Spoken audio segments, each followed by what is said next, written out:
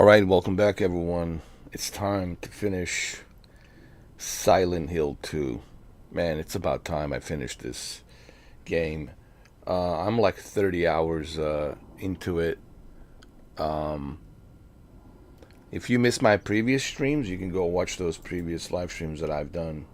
But I think I'm like into 30 hours. I think. Yeah, 30 hours. I'm into this game like 30 hours now.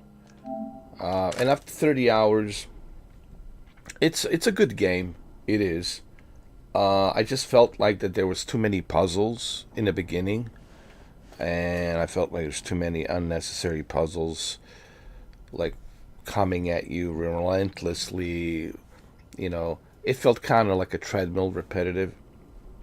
But overall, it's a very interesting psychological thriller, more or less. There's some interesting characters, especially James in search for his wife, and he also met this other interesting lady called Maria, and unfortunately she died. It's funny. Well, it's not funny actually. It's tragic. Um, every person that's like every woman that's next to him usually ends up dying. It's almost like he's cursed or something. And I find that very interesting about and about James. So so here's what I'm doing basically, guys. I'm not going to be doing any live chat. I just want to focus on playing this game and finishing this game. Because I simply won't have time to be looking at the chat, to be reading what you guys are saying, because I have to focus on finishing the game. So there's no point of me having a chat if I'm not going to be reading it. What's the point of you typing anything if I'm not going to see it? So there's no point of me having the chat. I'm sorry. I mean, I just need to focus on finishing the game. I just can't be looking at the chat. If you guys want to watch it, you can watch it. If you don't want to watch it, that's fine too. But I can't have a chat. I mean, what's the point? You guys will be talking to each other. You're not going to be talking to me because I'm not going to be looking at it, because I want to finish this. I want to focus on this. And I can't focus on playing a game if I have to constantly look at the chat, um, you know, and then I have to reply, right? So I need to stay focused. So that's why I'm doing it this way. I'm explaining this in the beginning of this live stream, so that way when you rewatch this live stream, there's no confusion as to why there was no chat. Um, and if somebody leaves a comment and says why there's no chat, that comment will be removed. I'm just letting you know. Uh, because I want to focus on the story. I want to finish this game. Simple as that. All right, so let's go ahead and let's finish the story, shall we? And I do mean it. If you leave a comment on this live stream after it's finished, why there's no chat, the comment won't even be available. You won't even see it. It'll be removed automatically. So just don't waste your time. All right. Okay, now that everything's explained, all right, uh, let's move on. Okay, so that's the reason why there's no chat. All right, if I was playing something else where I can focus on a chat and read a chat, fine, sure. But on this one, I can't focus on reading your chat, guys, and then trying to finish this, because I'll never finish this. You know. Remember, my channel, my rules. I can do whatever I want to do on this channel. If you guys like it, don't. I don't care. Uh, it is what it is. It's my channel, my rules. I just don't feel like reading the chat, blah, blah, blah, blah, blah, blah, while I'm trying to finish this. While you guys are screwing around, goofing around on the chat, I have to read your chat while I'm trying to finish this. So, What's the point of having a chat if I'm not going to read it? I mean, I could have it turned on, but you'll be talking to yourselves because I'm not going to read it because I'll be focused on this. So, you know, sorry guys, you know. And plus, you know, I'm the only moderator, so I don't have time to be moderating some garbage that comes in just to spam. Like I said, if you want to watch this, watch this. If you don't, I could care less. You know, I just want to finish this, and I want to focus, and I want to finish the game. Okay, so everything's explained in the beginning of this live stream. Okay, so if you're confused, rewatch the live stream from the beginning, and just like right now, it will be explained to you X, Y, and Z why there's no chat. Okay.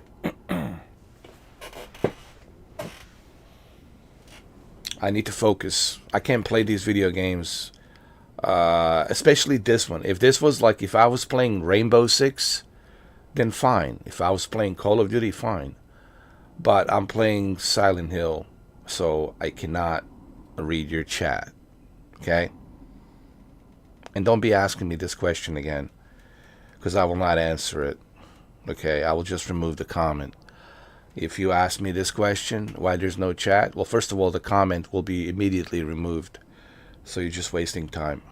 I'm not trying to be an asshole. I'm not trying to be strict. I just want you guys to understand why I'm doing this. I'm doing this because I need to focus. And I cannot focus playing this game, finishing this game, if I have to read your chat. This is not a hangout live stream. If you guys want to hang out live stream, then let's do a hangout live stream. Then everybody shows up and let's do a hangout. But we're not doing a hangout. We're not doing a podcast, all right? This is a live stream, and I have to focus, all right? And I can't have chat open if I'm the only moderator. I'm not looking at the chat. And I can't allow people coming in writing some stupid bullshit, nonsense, blah, blah, blah. It's not going to happen, all right? The only way the chat will be open if I'm looking at it, because I'm the moderator. I am the judge, the jury, and the executioner. So that's the only way the chat will be open, is when I'm looking at it, so I can see who's saying what. But in this case, I need to focus on finishing the game. All right. So I just spent almost 7 minutes, no, 8 minutes. I just spent 8 minutes explaining to you why there's no chat. Okay. So now you know.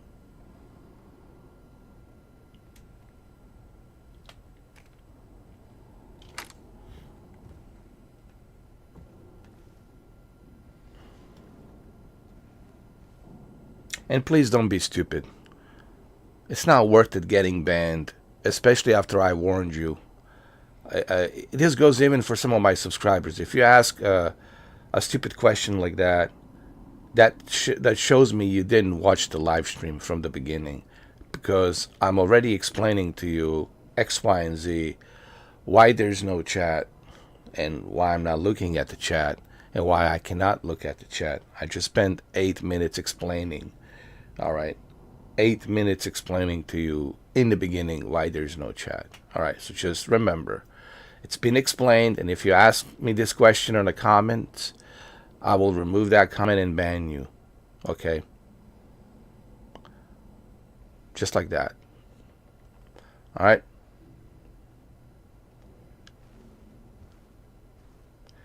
Because if you're not watching the live stream from the beginning, that means you didn't even bother to watch the live stream. That shows me you don't care. Now, if you did watch the live stream from the beginning, after it's finished, if you watched it from the beginning, then you will know why there was no chat. It's explained clearly. Now, almost 10 minutes I've been explaining it, all right?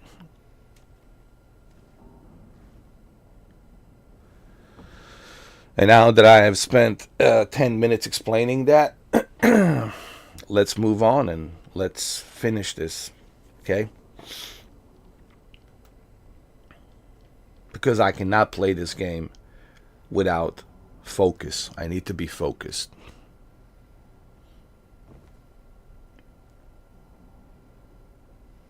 You know, if there's a one person that will understand this, it's my friend Kemi. And Kemi's the same way. He needs to be focused. Like, I need to be focused when I'm playing this game. I need to focus on it. There's certain games that it doesn't require my focus that I could play, but but this game requires an utmost focus.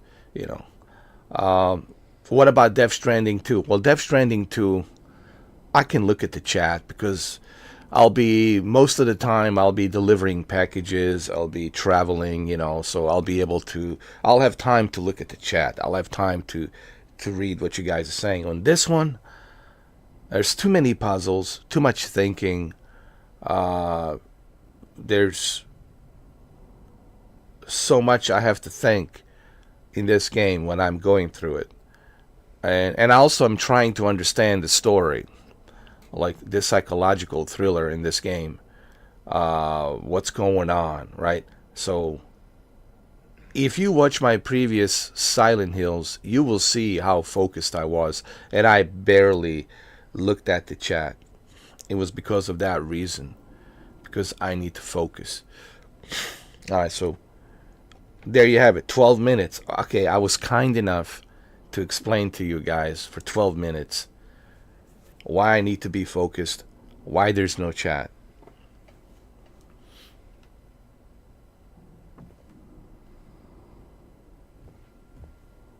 Okay, so 12 minutes. I have just spent 12 minutes to explain this to you. So if you ask this question on the comments, don't be surprised why you blocked. Don't be surprised why you're removed, because I just spent 12 minutes explaining this to you for the record, explaining this to you why there's no chat. Okay, 12 minutes I spent to explain this to you. All right, let's continue on, okay? Everything's explained. Let's move on. I will do some commentary as we're going through this game when I feel like I need to commentate on something.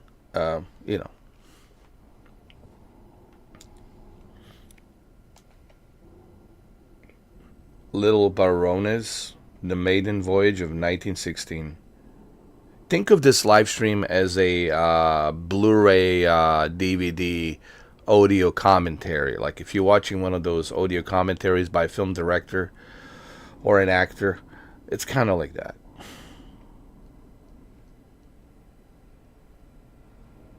The Maiden Voyage of 1916.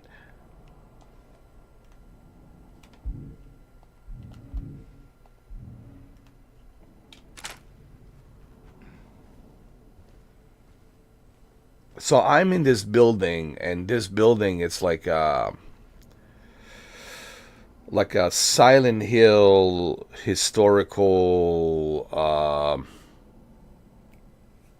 I don't want to say museum.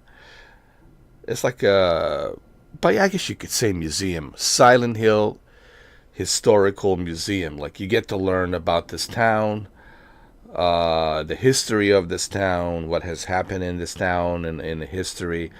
So this will give us a better understanding what sort of events have transpired in this town, Silent Hill, in the history. There might be some connections to why this is happening and why there's such a curse upon this small town called Silent Hill.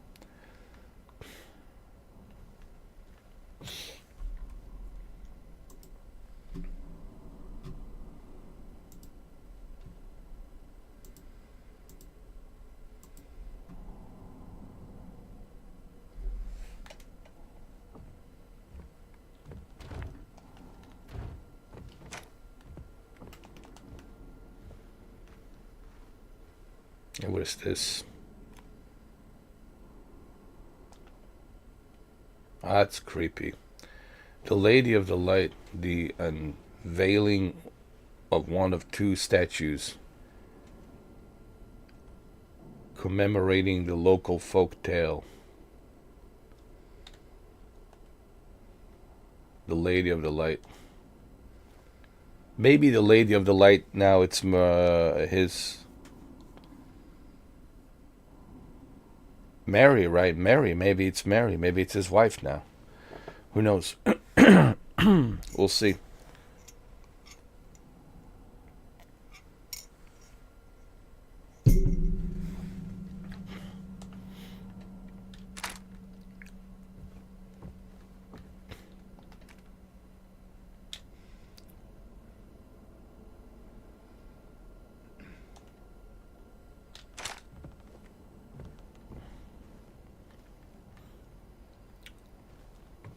Is it too dark in here?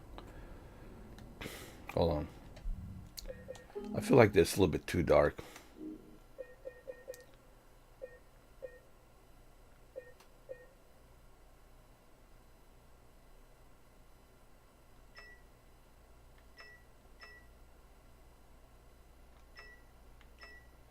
I didn't know that you can change your graphics mode to 90s.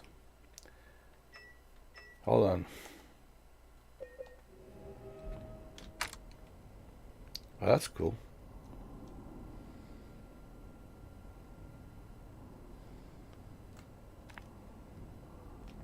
Hold on.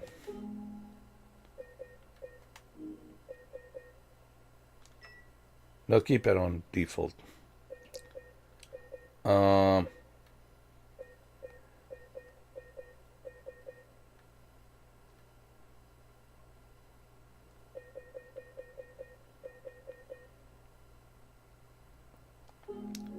Gamma calibration.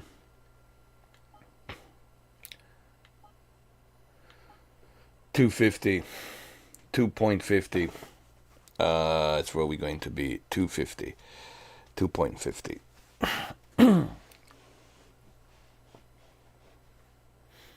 2.50. The reason I left it at 2.50 because, this game it's very dark. And I got to be able to see what's lurking in shadows. Anything below 2.50, 250, it's just going to be crushed. Like all the black levels will be crushed. See, anything below that, the black levels get crushed. When you go up to 250, that's what I mean by 250, 2.50, then it becomes more redefined. So we'll leave it at 250, 2.50.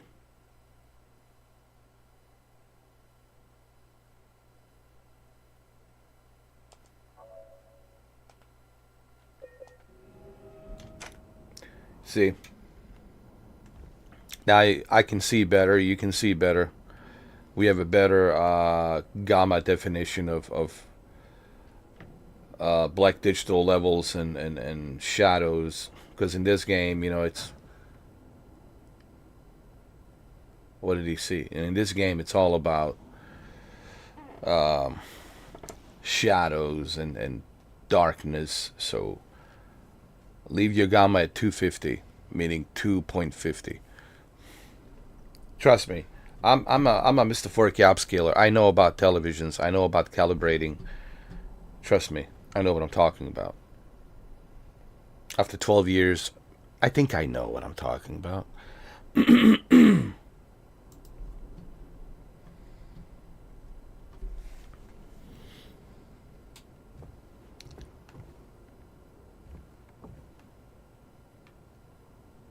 You saw something. What is that? What did you see, James? Okay, what is this? Coal mine. It's interesting. When I look at this Silent Hill, I think Japanese developers were fascinated by, I would say, a couple of states. Most certainly Western Virginia. Like Silent Hill, I would say there's towns in Western Virginia that really look like Silent Hill. No joking, no kidding. I've been to Western Virginia, and if you drive through Western Virginia, the forest and the fog that comes out, in the fall, in October, November, You see that early fog sometimes settle in the forest, and you see these small towns, and they're kind of like a reference to Silent Hill. So what I think Japanese developers from Konami did way back, they probably got fascinated by Western Virginia. They most likely visited some of these towns in Western Virginia. And there's a lot of coal workers, coal miners in Western Virginia. I think two states, Western Virginia and Kentucky. I would say if Japanese developers back in the 90s did travel the United States, I think they most likely traveled two states, Western Virginia and Kentucky. And I think on both of these two states, there's a lot of coal workers, coal mine workers, especially in Western Virginia. Are you kidding me? But I think their inspiration most likely came from Western Virginia. Sure, there's some similarities in Kentucky as well. But I think when I think of Silent Hill, it represents Western Virginia without a doubt because I've been there.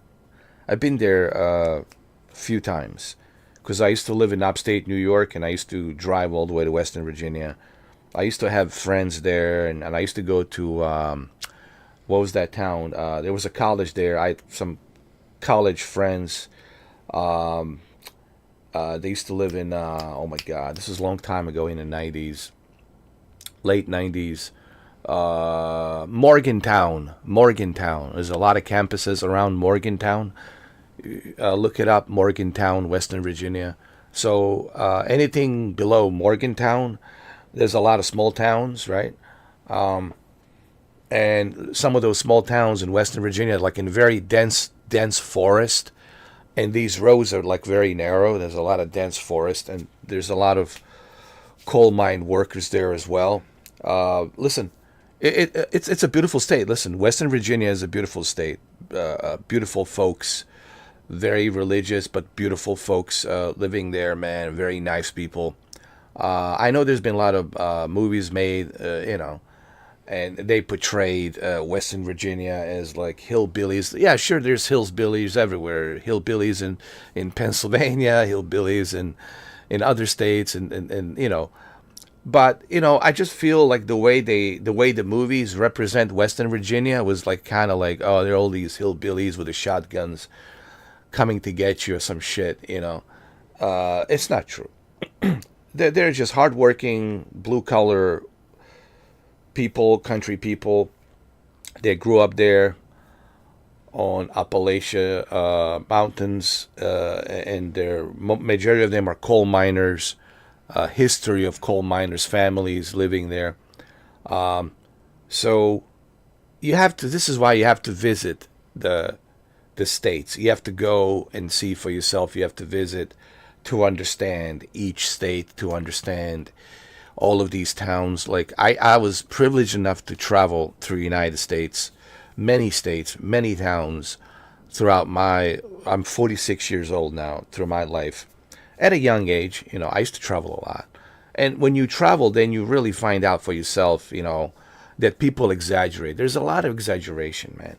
And this is why I always tell people, careful not to step into the bullshit, because people exaggerate quite a lot for whatever reasons.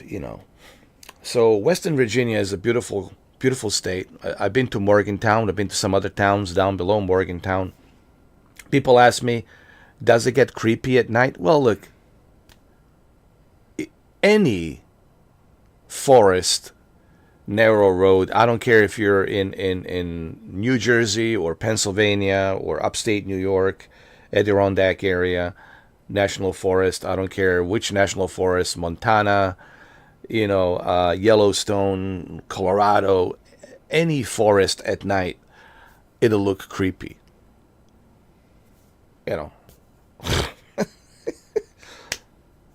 Any forest at night will look creepy. I mean, it's just like, it is a really stupid question. Like, oh, does it look creepy at night? Any forest at night with a very narrow roads, a forest up in Washington State at night will be creepy as well. I mean, this is just like a really stupid question. But that's because people watch a lot of movies, and it's they've been it's been like their mind has been brainwashed watching all these bullshit horror movies. Especially if you watch a lot of slasher horror movies, and you're just thinking, oh, it's creepy stuff there. No, it's not. I've been there. You got to stop watching. You got to separate. Movies are fiction. They're entertainment. They're made to entertain. They're fictions. And there's these conspiracy theorists who are making money off of, the Mothman and this and that, and the boogeyman and the witches, and and the ghosts, alien abductions. There's a lot of profit to be made in that, writing all that bullshit nonsense, right? But in reality, when you go to these towns, you realize, man, these are really nice towns, man. Beautiful folks living there, country folks, very religious, and they always are willing to help you out. You need help with this, you need help with that. You want me to check you? I'll check your oil for free. Don't worry. I'll help you out, and like they're like willing to like help you out and all that. But you have to be respectful, guys. When you go to a different place, when you go somewhere else, especially if you grew up in the city, you have to respect the fact, okay, I'm now in a country, I'm out in the mountains, there's a certain culture here, a certain tradition here, right? And you have to respect that tradition. So remember, when you go visit a different state or a foreign country, you have to be mindful that you are a guest. You're there as a guest, and you have to respect. The word respect means everything. Okay? Respecting their culture, respecting their ways. This is the key ingredients that you have to have, guys. All right. The word is respect. And common sense. Two things. I think life is not that difficult. And it only needs two words. I'll narrow it down to two words. Your life experience shouldn't be that difficult. You just need two words. Respect, common sense. I mean, three words. I'm sorry. Three words. Common sense. Respect and common sense. Respect and common sense. Is common sense is a one word, right? It's not two words. It's a one word, right? Common sense. But let's just say, because it's common and then sense, so it's three words. Respect and common sense. But for the sake of this argument, let's just say they're two words to make it easier for you to remember. Respect and common sense. And if you have respect and common sense, then you will not get in any trouble. People will not be angry at you. They will not be mad at you. They will respect you as well. Respect and common sense, it's the ingredients that has been long forgotten nowadays. And this is why everything's so upside down, because people have forgotten that important ingredients, the respect and common sense. And that's why everything's so upside down today, because of we just forgot about respect and common sense. The two most important ingredients is that you need to have in life, respect and common sense. All right, so anyway, let's continue. I just wanted to kind of give you a little backstory. I think Western Virginia is certainly inspired Japanese developers back in the 90s when they decided to make Silent Hill and Silent Hill 2. I'm sure they visited Western Virginia, but they also might have visited Kentucky as well. Western Virginia, Kentucky for sure.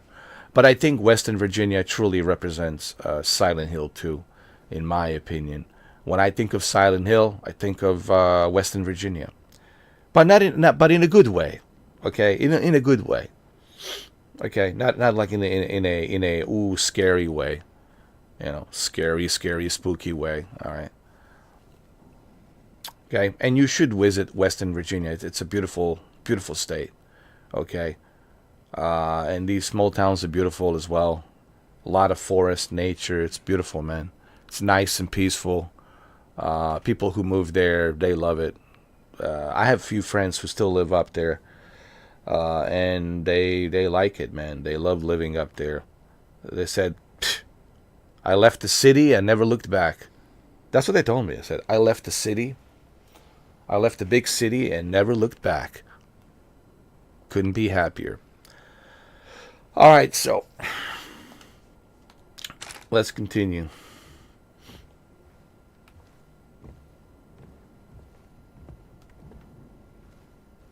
It's him. Misty Day, Remains of the Judgment. That's the guy. The guy with that big steel cone. I guess he's the executioner. Misty Day, Remains of the Judgment. I guess he's the executioner. Alright. But who's the judge? Maybe he's all three. I think he's all three. The judge, the jury, and the executioner. But why did why did Maria deserve to die? Or maybe it was to show to him that he's cursed. Everyone who's close to him either dies or goes missing. And I think that's one of the reasons why that little girl, Laura, doesn't want to be around him, because she knows this guy is a bad news. But why is he bad news? What happened? See, that's the question here. Why is James so cursed? Why is this curse on James? What has he done in the past that this has cursed him so much? Well, we'll find out. Let's go.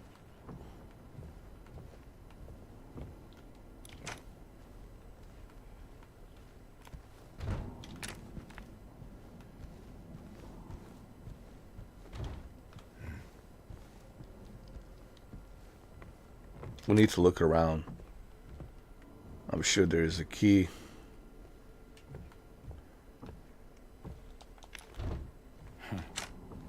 I'm pretty sure.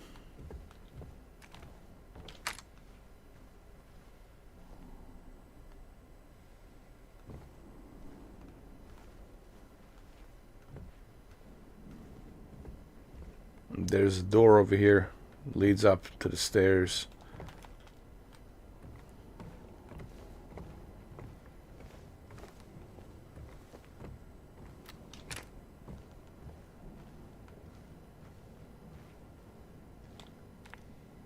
Silent Hill Historical Society founders. So we are in this building called a Historical Society. Historical Society of Silent Hill. We are in this place here.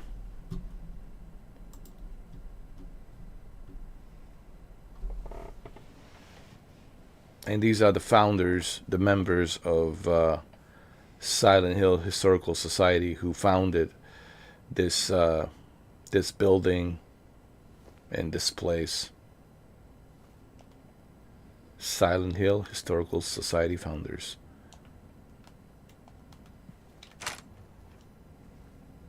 Maybe they're behind something sinister.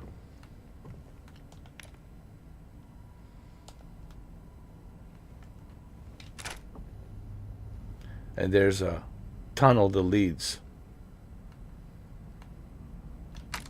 God knows where.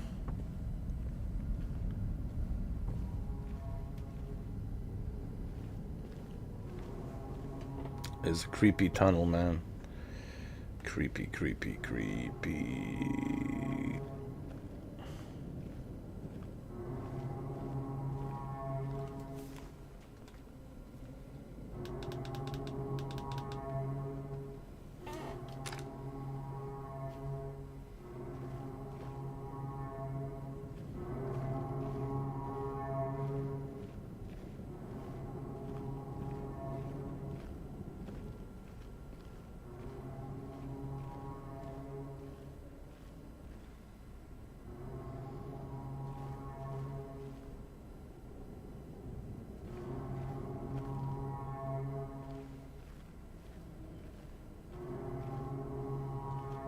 That sound doesn't sound good.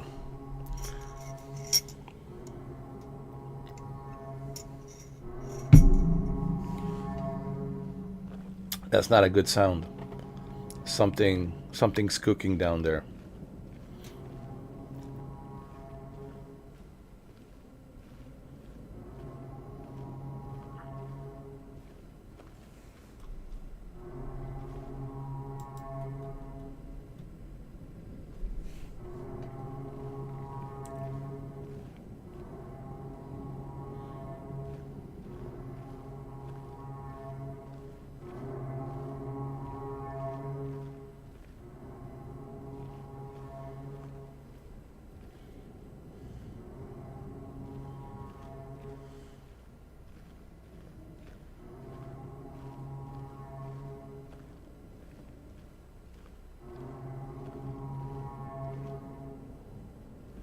Jesus Christ.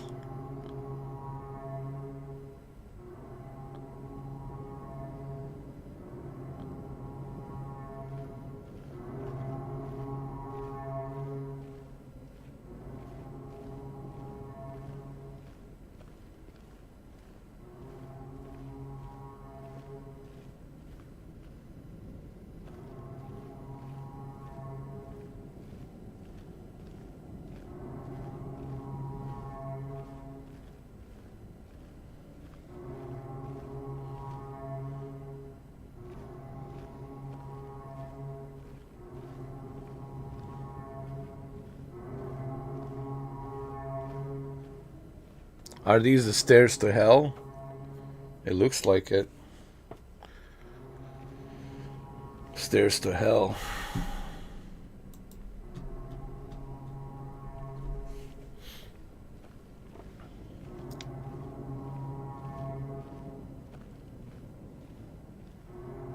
Jesus Christ. Holy Mother of God. How deep is this tunnel?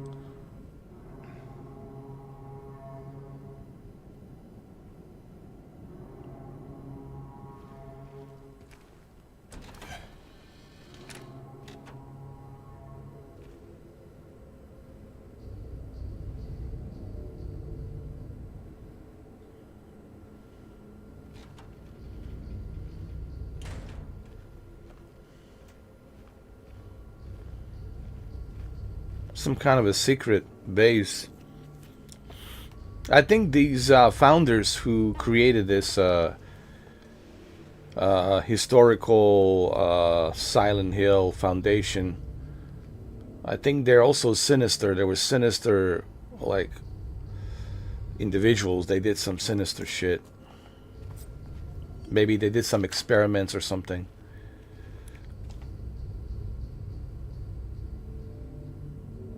Toluca prison. So this was actually a prison? Wow, so deep down underground? Wow. September 11th, 1820, prisoner number C221.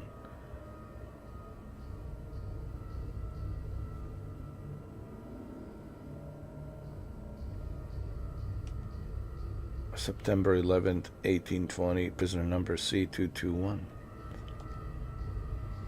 It says Sean on the cigarettes.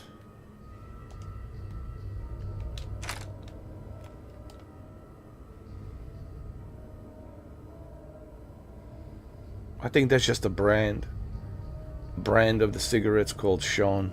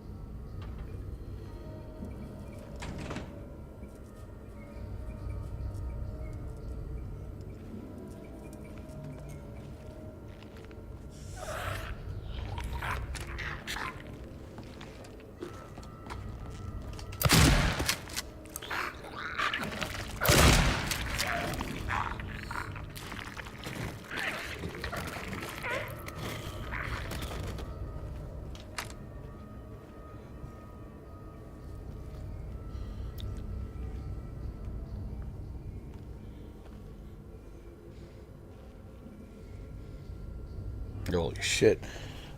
Oh, is this creepy or what? Huh?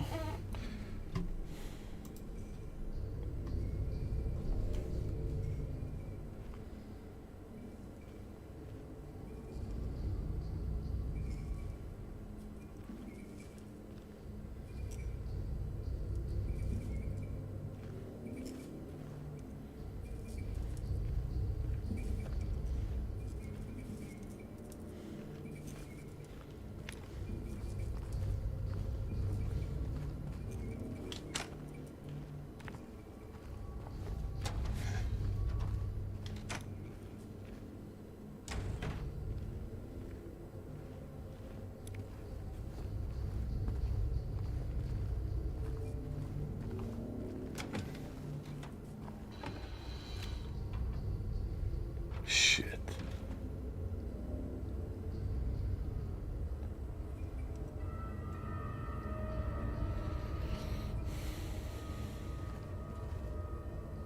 I guess I need to drop in there, huh? Wow. This is really going down to hell. This is a one-way ticket to hell. But I guess we have to. We have no choice. It's a one-way ticket to hell.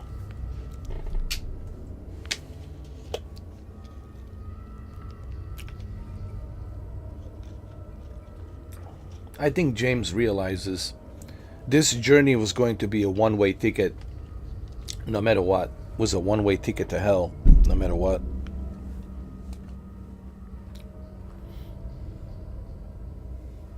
Should we jump? Well, I think we have to. Like I said, this is a one-way ticket to hell. He has no choice. He has to jump.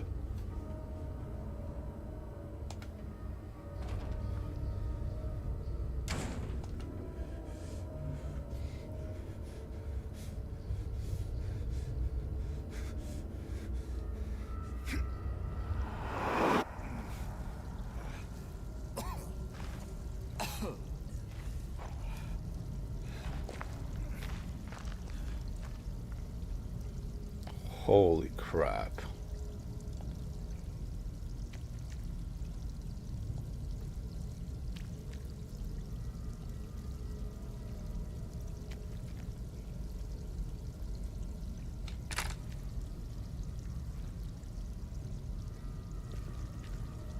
There's an opening here.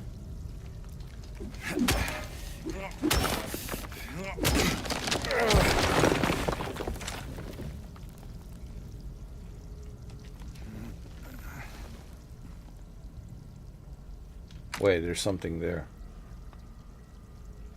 No, it's just a bunch of bricks.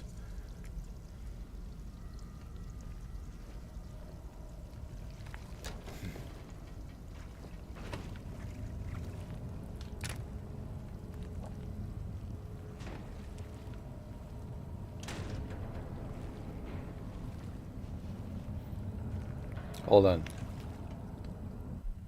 We need to adjust the brightness a little bit more.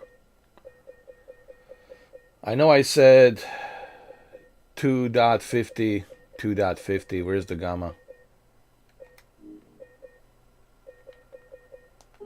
I know I said 2.50, and yeah, that's where you want to be. But let's go 2.55, 2.55, 2.55, 2.55.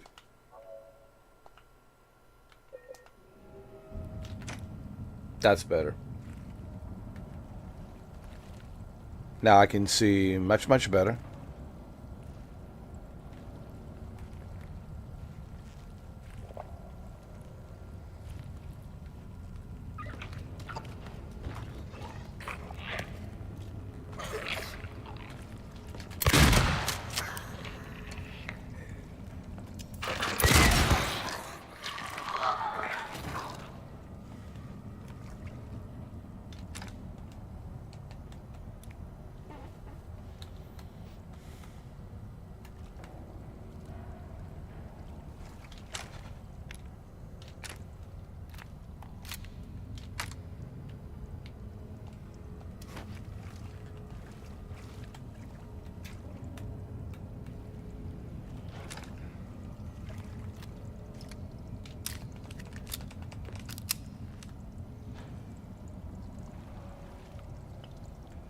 I have to say, Konami did a phenomenal job with Silent Hill 2. It looks just amazing on PlayStation 5. I have yet to see how PS5 Pro version looks like, but I can only imagine PS5 Pro version looks like. I'm sure it looks really sharp. For those of you who have a PS5 Pro, leave a comment down below after the live stream. Let me know how sharp in terms of image is PS5 Pro version. Konami is doing a great job with these remakes. I can't wait for Metal Gear. People ask me, what is my most anticipated game? I would say Metal Gear, because I'm a Metal Gear fan. Metal Gear Delta.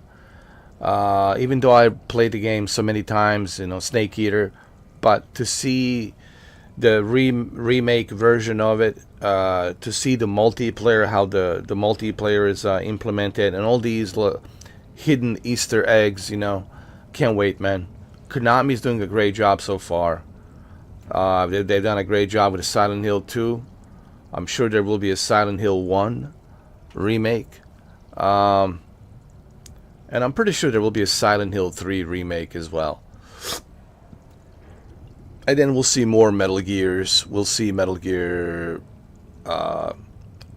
Solid Original. I think we'll see the Metal Gear Solid Original being remake.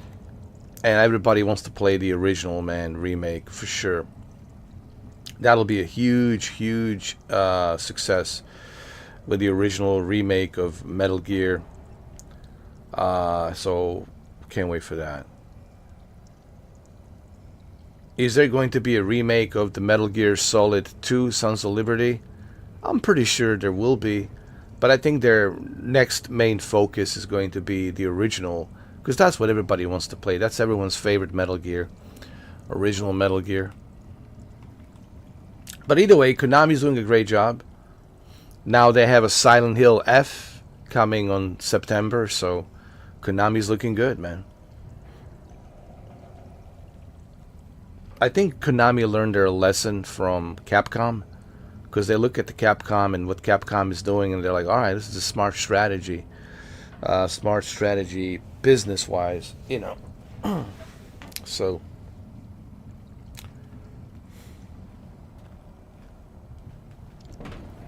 door's locked. Gotta go this way.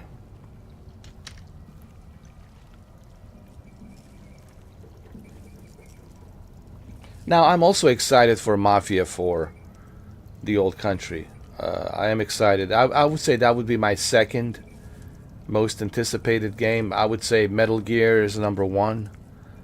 I mean, Metal Gear Solid, it's number one. The Delta.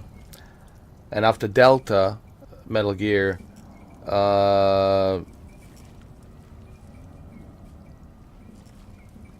Mafia 4, The Old Country. And it's coming pretty soon.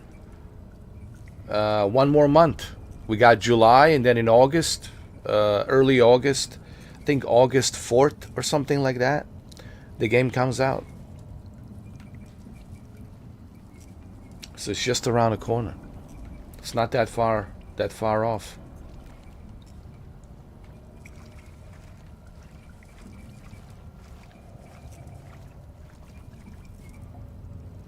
Death Stranding 2, like I said. Oh, there's another opening here. I think. Death Stranding 2,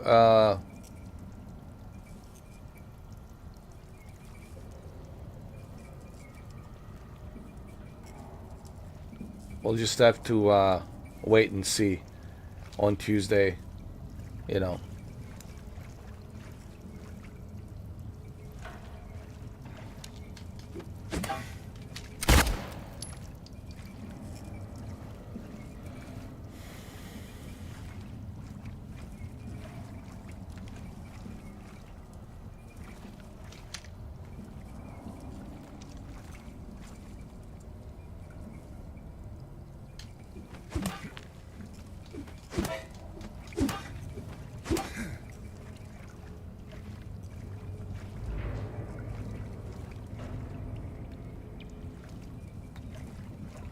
There's got to be an axis. There has to be. See, this is why I need to focus in this game.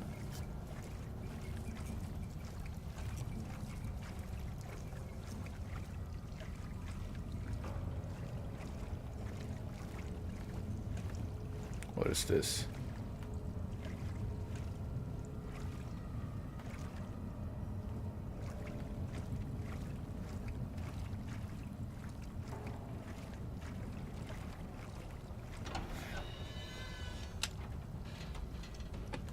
That's where I came in.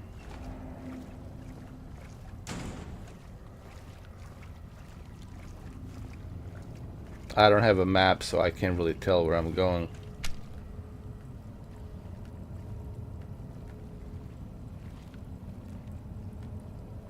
There has to be something here. There's a door, but I cannot open that door, can I? Wait, there's something over here.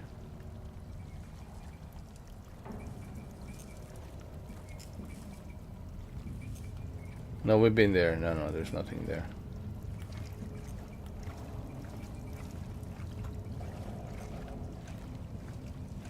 There's two doors here. One there. I think this one is locked. Yep, this one is open. Okay, we got a lot of options here. We have this open door. It could be a trap. Or we can go open this one.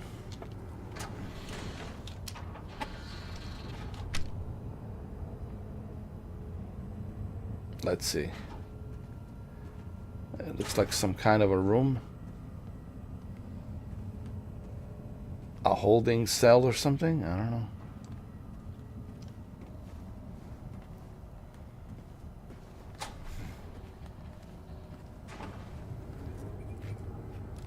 And then there's this door. And there's something there. An opening. Like an elevator shaft or something. Interesting.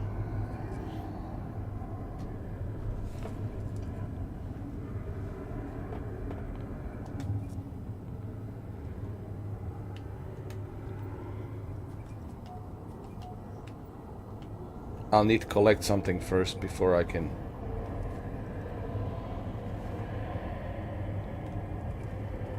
use this. I need to find something. I need to look around. Okay, there's got to be something in this room.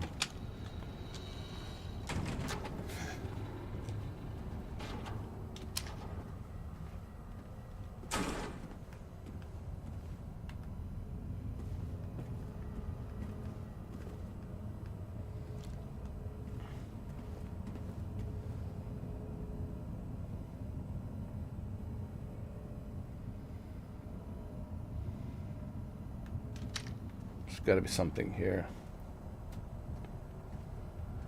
that I'm missing. Ah, see, there's the key right there. See? This is why this game needs the utmost focus.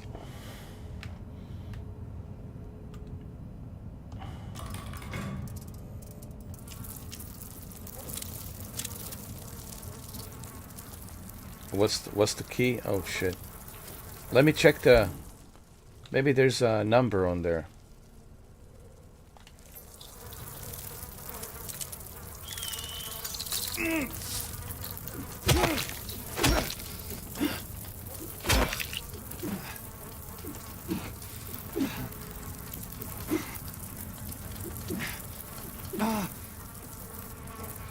Jeez. Oh.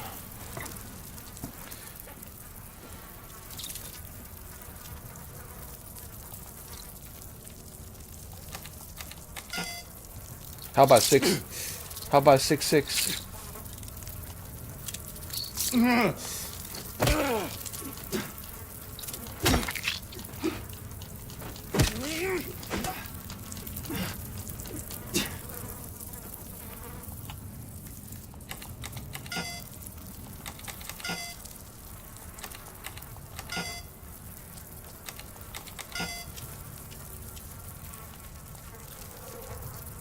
shit.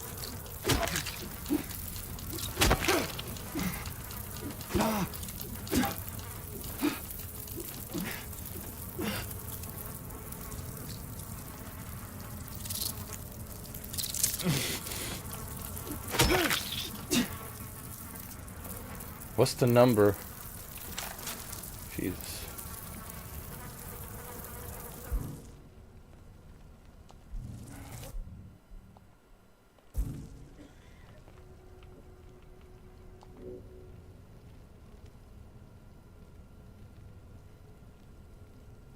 Spiral writing key.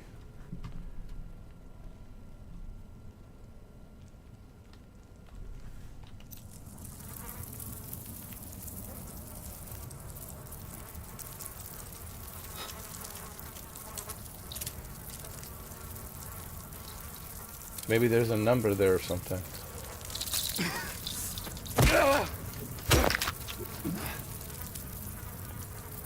There's got to be something written here.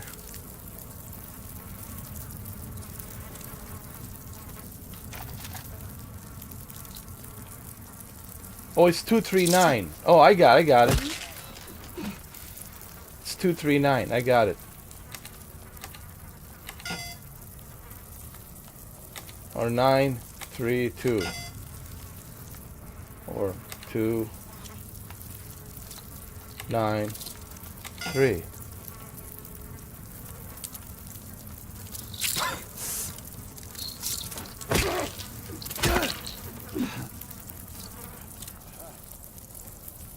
Or 329. 329. 329, guys. Jeez. Do I have any medicine?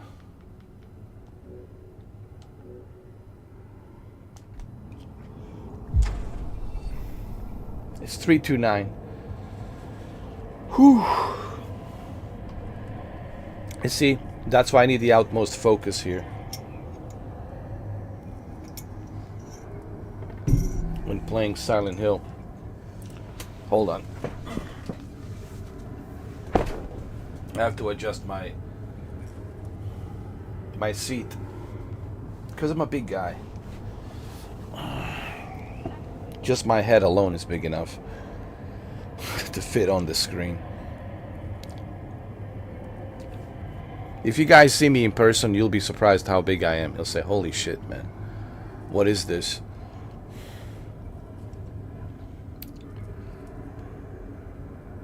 But I'm a teddy bear in heart. I'm a teddy bear in heart. Sometimes Ray Liotta comes out, but you know, most of the time I'm a teddy bear. But I do look intimidating. I mean, people tell me like you're such a towering, big, giant guy. It's very intimidating. I said, don't be intimidated. I'm a teddy bear with a little bit of Ray Liotta once in a while.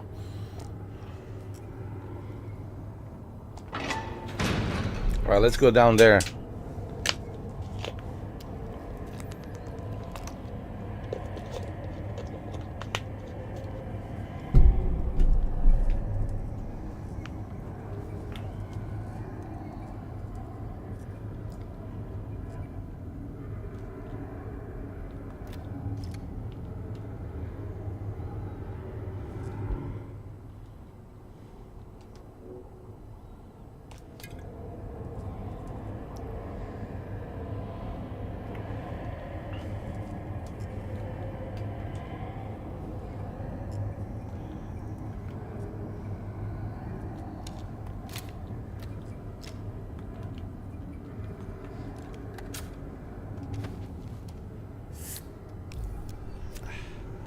Okay. Should we save the game? Or is it automatically? I think it's automatically saved. Alright.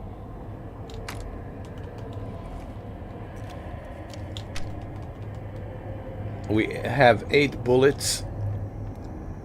So let's conserve our bullets. Let's not waste our bullets. Alright, let's jump down there. Jump.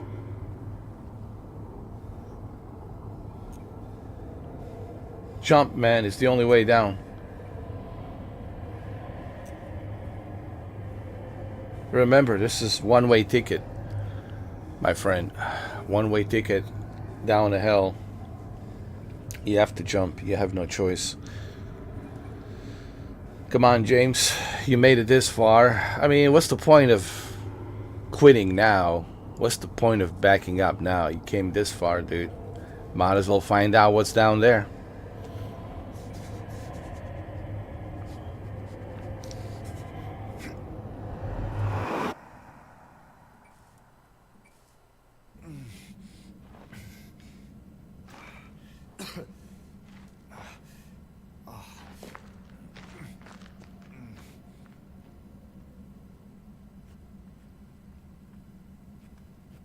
Wow.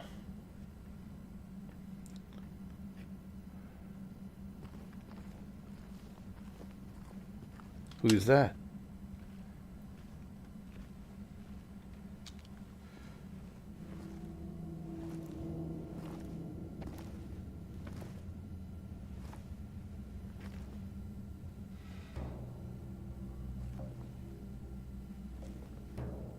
Ain't no big deal. Just put the gun to their head and pow. Eddie? Oh, hi, James. What happened here? Who was that? I don't know. It just came at me. Okay. So he attacked you. And you shot him. Yeah. Yeah, that's right. He made me do it. Okay, calm down, Eddie. Any idea why he would do that? I don't know. He came out of nowhere. Tried sneaking up on me in the dark.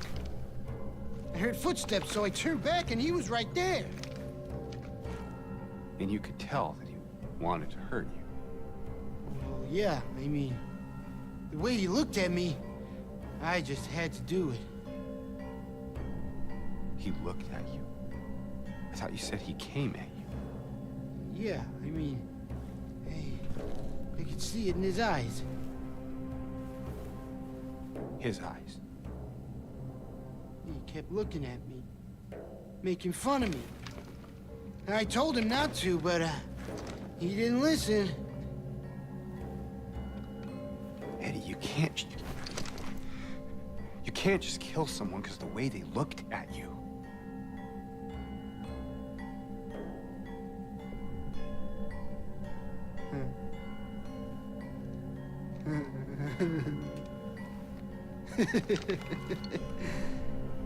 You should see your face, James. I was just joking. The guy was dead when I got here. I got you, didn't I? Well, anyway, I better get going. Wait. You're gonna go out there alone? Yeah. All right. So let me tell you what I think is going on. All of these characters, Eddie, Maria, Laura, these are all imaginary friends. Oh, imaginary individuals that he imagined in his head. None of them are real because they all say the same thing. I'm going in alone. Maria was different because Maria was I would say a comfort that reminded him of Mary. So that was a little bit different. But even she at the end died. I think James doesn't realize that none of this is real. You are in some kind of a dimension, psychosis dimension where none of this is real. But it's telling you something. It's teaching you something, whatever that is. I don't know what it is. But none of these characters are real. I don't think they're real. You know, like, where's he going? How did he get here? Where's he going? Where are you gonna go? I don't think any of these characters are real. Now, that's what I think. I could be wrong. But that's what I think.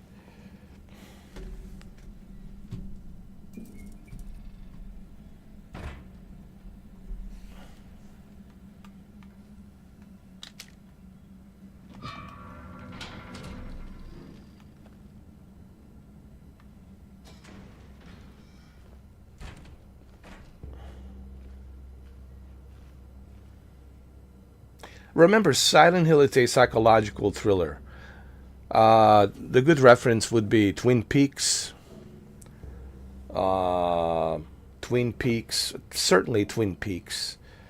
And I guess you could put some The Out of Limits mixed with Twin Peaks, Twilight Zone.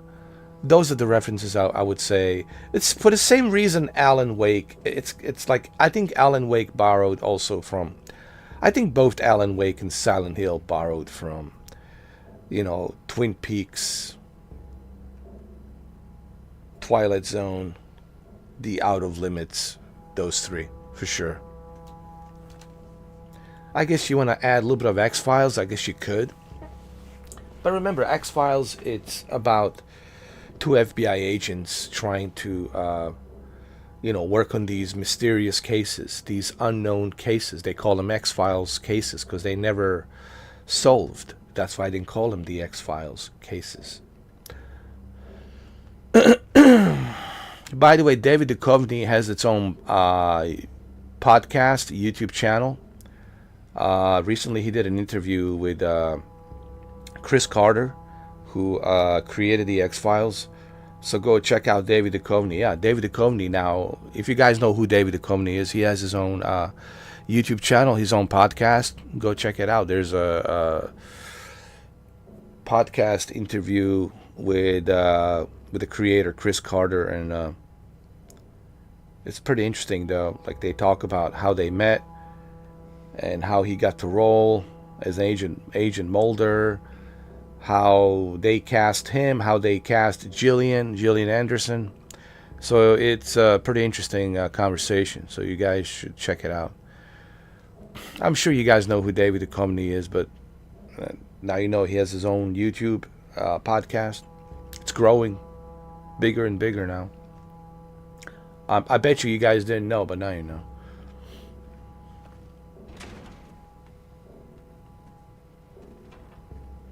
Especially if you're a fan of the X-Files, I'm pretty sure you will want to watch that. Subscribe to David Duchovny.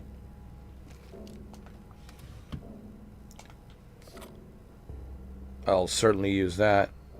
Rifle, cartridges. Let's save the game. Save the game.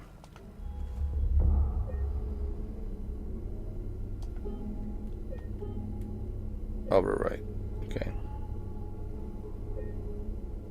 And again, I'm sorry, guys, that there's no chat.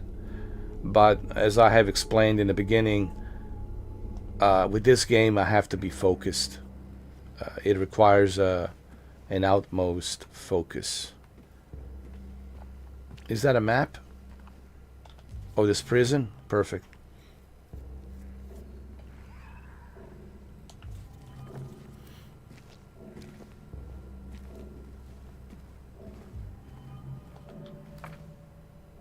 They still haven't found him since he had cabinet key. We should assume one of the prisoners got his hands on it. Get the spare from the visitor's checkpoint and secure the rifle before it falls in the wrong hands. We need a key, I guess.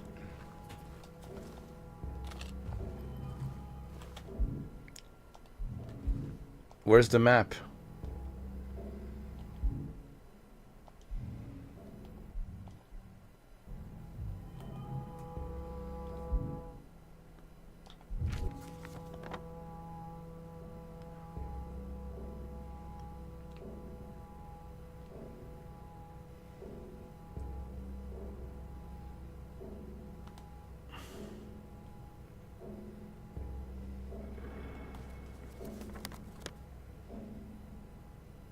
So we need to go upstairs.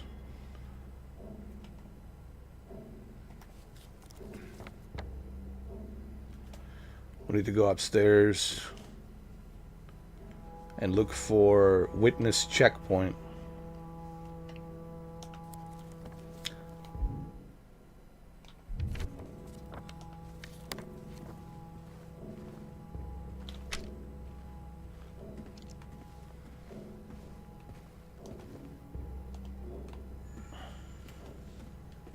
Okay, let's go.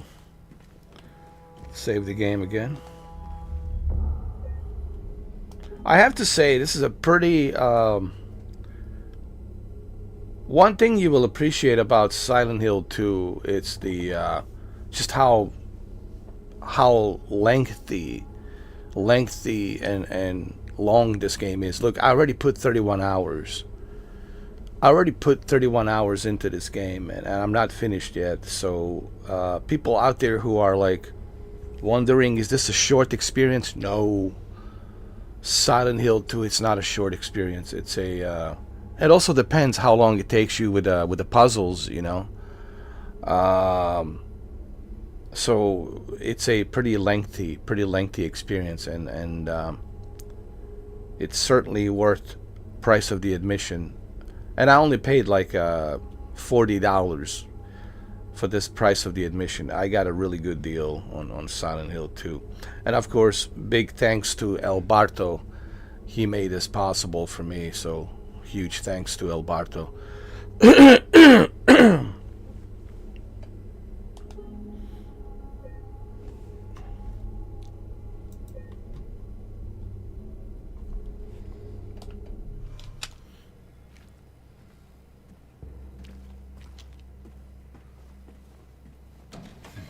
Alright, let's find the stairs.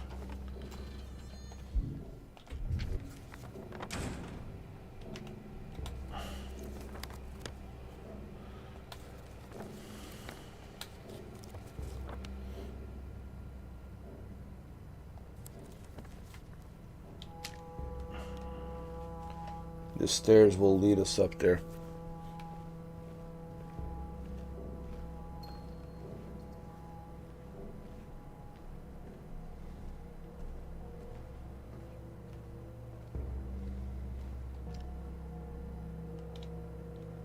Ah, well, that's creepy.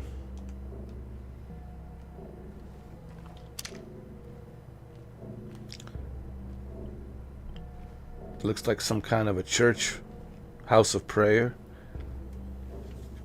That's what it looks like some sort of a house of prayer. So, let me see. Yeah, there's some kind of like a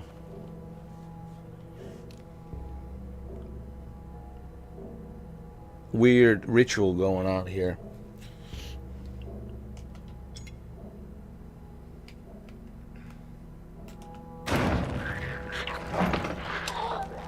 Oh shit, here they come. Shoot him in the leg. Shoot him in the legs. Shoot him in the legs. There you go.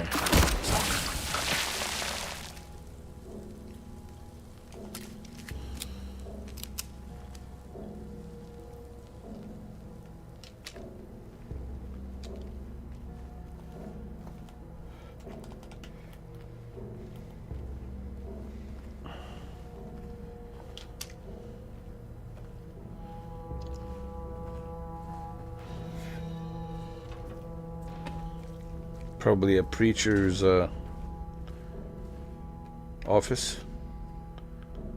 The prisoners do not feel remorse. In fact, they do not feel themselves to the sinful. Wait a minute. The prisoners do not feel remorse. In fact, they do not feel themselves to be sinful at all. Even the simplest of them will try to shield themselves from the Lord's gaze with little words they know, and so they dream blissfully the sinners that they are. For no matter how foul, loathsome one existence may be, human nature abides.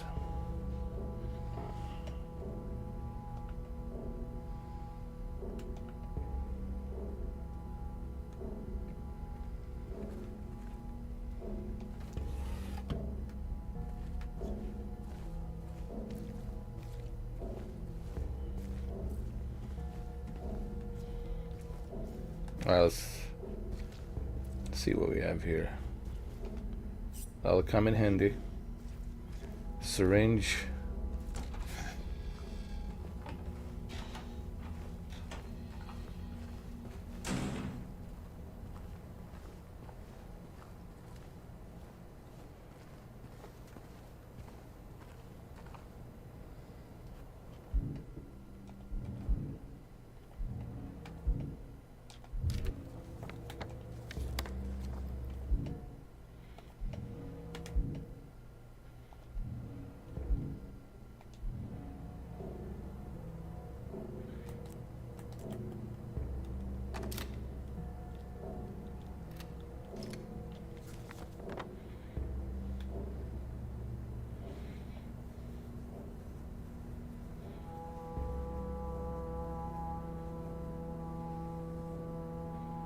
Let's check these cells.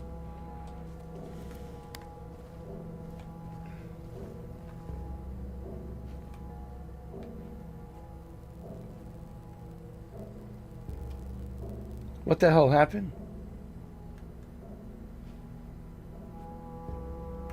Is there a glitch? Dude, I'm stuck. I cannot. Oh.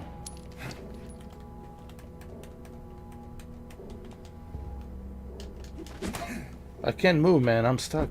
It's a glitch.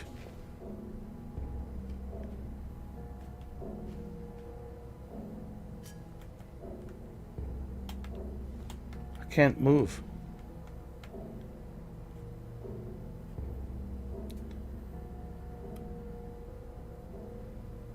Wow, the mind's eye has actually reached even Silent Hill. Wow. Mind's eye is reaching everywhere now.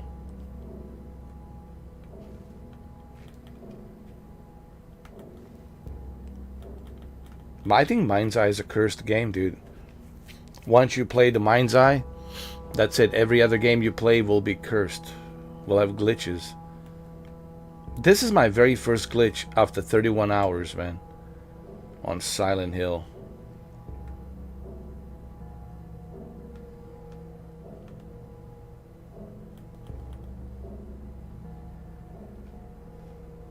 I can't move.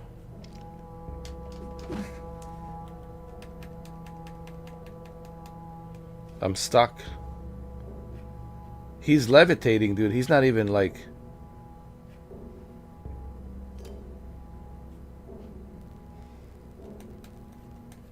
I can't move. Look, I can do nothing. Look. Nothing. I can't move. I can't. So just so you guys know, I'm not making this up. I can't do nothing. I can't move. I can just look at the camera, turn around, look at the camera, but I cannot move. I can't move. I can just move the camera. There. Just a camera movement circling around him. 360.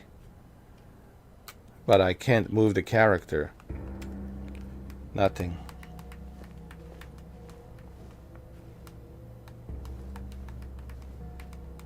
That's strange.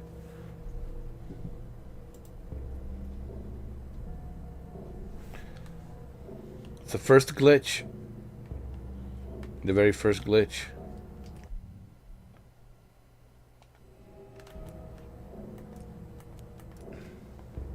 My very first glitch.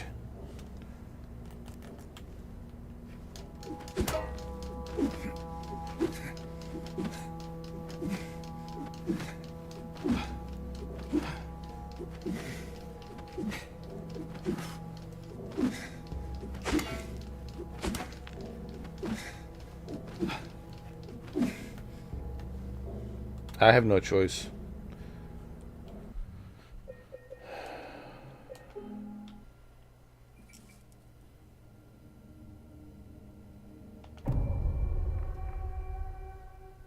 Hey, there you have it. My very first glitch, guys. My very first glitch.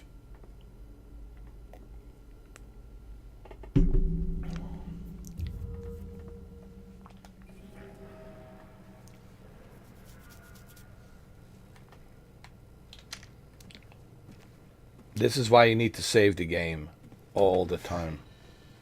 Because you never know, man. But look, the glitches in this game,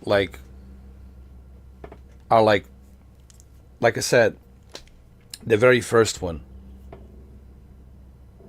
I think I had the game crash on me just one time. I had the game crash on me one time. I have to look at the live streams. I think it was either a couple of times the game has crashed. And this is my very first glitch. So, but that's not bad. Within 31 hours of a gameplay to have game crashed a couple of times and one glitch, it's nothing. That's nothing. That's actually pretty good. By today's standards, that's pretty good.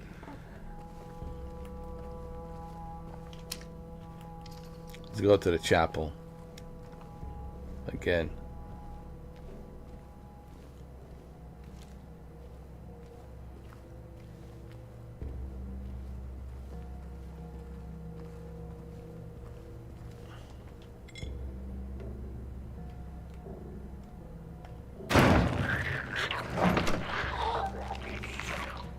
In the legs. Oh, we shoot in the legs.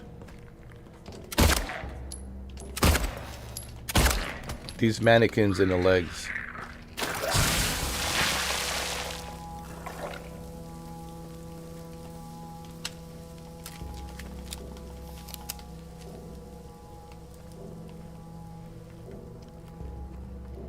Alright, let's go check out these holding cells.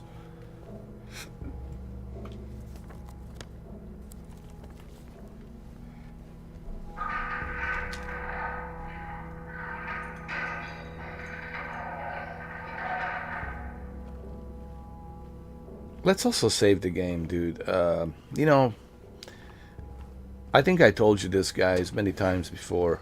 One lesson I have learned from playing Metal Gear, Resident Evil, especially looking for that ink typewriter. One lesson I have learned is always save the game. Even with Parasite Eve 1 and 2, I learned to save my game. Speaking of Parasite Eve 1 and 2, is there a Parasite Eve 3? I don't know. Maybe there is. Why is there no remake of Parasite Eve? It's been 30 years. I think if... Like, I was talking about the Deus Ex yesterday. Like, Deus Ex, the conspiracy needs... a remake as soon as possible. So does the Parasite Eve needs a remake as soon as possible. Why aren't they working on these remakes? I mean, it's beyond me. Same thing with a Siphon Filter. Siphon Filter certainly could use a remake. Anyway.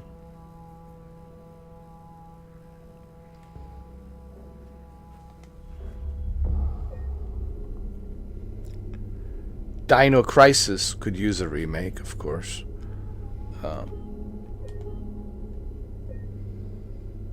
But there's so many cool games in the past that could use a remake, and it's beyond me as to why they aren't working on those remakes. Like, if you're struggling to create games and you don't have any original new juicy ideas, well, go look at your library of these classic games, dude. Like, work on a remake. You know?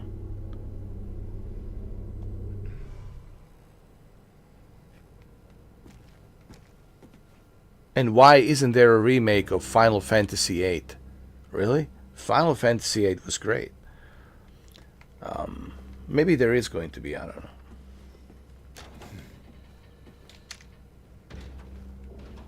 Alright, let's go check the holding cells.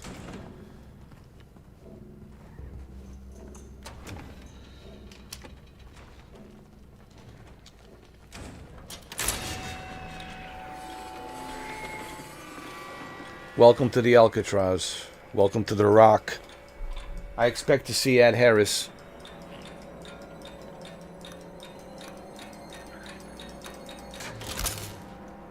show up here any minute.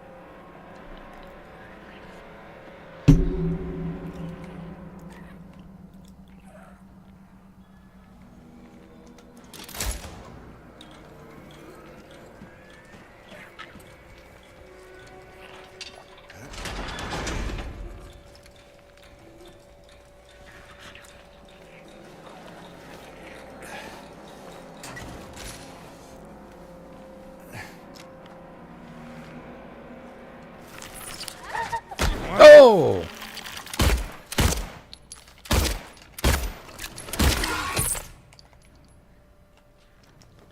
Jesus Christ.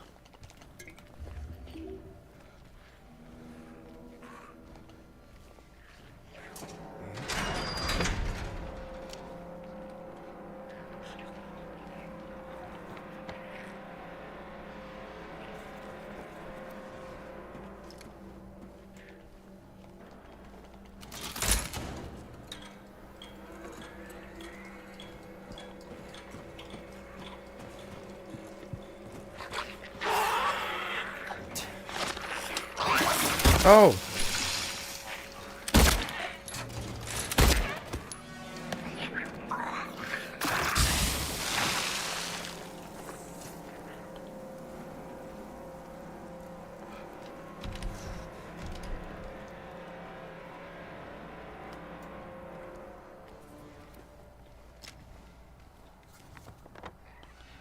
Eyeless boar. Hold on.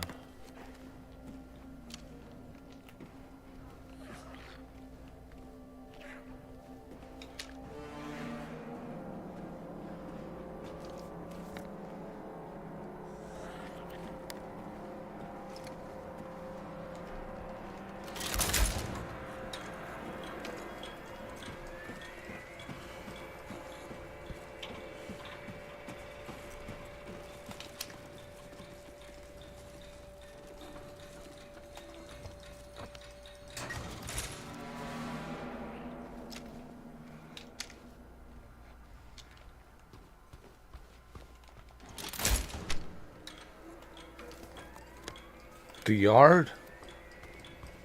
I'm sure it's closed. No, it's open. Oh, shit.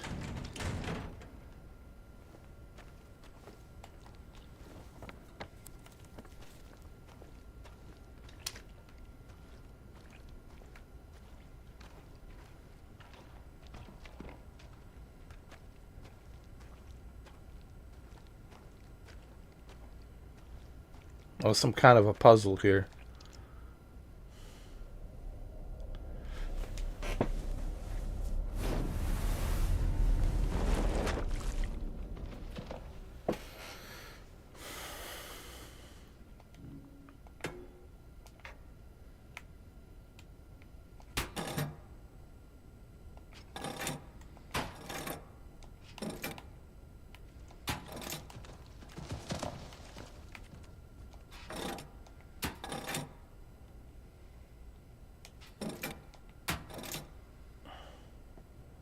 I need one more.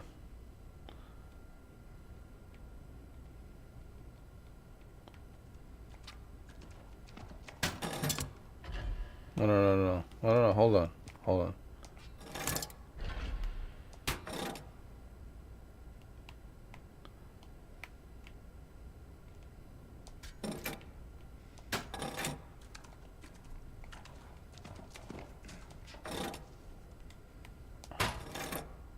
I need one more to get to the eyeless boar. There's a horse. I can hear the horse galloping.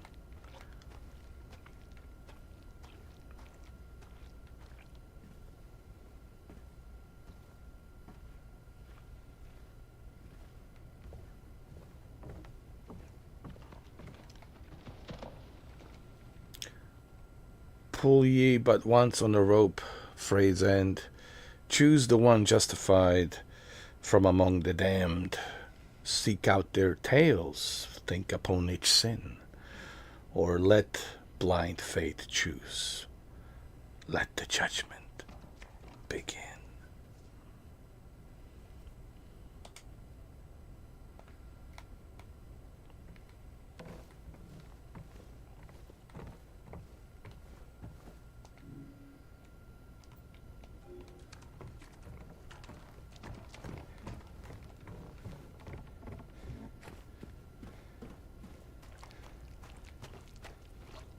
We can save the game here. I think we'll have to come back here later. We'll have to come back here later. We need to collect more stuff, obviously. Yeah, I think we have to come here once we finish everything else inside the prison cells. And I'm sure there will be a boss we'll have to fight here. Probably that guy. A giant guy with a metal cone or a steel cone. You know, the big giant steel cone. Wow, look at that, my eye's missing.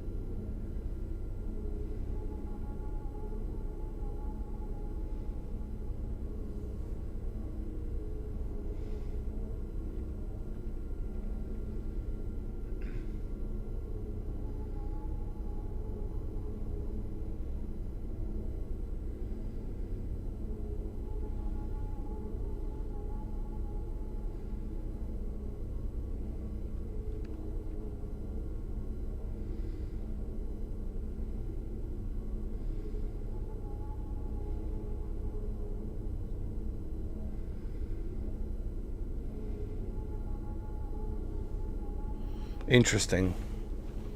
Mind's eye. Mind's eye is working.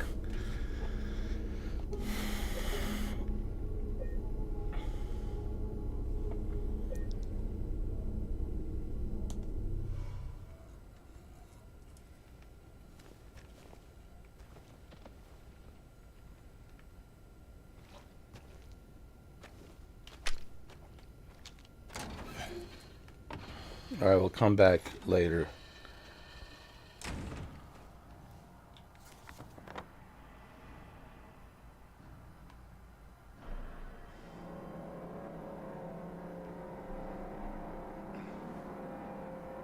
We need to go upstairs.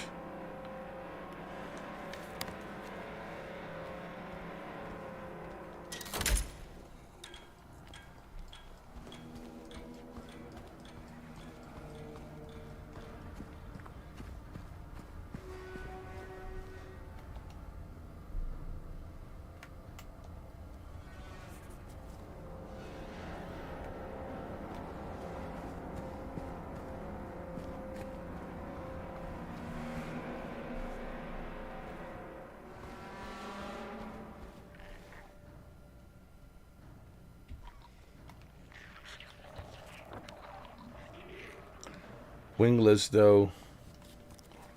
Eyeless boar.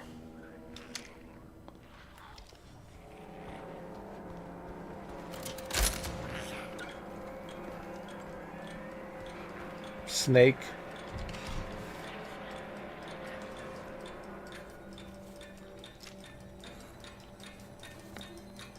Headless serpent. Wingless though. Eyeless boar. Okay.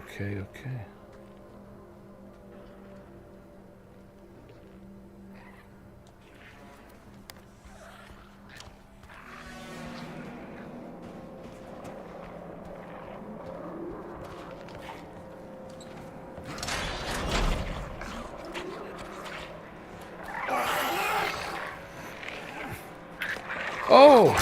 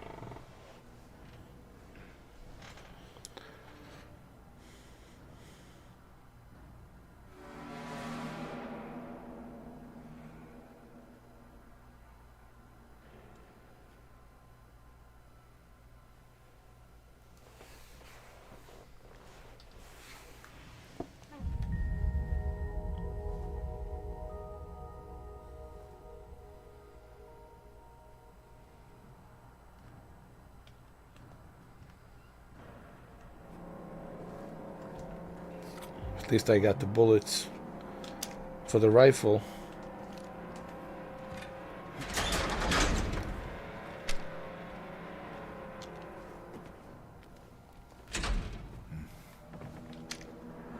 We'll have to check every and each one of these cells just to make sure.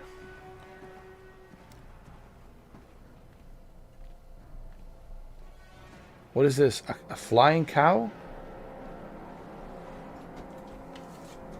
A flying cow? We got the flying cow? What is this?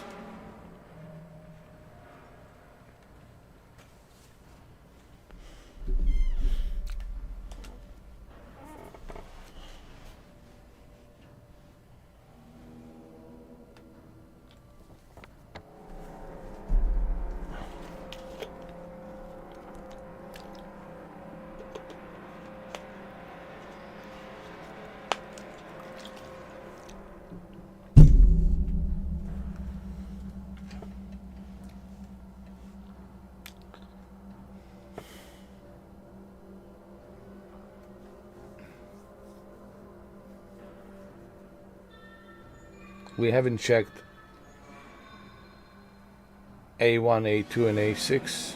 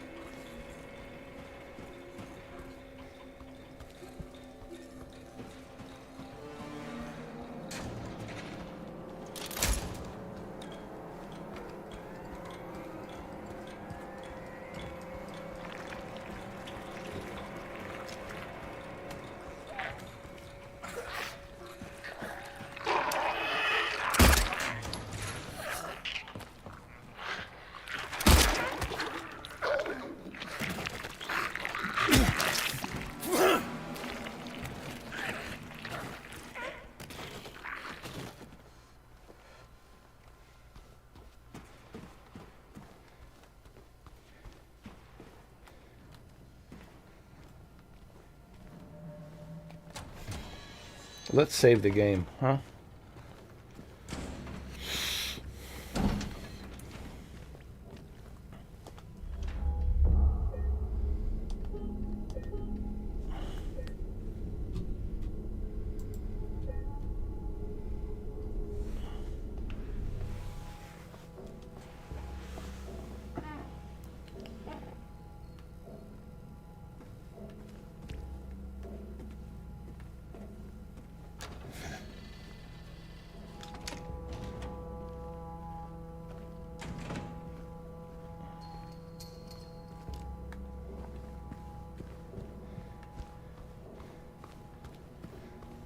There has to be some hidden stairs here. I've been here. I don't think there's anything else here. I read that book.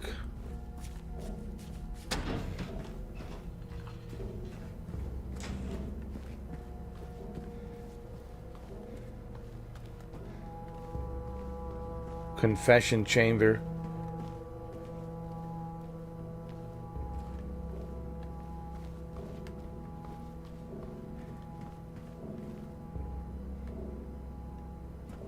Or maybe some other chamber. Sinister chamber.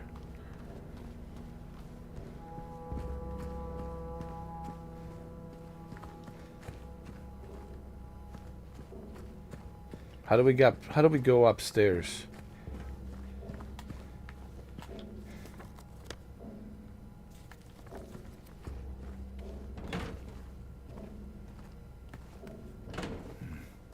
It's locked.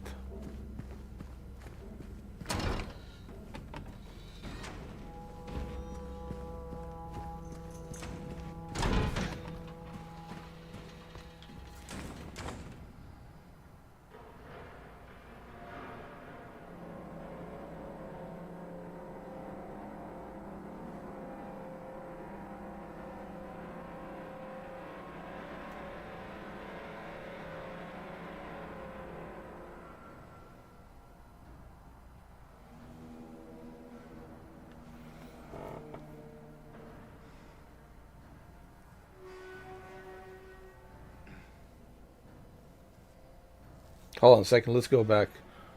Did I go through chapel? I did.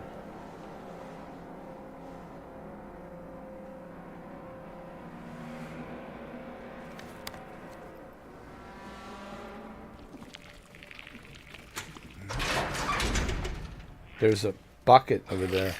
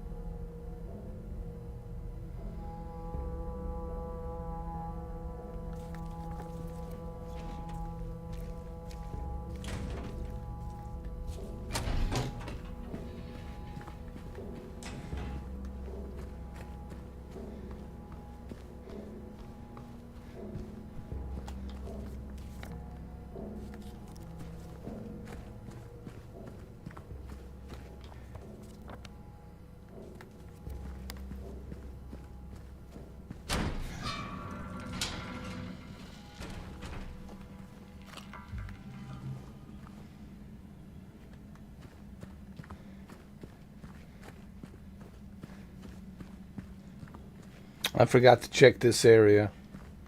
I just realized. It's like a cafeteria. See? Useful stuff.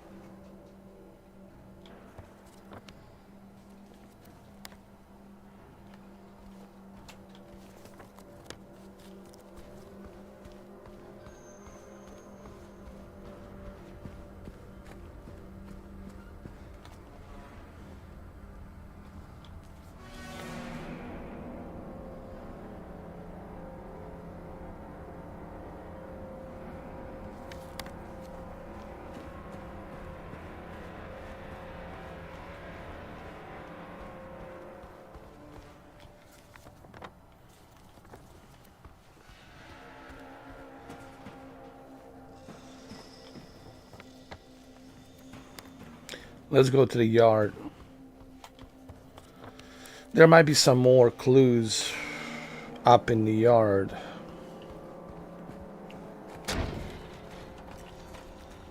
Save the game, always. Guys, remember, the golden rule, it's always to save the game.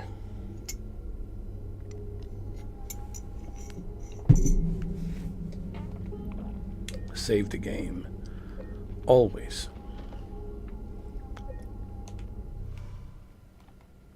Always. Save the game. Save the game.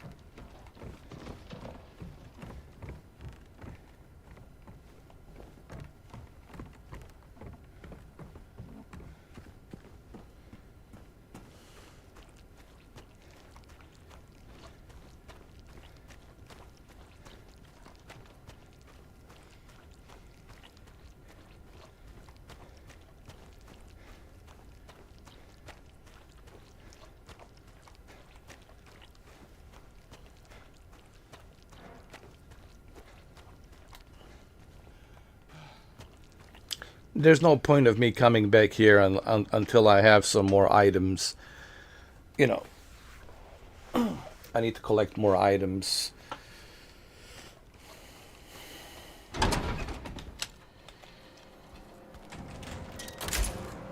But at least I saved the game, so that's good.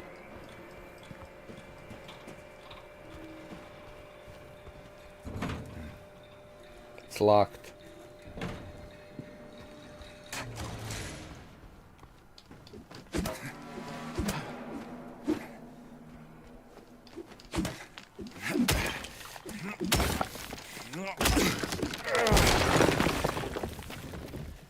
There we go.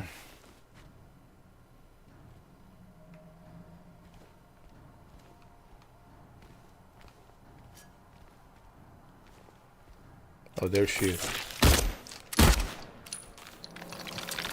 Oh, shit.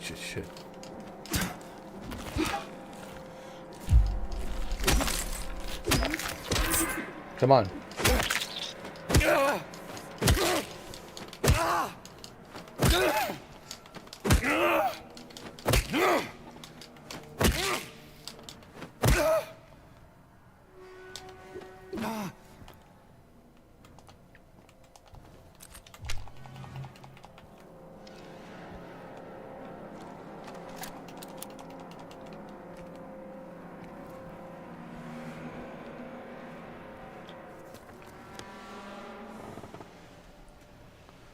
Well, I don't know what else to explore, man. I have explored everything here.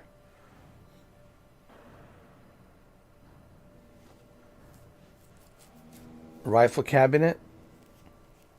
It's telling me there's something at the rifle cabinet. Alright, let's go. Let's save the game. Because I have checked everything else here.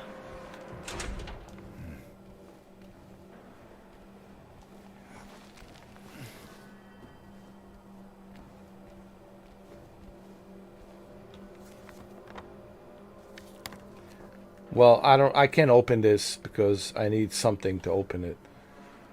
Probably I need like a missing boar's eyes or something.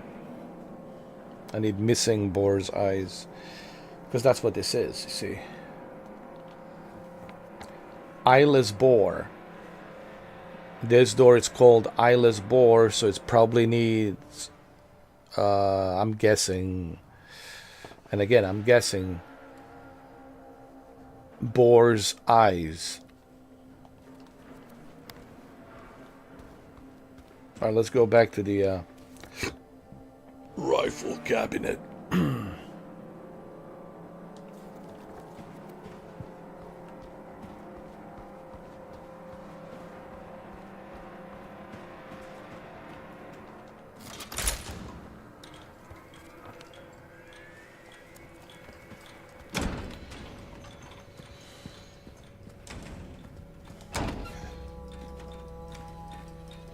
Save the game.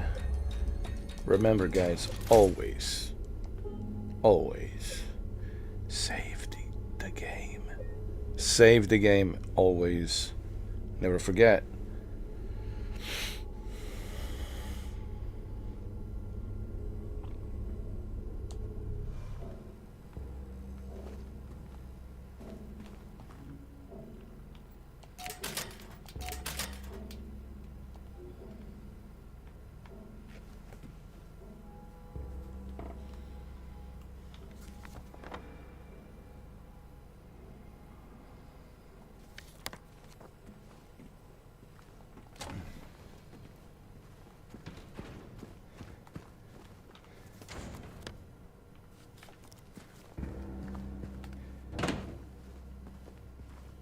Locked.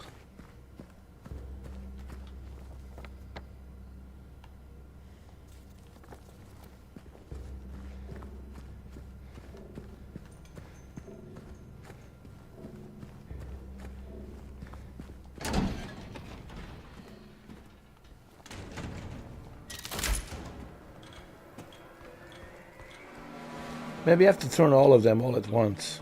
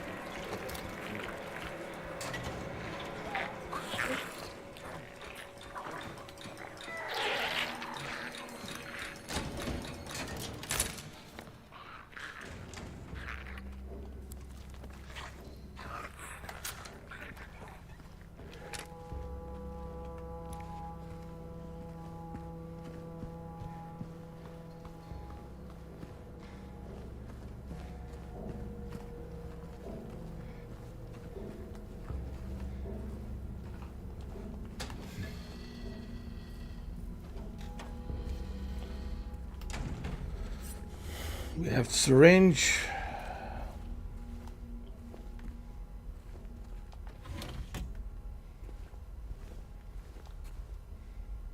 I already read that.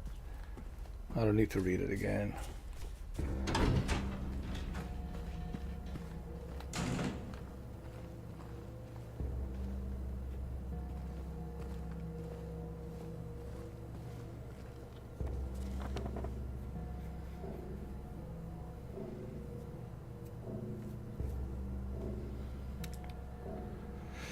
Okay, we already checked scales, gallows, rifle cabinet. We need to open these doors. Hornless, wingless, doe, eyeless boar, hornless OX, wingless dove, headless serpent, and eyeless boar. This means more of puzzles.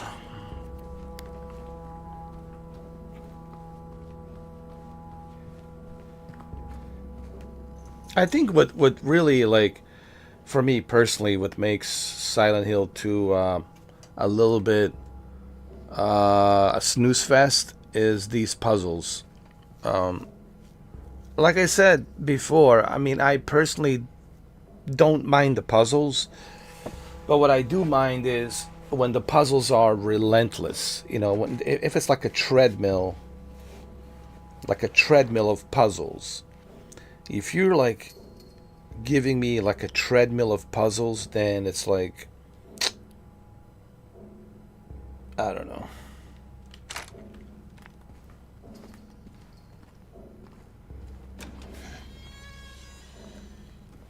It's a great game. This is a great game. Don't get me wrong.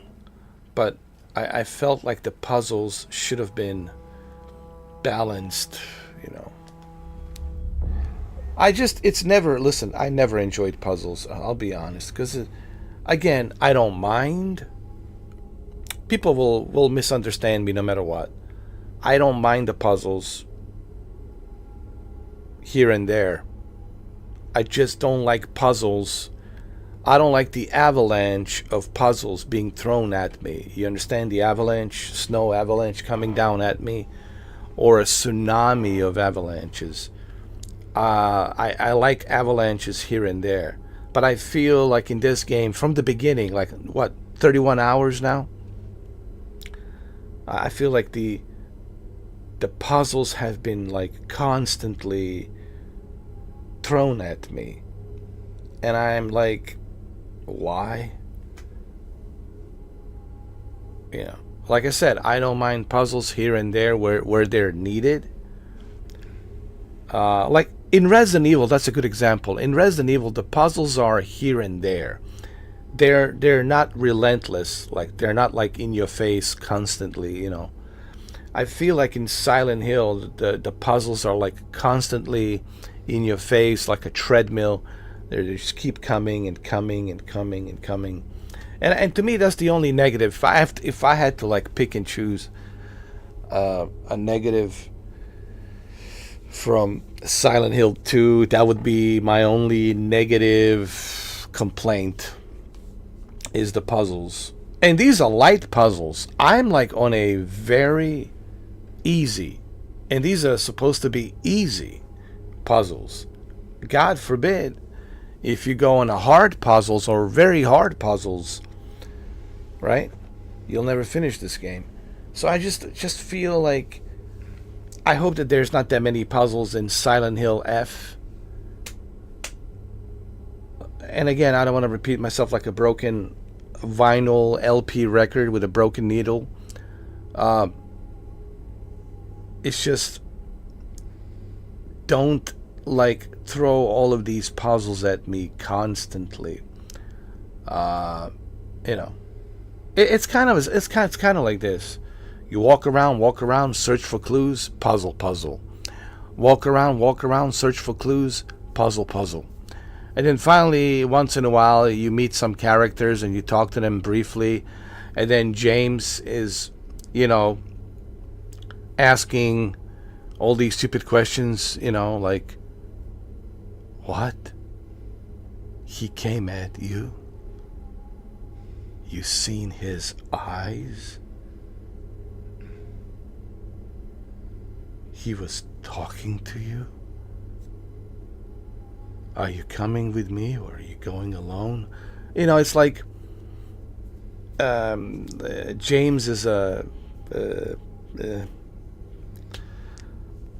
not my favorite hero, okay? Certainly not my favorite hero. Again, Silent Hill 2, it's a great psychological thriller, but what really stops it from, in my opinion, being a masterpiece, it's these ridiculous puzzles.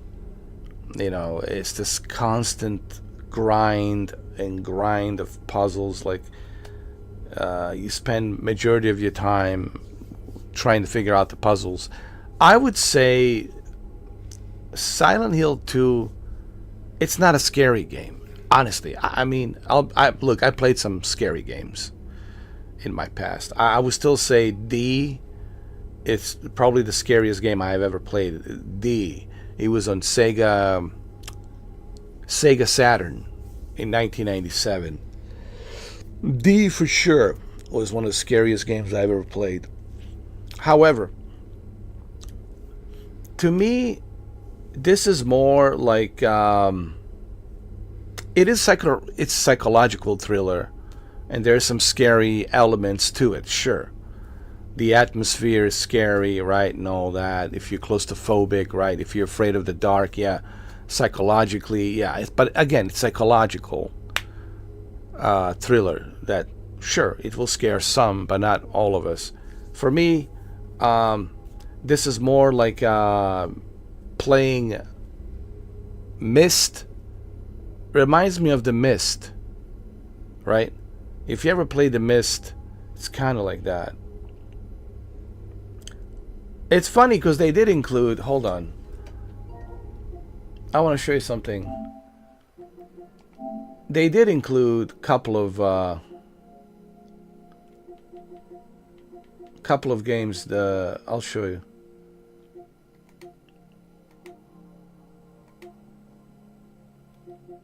The Myst and Riven, the sequel to the Myst. So, to me, Silent Hill 2, it's more of the Myst and Riven. Myst and Riven. Which both of these are classic. They're great games. You should certainly play them. But they're all about puzzles. So, if you like Myst, if you like Riven, I think you will enjoy Silent Hill 2. Because Silent Hill 2 borrows so much from the Myst and Riven. Because of all of these clues, you have to search for this, you have to search for that. And it's a constant treadmill, you know. So that's why I'm saying, to me, Silent Hill 2, it's not a really scary game. It's a more of a mystery, psychological, mysterious thriller, like a mystery psychological thriller. Mystery psychological thriller with a lot of puzzles to solve, with a lot of thinking. If you're one of those guys who likes to think a lot, and you don't mind thinking and figuring things out, I think you will enjoy Silent Hill 2. Now, having said that, Silent Hill 2, it's a great game. But my personal preference, I don't like too many puzzles. You know, I think I already established that on my previous Silent Hill walkthroughs of Silent Hill 2. It's just I'm not a fan of puzzles. And same thing with the Death Stranding 2. I hope it's not a delivery game again, you know, because I'm not a fan of delivering stuff back and forth. Some people find that interesting. I find that, again, I don't mind delivering stuff as long as it's interesting. What I mean, like, okay, I need to deliver this, or I need to connect the bridges, I need to go to Mexico, or I need to go to Australia, or I need to go here, I need to go there. Okay, fine, cool, let's go. I don't mind like delivering whatever I need to deliver, but let's make it interesting. Let's make it like enjoyable. So hopefully, Death Stranding 2. Look, am I skeptical about the Death? Yeah, of course, I'm skeptical about every game. But you have to remember something. And even Kojima said this. It's not just me saying this. Even Mr. Kojima said this. I don't make video games anymore for everyone. That's what he said. He says, I don't make games for everyone. He used to make video games for everyone, and the franchise was called Metal Gear. But I stopped pleasing everyone. So he is okay if you don't like it. He is actually okay with that. He's perfectly fine with that if it's not for you. So what I'm trying to say is, just because something is not for me doesn't mean it's a bad game. Doesn't mean it's a terrible game. But I have certain preferences that, you know, I can only tolerate so much, you know. And it becomes boring. It becomes a treadmill for me. So, not every game is for everyone, guys. But I don't understand. It's a funny thing. I was talking to Jose about this last night. People get so offended by when you tell them that you don't like their favorite game, or you criticizing their favorite game. Like, dude, not everyone's going to enjoy what you enjoy. Not everyone's going to be into the puzzles and all these mindless puzzles. It doesn't mean that they're not a good gamers. It means that they don't like that kind of stuff. It's not for them. You know what I mean? So what does that mean? Just because I have a problem with these puzzles, it doesn't mean that I'm going to be shitting on this game doesn't mean that I'm going to say, ooh, Silent Hill 2 is a terrible game. No, I'm not. You're never going to hear me say that. What I'm simply saying is that's an issue for me because I'm not a fan of relentless puzzles. And I already put 32 hours. As you can see clearly, I put 32 hours into this game. So I spent a lot of time playing it. And I enjoy it for the story, for the mystery, for the psychological thriller. But it feels like a Mist, like playing the Mist. Like constantly there's puzzles and stuff you have to figure out. Some of you will enjoy this. If you love Mist, if you enjoy playing Mist and Riven, which is the sequel to the Mist called Riven, if you enjoyed playing Mist and Riven, I think you will enjoy this without a doubt. But for me personally, man, in Resident Evil it's not like this. In Resident Evil, they're balanced puzzles. Puzzles like every 3 hours or every 4 hours, maybe you'll encounter some puzzle. But majority of the time, you're fighting the enemies, you're talking to the characters, you're learning about the characters. Here, it's a slow pace filled with constant puzzles, like relentless puzzles. And I to me, that's really a turnoff. Like, it really is a turnoff for me. And again, I'm speaking from my own perspective. All right, your perspective might be different. If you like puzzles and you like to think a lot, and you like those types of games, like Myst and sequel to the Myst Riven, then for sure, maybe it's for you. All right, let's save it one more time. Just make sure.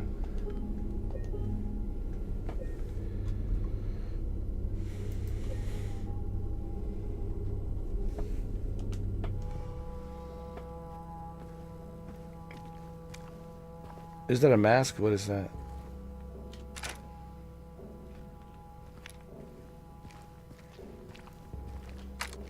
And don't get me wrong, I used to enjoy like puzzles type games.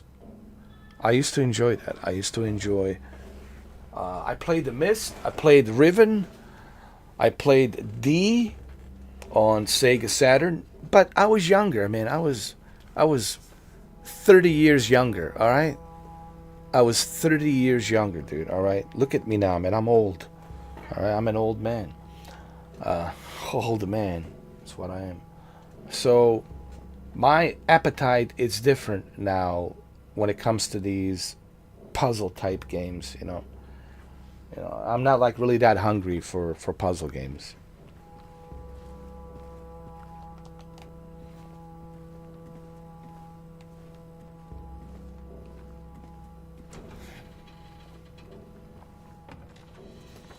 So now I have to figure this out. What do I do? Okay, I can't go to the second floor.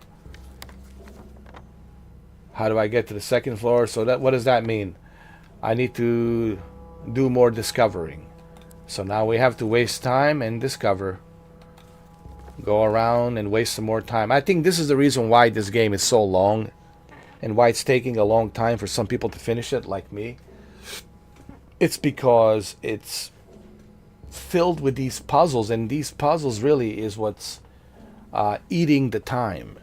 And that's why this game is so lengthy, because you spend most of your time just trying to figure everything out.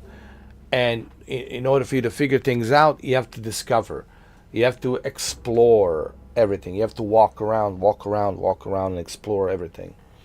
And I'm just not a fan of that. It's like the Myst and Riven, honestly, because that's what you do in the Myst. You're walking around, you're discovering, trying to put the pieces together. It's like a detective work, like a Sherlock Holmes. You're just walking around trying to figure things out. And again, before I continue, I'm going to say this again. I don't mind puzzles as long as they're here and there. I'm up for a challenge, but as long if it's here and there. But if it's relentless, and if it's like a treadmill that's constantly going on and on and on and on relentlessly, then I have an issue with that. Then I have a problem with that. I don't enjoy that. You know, I don't enjoy a treadmill of puzzles. And I hate to say it, Silent Hill 2 has a treadmill of puzzles. Relentless treadmill of puzzles. How do I know that? Well, I spent, how many hours now?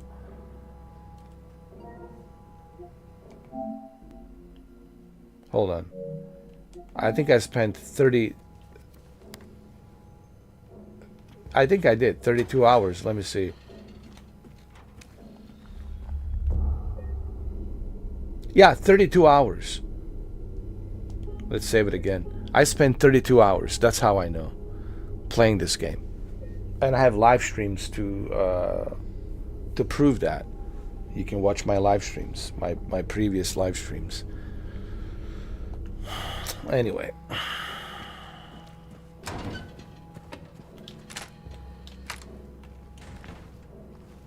So I have to go discover some more discoveries and walk around, and I think we have to go walk around the cells and just see what we can find.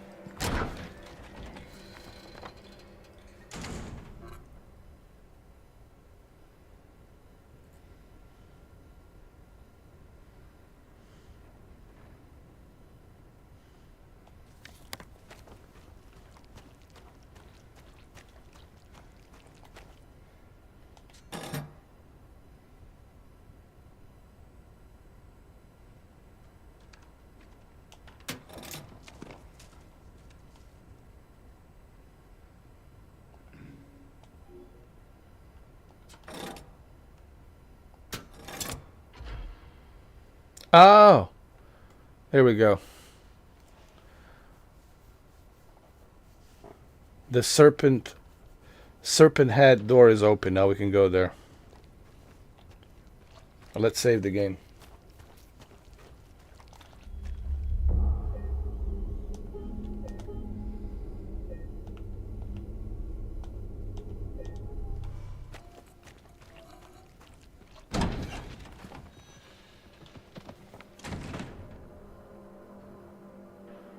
Headless serpent. Got it.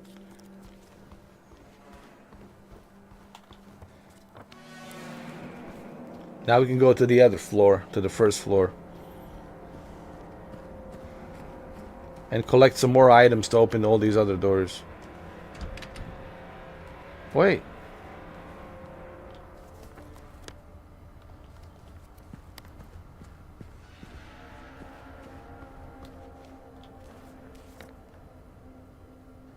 Oh, it's on the other side. I got it. There we go.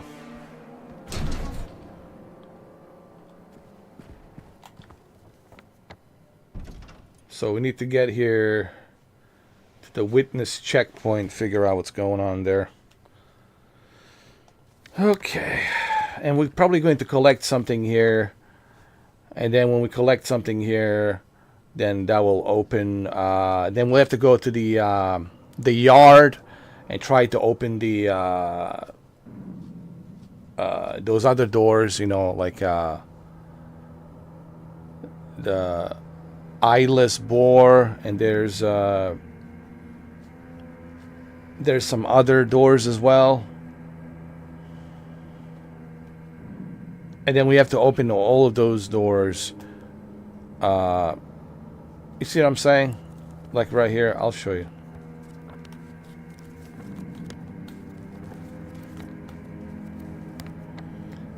The scales. The scales, we'll probably have to collect some stuff, and the scales will open all these other doors for us. Like that eyeless boar and headless serpent and wingless doe and, you know, hornless OX, you know. And this is the treadmill that I was talking about. And you do this in every chapter. It's always the same thing. All right, look for clues, collect the stuff, and then just keep doing the same thing over and over again. Is it repetitive? Yes, it is repetitive. Is that a fun?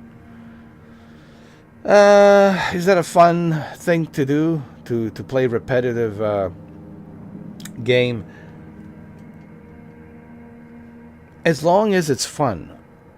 I don't mind the game being like every game's repetitive, but there has to be something more to it to keep it interesting. And I know this, a lot of you will not understand my perspective, and that's okay, because you're not me. I don't expect you to understand my perspective. But my perspective is developers need to think about, like, how can we make this that it's not a treadmill? How can we make this that it's interesting or different? And I feel that they haven't done that.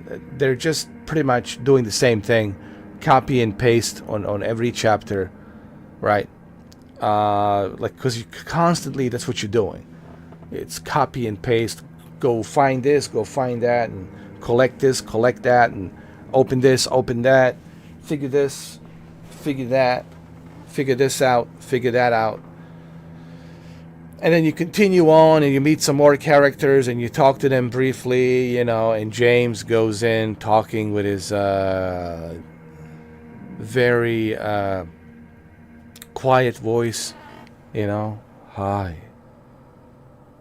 You saw his eyes. He spoke to you. You've seen him. He walked away. You looked at him. He gave you the key. Now he keeps repeating everything like that the other character says. It's like, are you stupid or something? Like, you know, I'm just not a fan of James. It's like, he already told you. And he's like, he looked at you. He gave you the key. He spoke to you. Yeah, so, and then after that, you go to another level in the game, and then you have to do the same thing. Unfortunately, okay, collect this, collect that, open this, open that, figure this out, figure that out. And so it's a constant treadmill, and this is my whole point that I'm trying to come across, and I don't find that enjoyable. I don't find that like I'm having a good time, because remember, we play video games to have a good time, you know. And I just don't feel like I'm having a good time when I have to do this, when I have to figure things out. Okay, and I hope you guys understand my perspective on what I'm trying to say here. Okay, I'm not saying this is a bad game. You're never going to hear me say that, but I do have to give my feedback and criticize some of these decisions that were made in Silent Hill 2. I hope that's not the case with Silent Hill F. And again, same goes for Death Stranding 2. Yes, people talk to me about graphics. Let me tell you something. I don't care if the game has photorealistic graphics. it's right now, to me, that's pointless. I don't care. You could have the most photorealistic graphics on the planet. The gameplay is the key. What's the gameplay like? Because that's essentially what you're going to be doing. Controlling the character. How's the mechanics in the game? How's the combat in the game? Right? Etc. etc. So a lot of you get stuck on the graphics, but you forget why you play these video games in the first place. And you play them for fun. You play them to have fun, to be intriguing. But you guys are so focused on graphics that you forget, oh, am I having a good time here? Yeah, all of this looks beautiful, looks nice. Wow, all this wow, wow, wow. But then again, am I having a good time? Am I enjoying this? So that's same thing goes for Death Stranding too. Yes, I know Death My Engine looks amazing. Sure. But am I going to have a good time playing the game? I hope that the game doesn't turn into some kind of a musical, right? Or some kind of a boring musical, or some sort of a delivery game where you're just constantly doing treadmills of delivering, you know. And we'll find out on Tuesday. So, I keep my expectations low on pretty much every game nowadays. Guys, you have to keep your expectations low.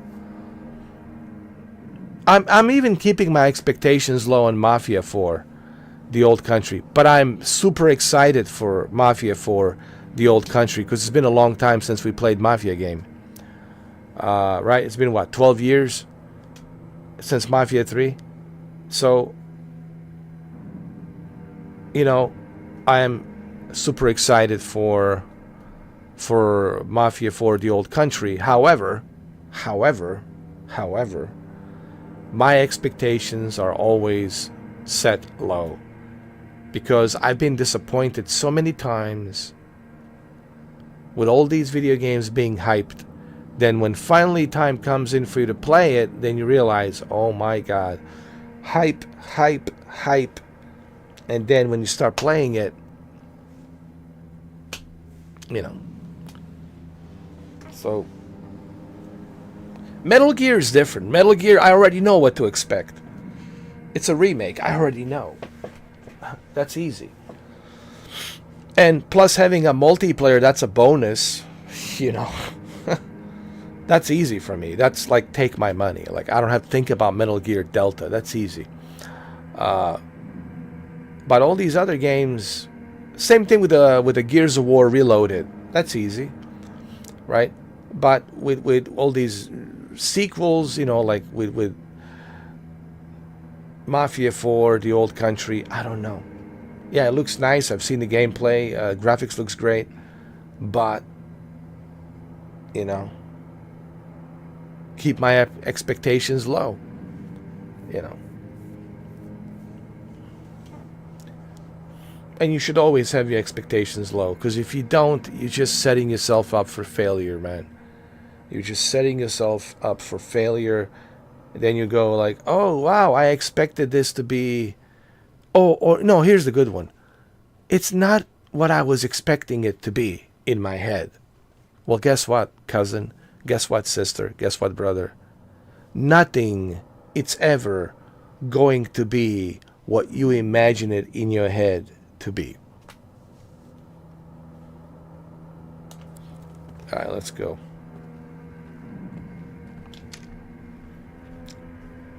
What is that, electrical chair? Footsteps on the wall.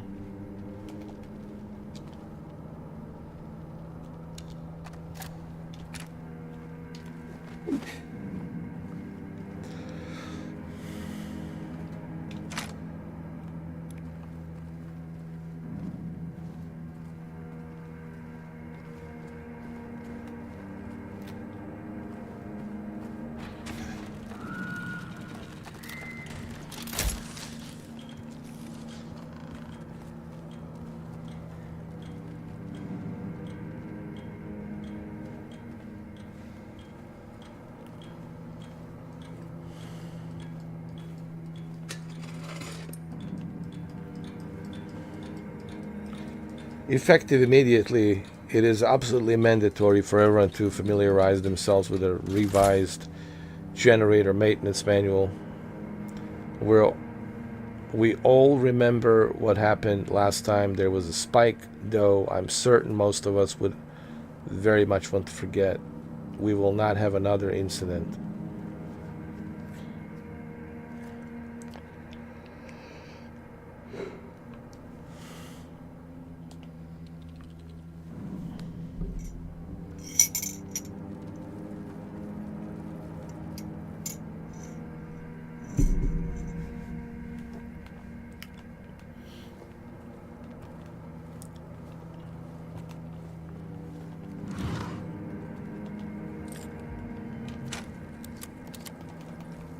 Alright, let's open the door.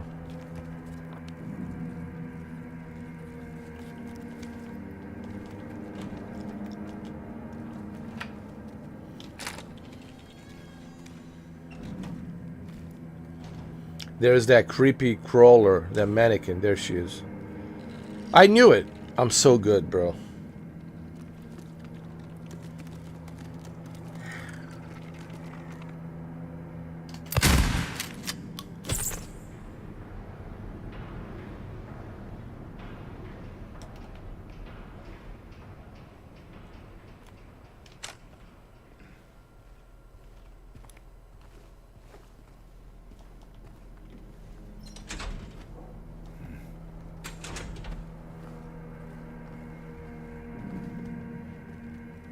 Oh, wonderful.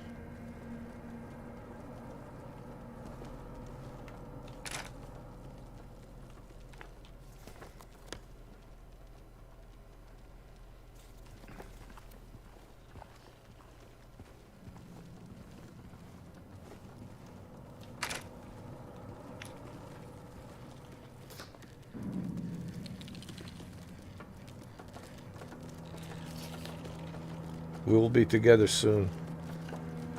Is that her son?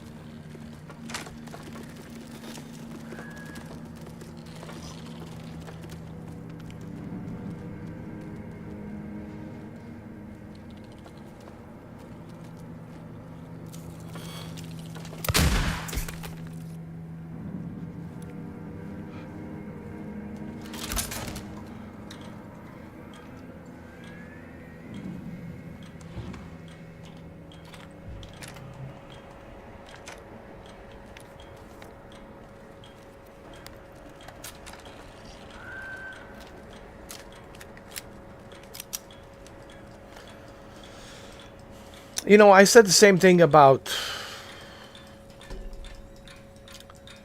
Deus Ex, The Conspiracy. I played it yesterday. I spent like 8 hours playing it. 8 hours playing it. It's a good game. It has an interesting story, but there's stuff that I see in there that's missing that could be better. And that's why I said Deus Ex, The Conspiracy certainly needs a remake after 30 years, you know. Is it 30 years or... Well, didn't it first come out on PC? Came out on PC first. And then came out on PlayStation 2 in 2000, right?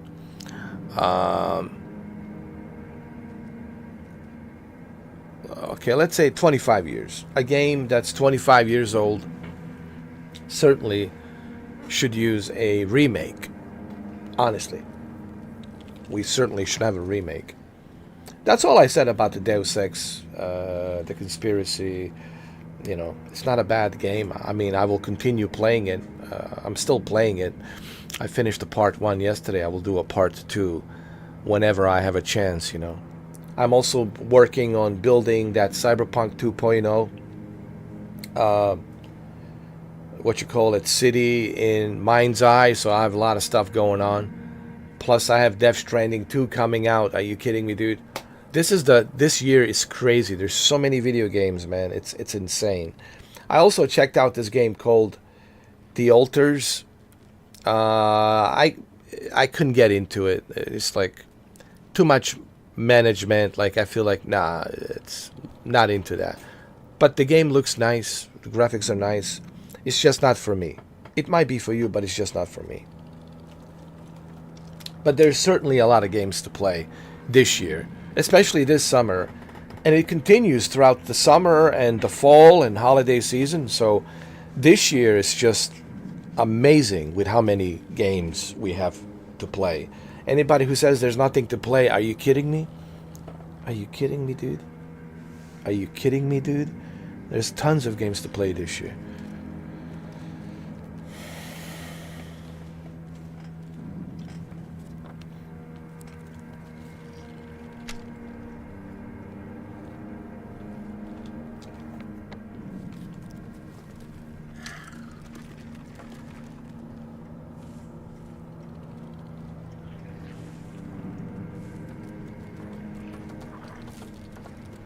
I see you. I see you. There's too many of them. There's too many of them.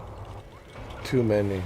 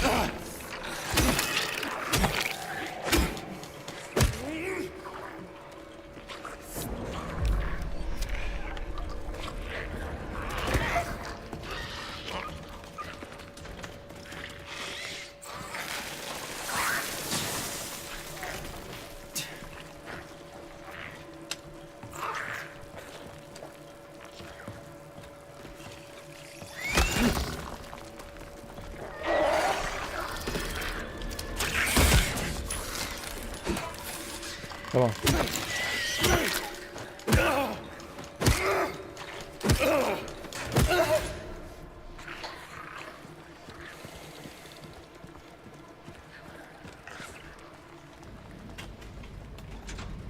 Everything's locked. Jeez.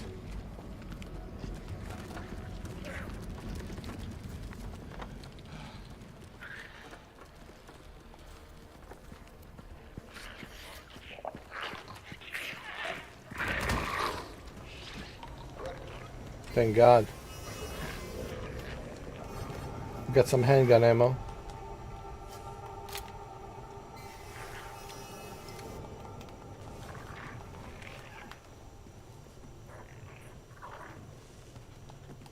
Why can I pick it up? I cannot pick it up.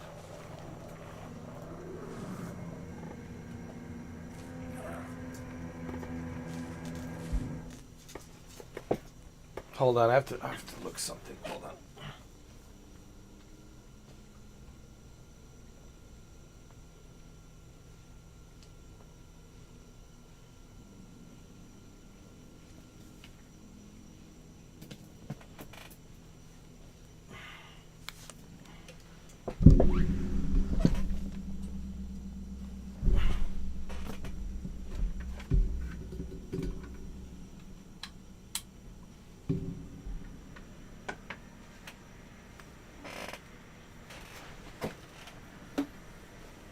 I had to turn on my fan.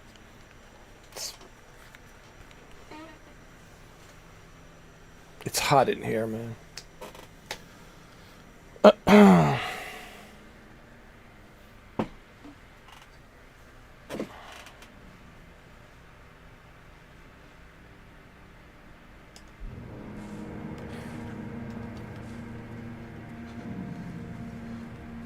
Well, let's save the game, huh? Always remember, save the game. Saving the game is the most important thing ever. It's to save the game.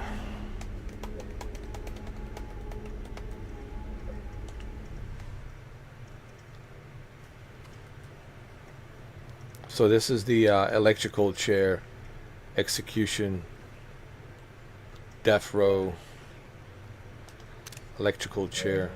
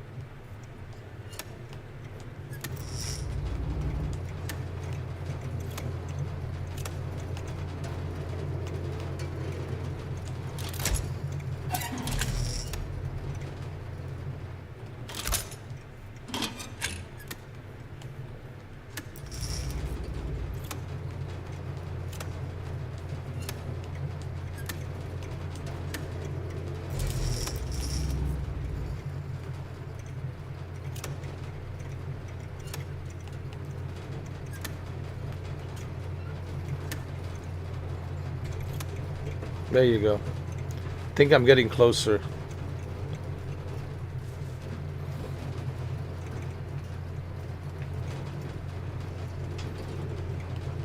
We need the red light to turn on as well.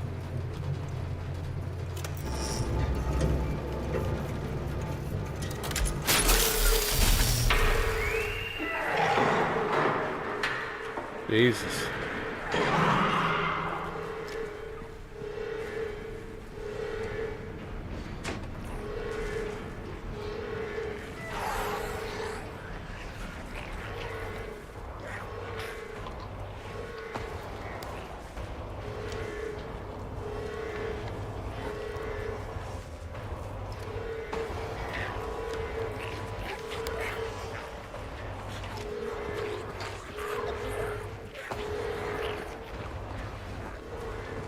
Let me save the game, dude.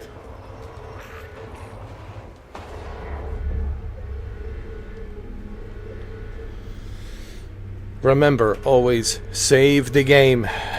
Trust me. I know what I'm talking about. Save the game, okay?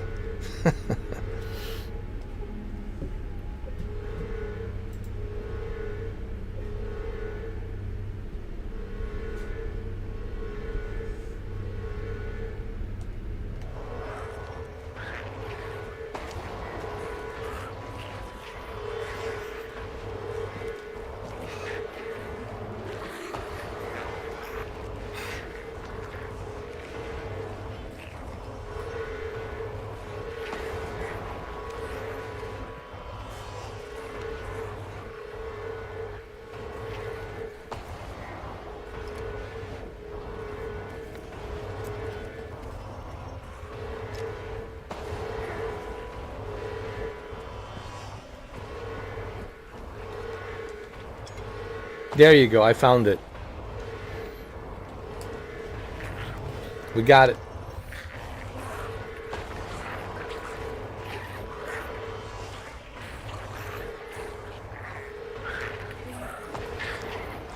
Let's save the game. Hold on.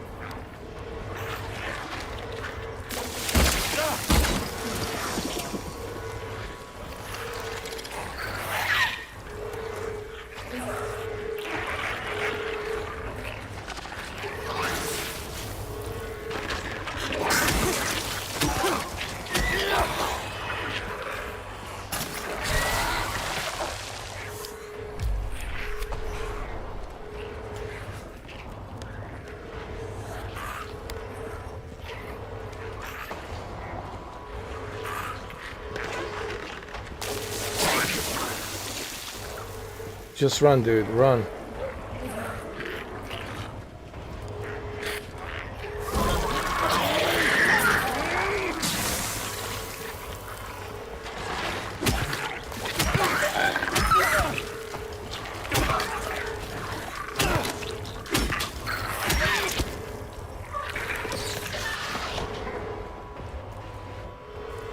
Come on, come on.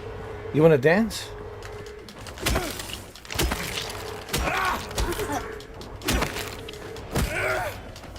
You want to dance?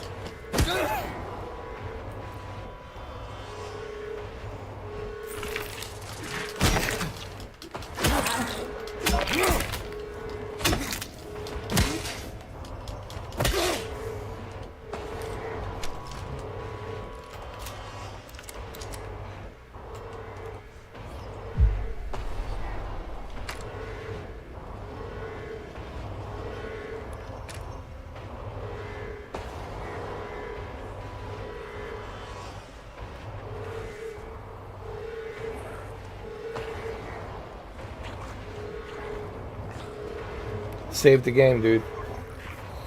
Now let's get out of here. Let's go to the yard. We have what we need.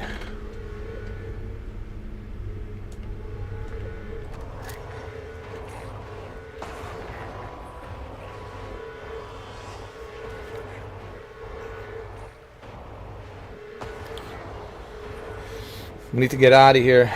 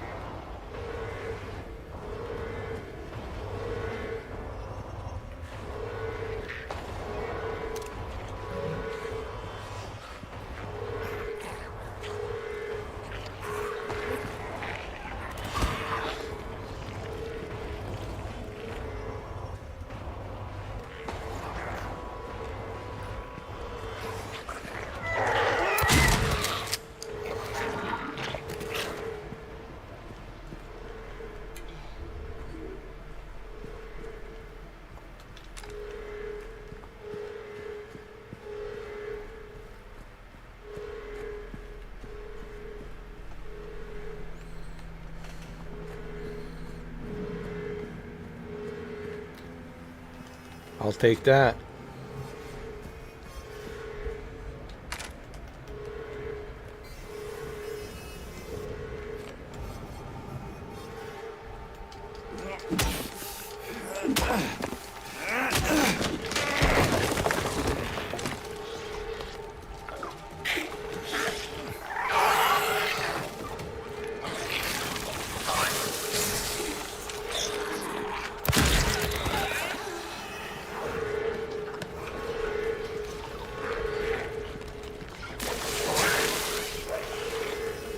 No, no, no, what are you doing?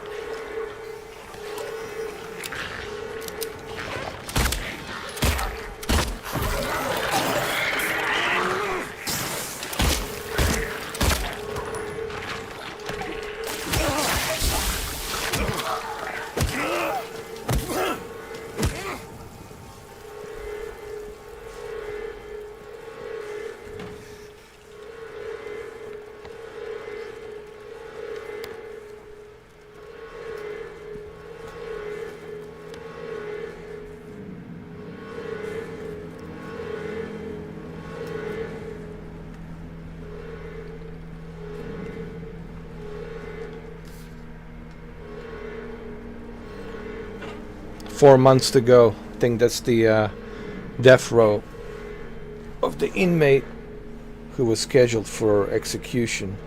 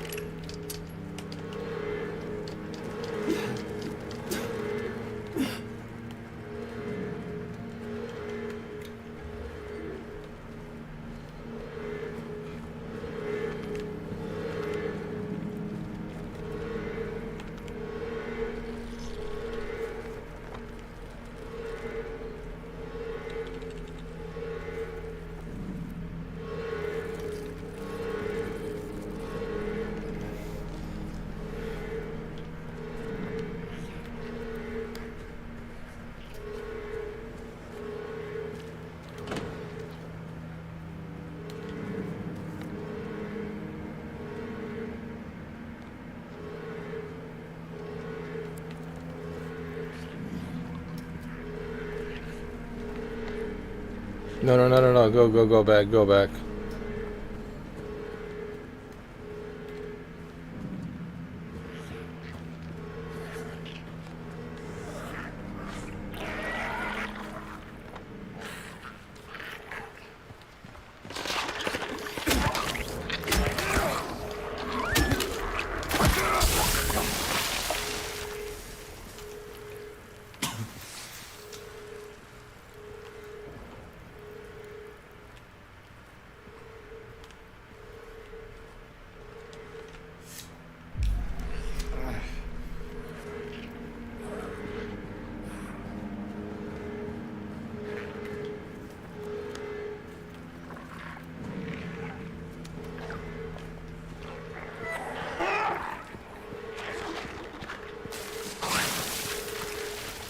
Come here.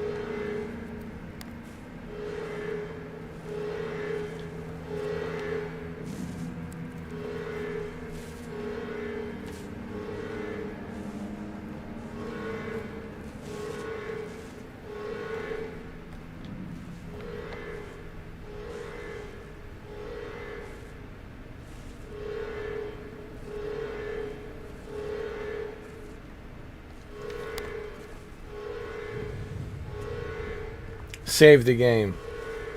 Remember the golden rule.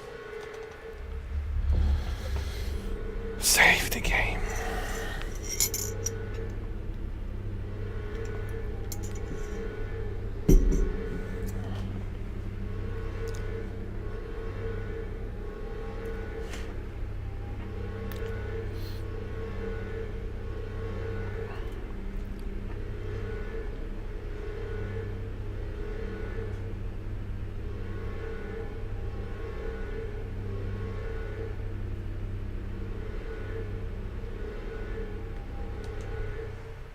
Did I save it?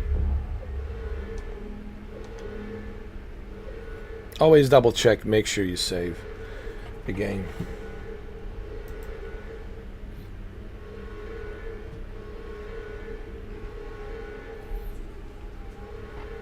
Wow, it's already 3 o'clock in the morning. Yeah, 3:01 a.m. You know, when you play this game, time flies by.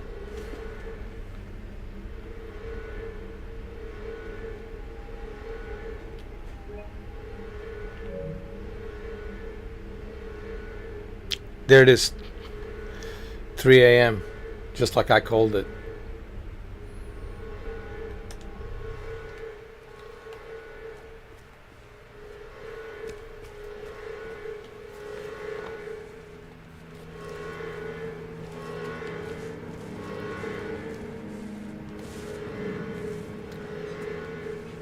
Let's save it again, just to make sure.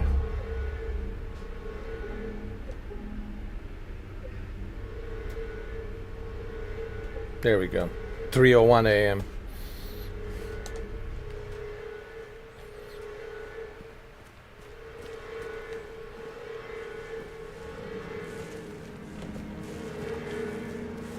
There's got to be a way for us to get out of here. Maybe E10. That holding cell, E10. Hold on, I have an idea.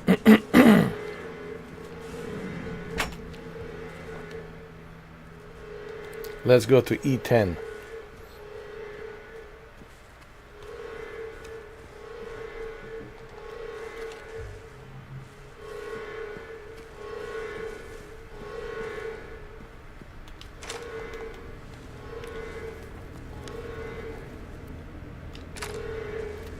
I have an idea.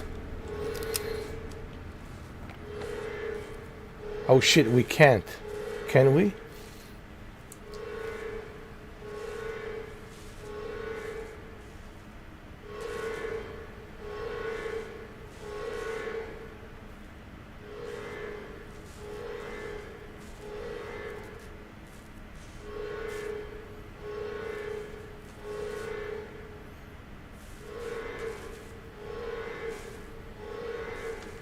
I have an idea.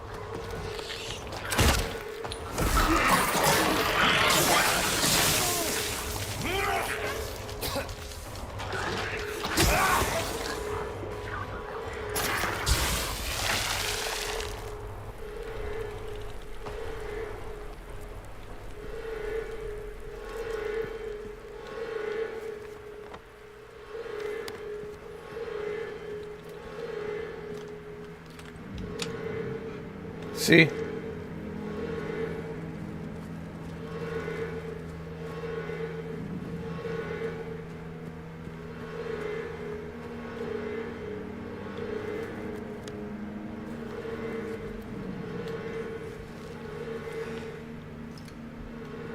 I told you.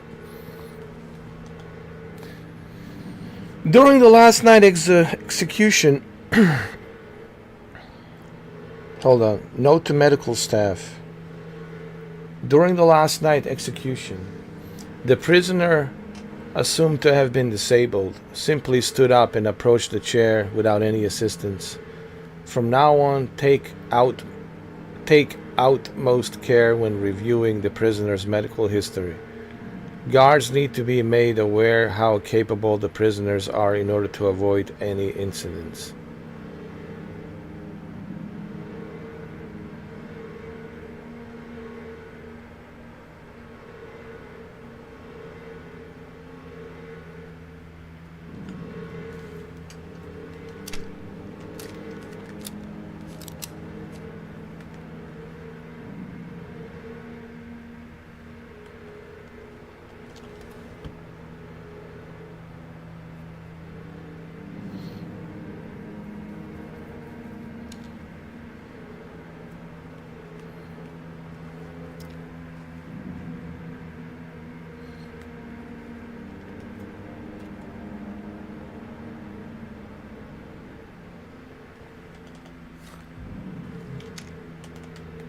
And there's a key.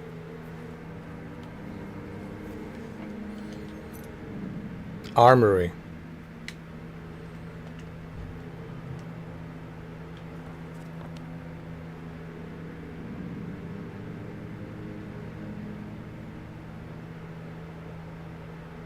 Okay, let's go to the bathroom. Witness checkpoint, and there's a bathroom over there, which should be right over here.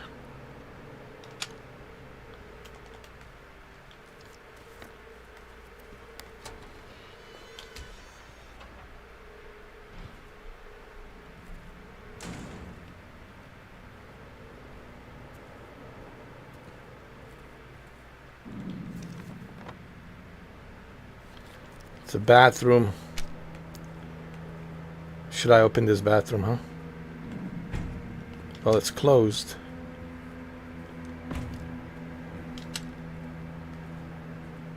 Okay, that's good.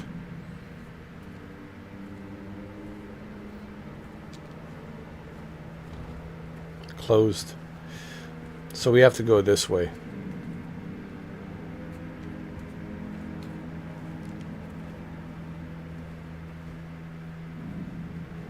That's a phone. That's in case the Attorney General calls in and says, cancel the execution.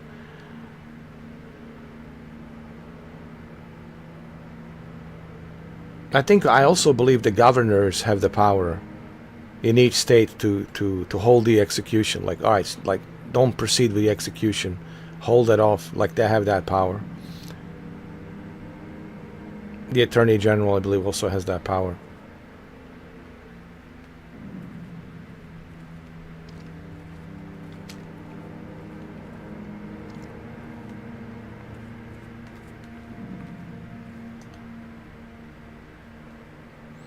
In the center of the Silent Hill lies the town, a major tourist attraction, Tuca Lake, but there's a darker side of this scenic, beautiful reservoir.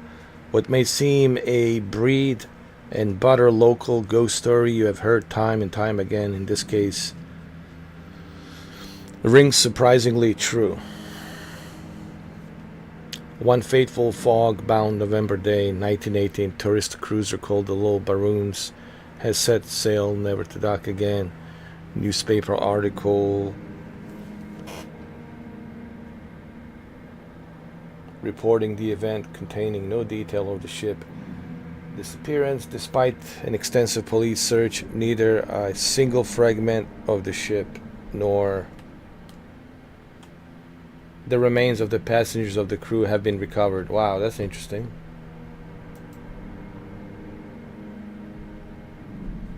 But in 1939, an even more bizarre incident has taken place.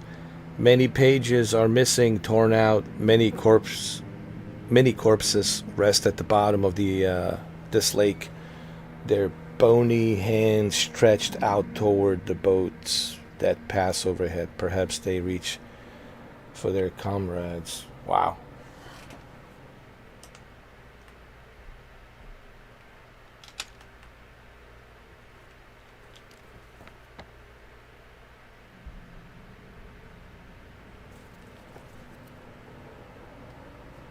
We have the key, so we should be good.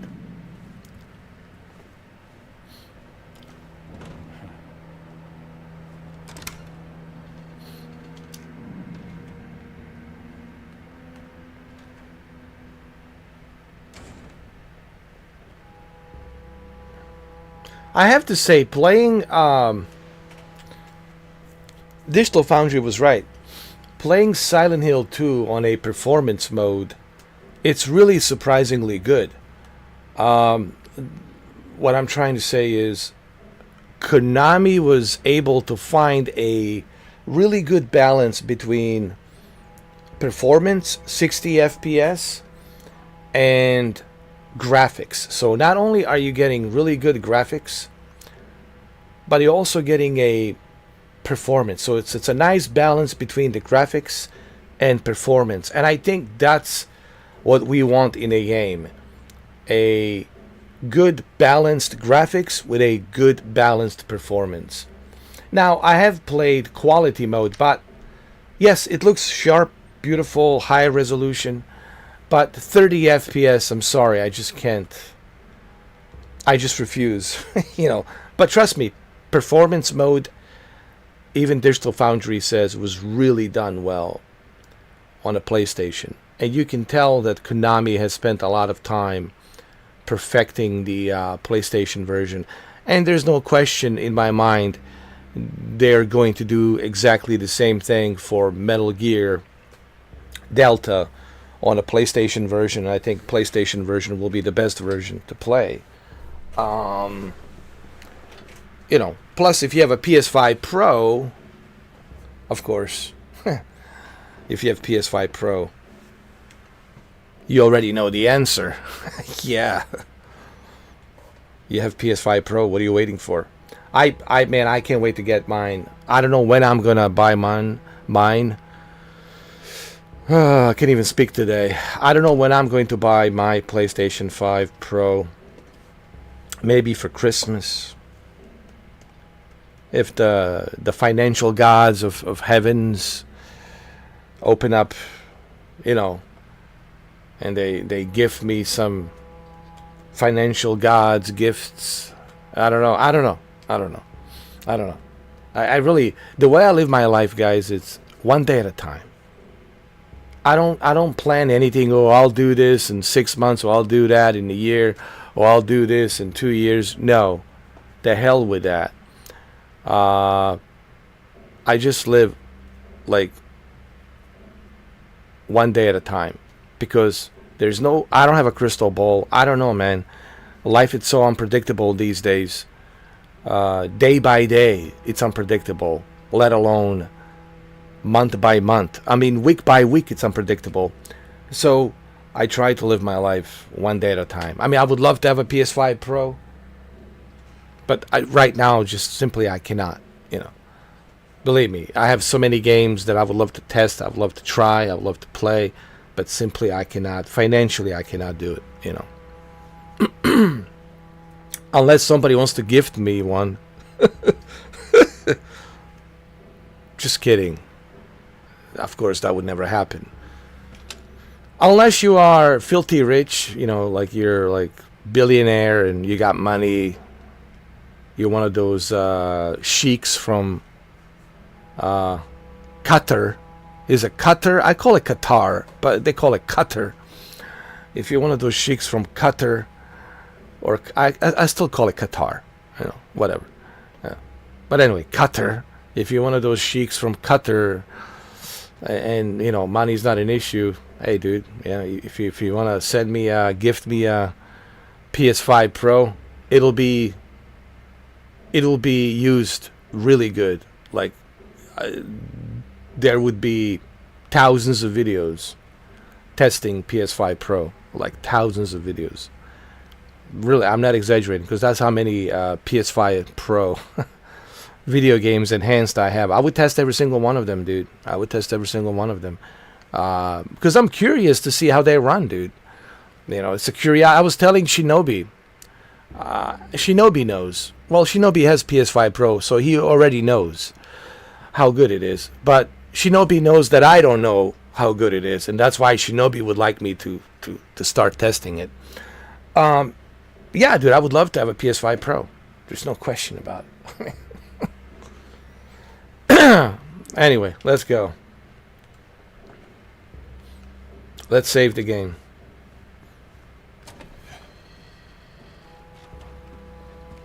But eventually I will have one. Maybe next year. If I don't get one this holiday season, maybe next holiday season, maybe 2026 holidays. And if I don't get one by 2026 holidays, maybe 2027 holiday season. I don't know. You know what I mean?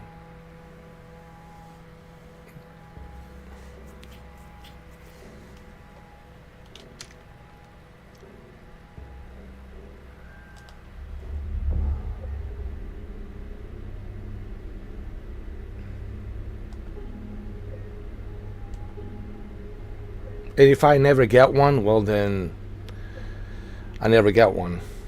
I mean, I'm still okay with PS5, It still gets the job done, honestly. You know what I mean? It's still a great listen, I'm so happy with the PS5. I know I've been talking all kinds of trash about it, but After 5 years, man, this console has really surprised me. So, you know, yes, I would love to have a PS5 Pro. Don't get me wrong, but if I never get PS5 Pro, that's okay. I'm still okay with you know, with the regular PS5, so it's all good.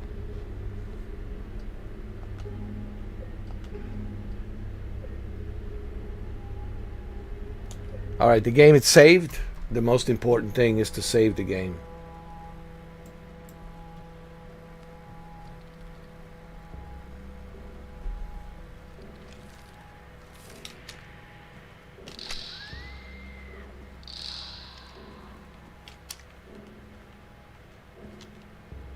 Is that the key for the armory? Yes, I got the rifle. Oh, I got the rifle. Oh, yeah. Oh, yeah. I got the rifle, my friend. Oh, my friend.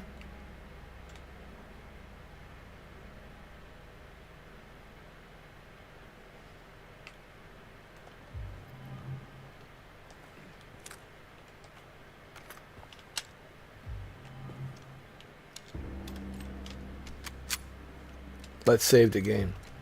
Listen, I know you guys would love to talk to me right now and go on a chat and talk to me, but you have to remember, with this type of game, I need to be focused. If I was playing like Rainbow Six, The Siege, you know, the latest Rainbow Six, The Siege game that's now available free to everybody, yeah, cool. If I'm playing Rainbow Six The Siege, yeah, dude, I can look at the chat. I can chat. If I was playing, you know, Gran Turismo or Test Drive Unlimited, Solar Crown or Forza Horizon, even Call of Duty, right? But the problem is with this game, honestly, guys, with this one, I need to be focused, you know. Because if I have to look at the chat, because I'm the only moderator, right? And there's people screwing around, spamming, then of course I have to intervene. I have to, you know, I have to stop what I'm doing, then I have to intervene, I have to remove the individuals. That's, you know, too much for me. And then I have to read what you guys are saying. That's slowing me down. That's interrupting me. That's like, I can't focus on this. You know, so please try to understand that. I spent like 12 minutes explaining why I'm doing it this way, what the reason is. So I already explained that. You can watch the beginning of the live stream, and I spent 12 minutes explaining why I'm doing it this way. Why am I not having a chat, you know?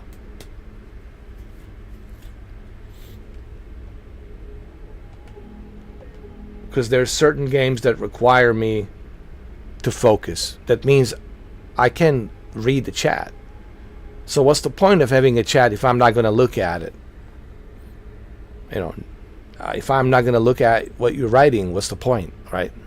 Mine is not as might as well not even have it. So I do this because I need to focus.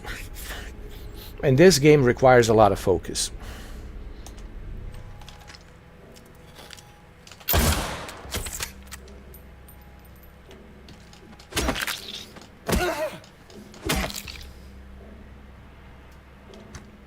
Jesus Christ.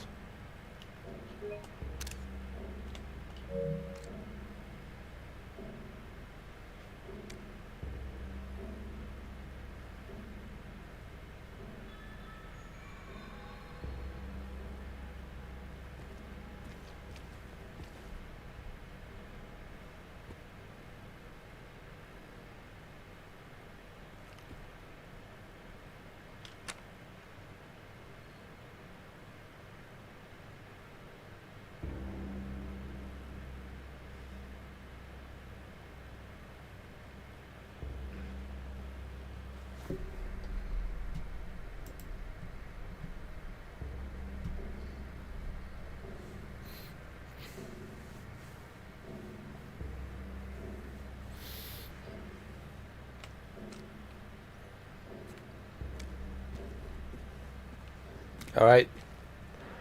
Where do we go now? Oh, that's right. We have to go to the yard. We got to go to the yard and open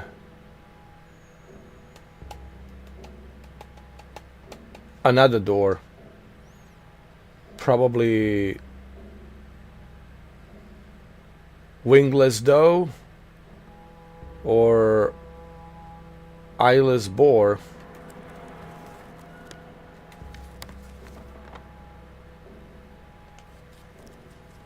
All right, let's go to the yard.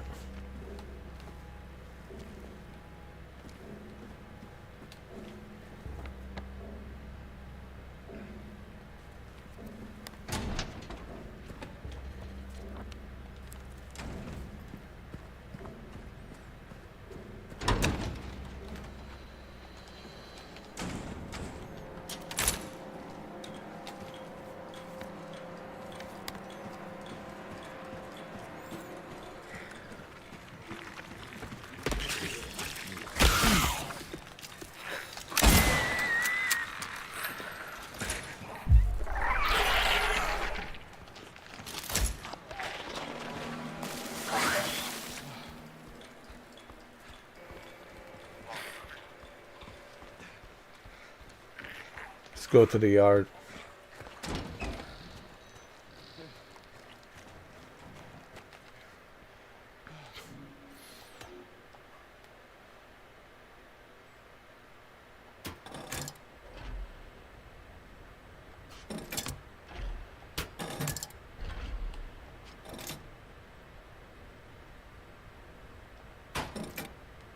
Hold on.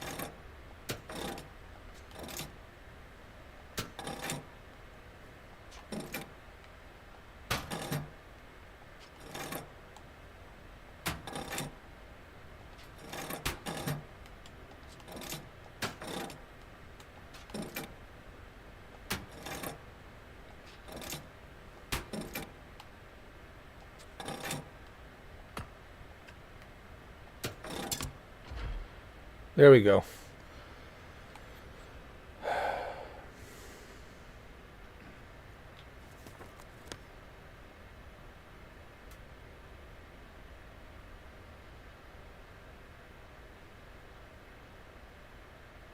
Now we gotta go to Hornless OX. But let's save the game.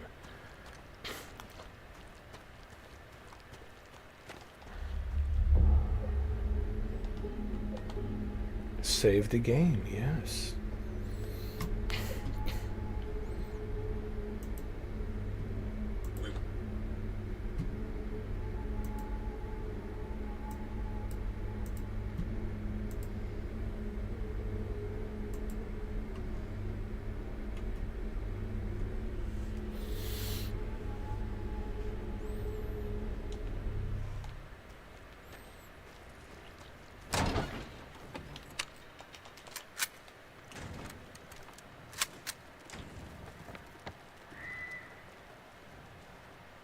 Alright, we gotta go to Hornless OX.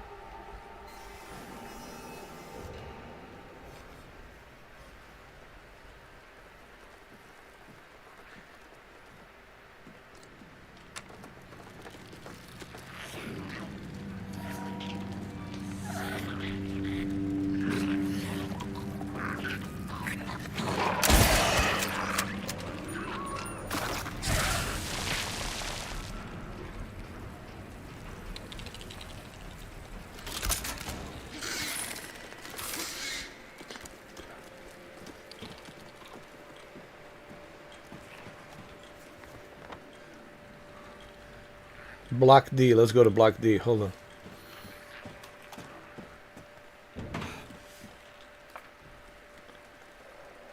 Says, saw someone walking around past lights out again. Whichever one of you that was, do I need to remind you that you must never leave your post without prior clearance? Next time I catch you, I'm reporting you to the warden. Saw someone walking around past lights out. Okay.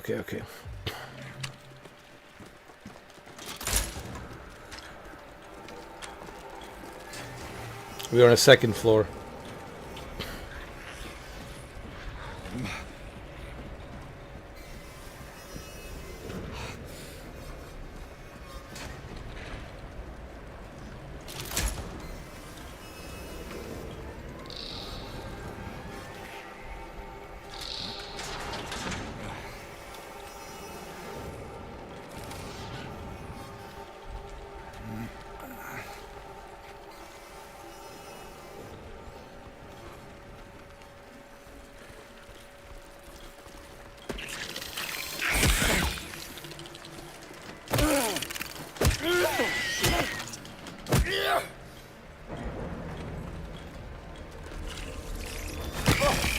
Jesus.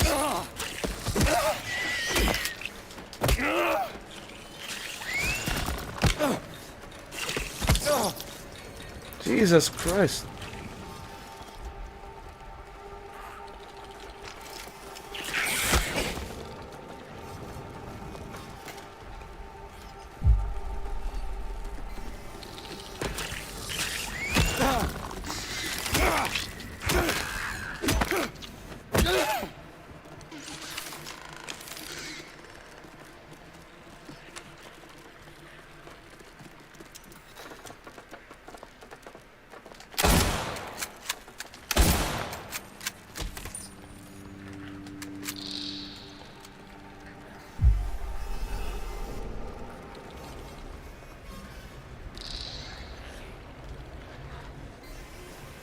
I need a key.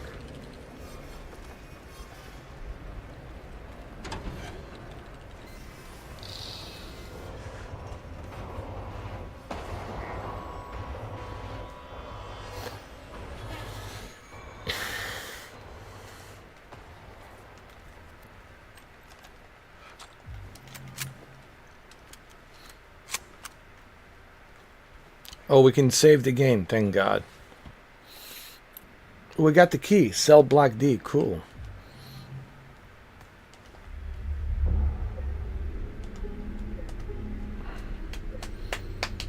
Save the game.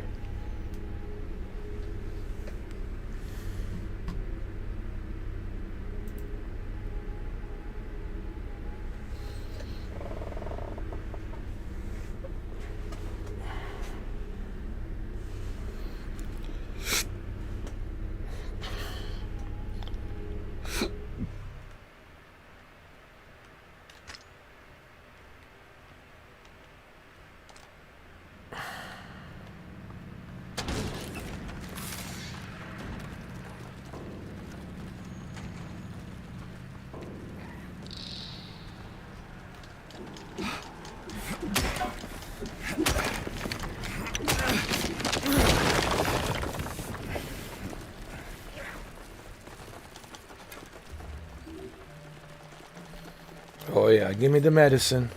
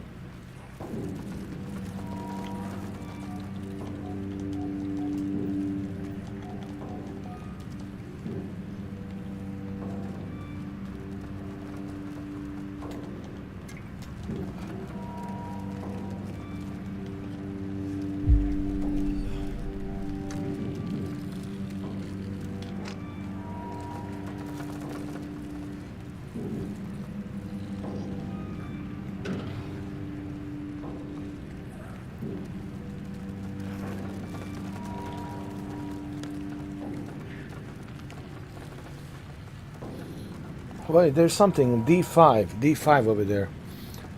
Block D. Wait.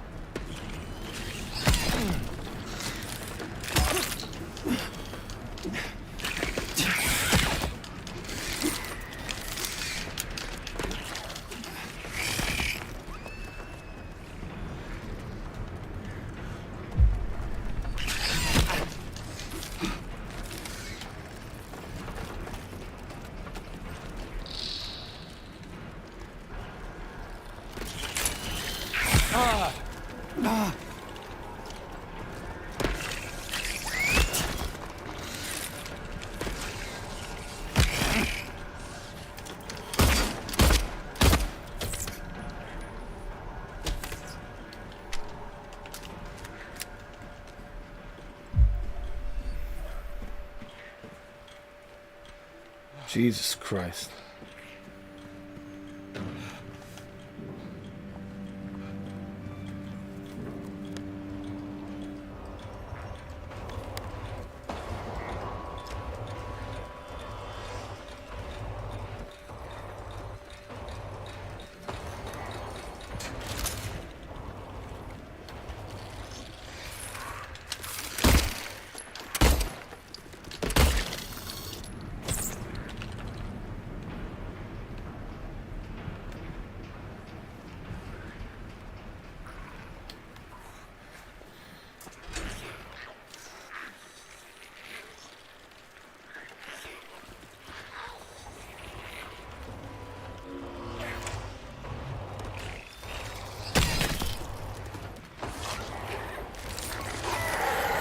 Jesus Christ, man.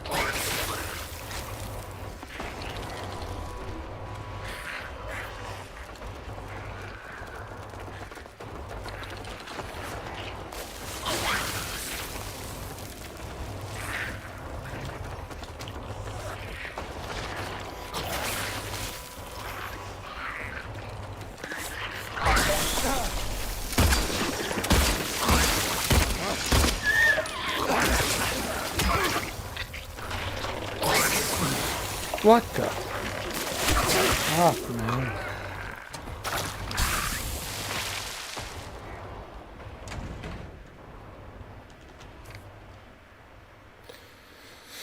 Shame you didn't find it, shouldn't you know?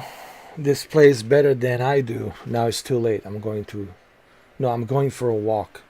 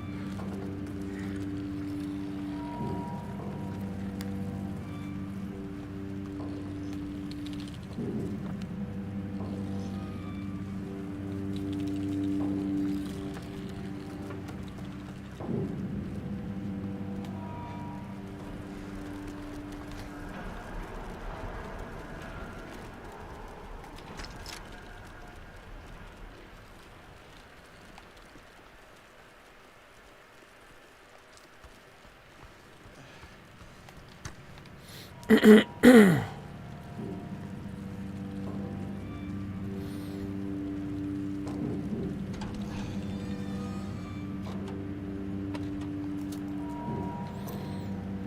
the hell is that?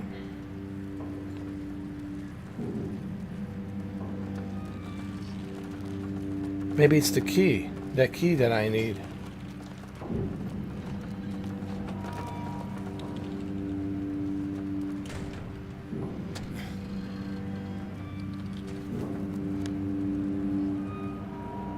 Maybe that's what it is.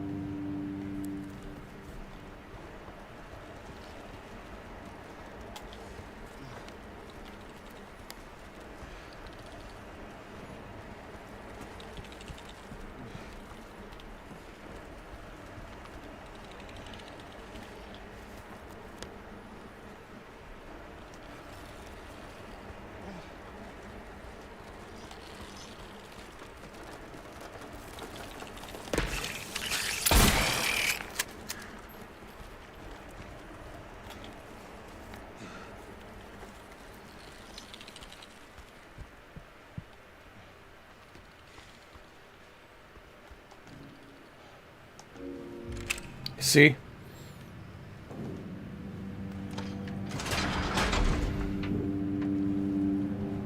It worked.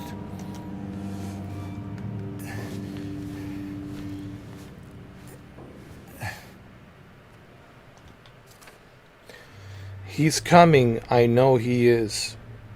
The bars, the walls, they can't hold him. He'll get in. He'll get in. I still have time. I can make it almost through, but he's close. I can feel it. He's coming. He's coming to finish it.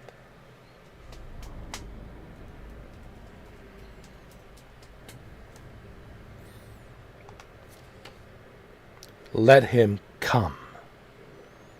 Let him come. Let him come.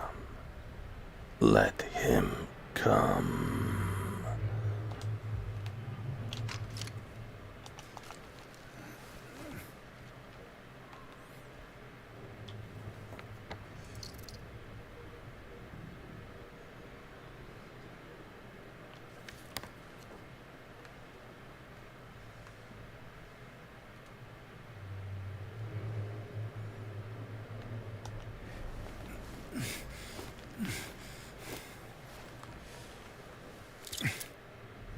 This is the shower room.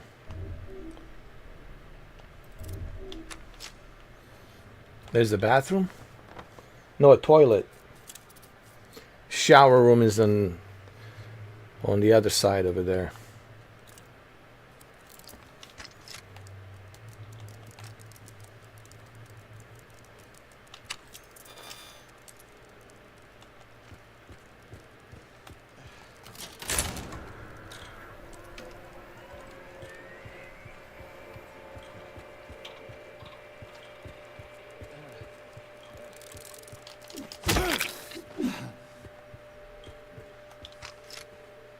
Let me check these toilets just to make sure.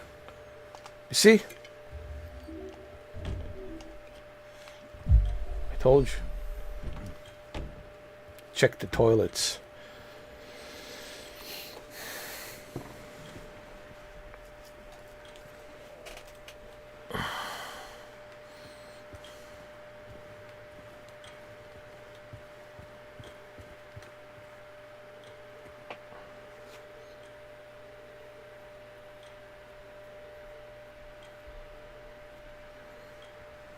Don't forget, guys, tomorrow, Monday night, 11 p.m. Eastern Time, United States, East Coast time. We're doing a 2 days early access of Death Stranding 2 on the beach. So I will start at 11 o'clock, and then you guys can join me 1 hour early so we can talk about and discuss what to expect from Death Stranding 2. It'll be an early access to the 2 days early access, and we'll talk about it, and then at midnight we'll officially start playing it, and I will be playing it all the way through, let me see, 6 hours, 7 hours, 8 hours, 7 o'clock.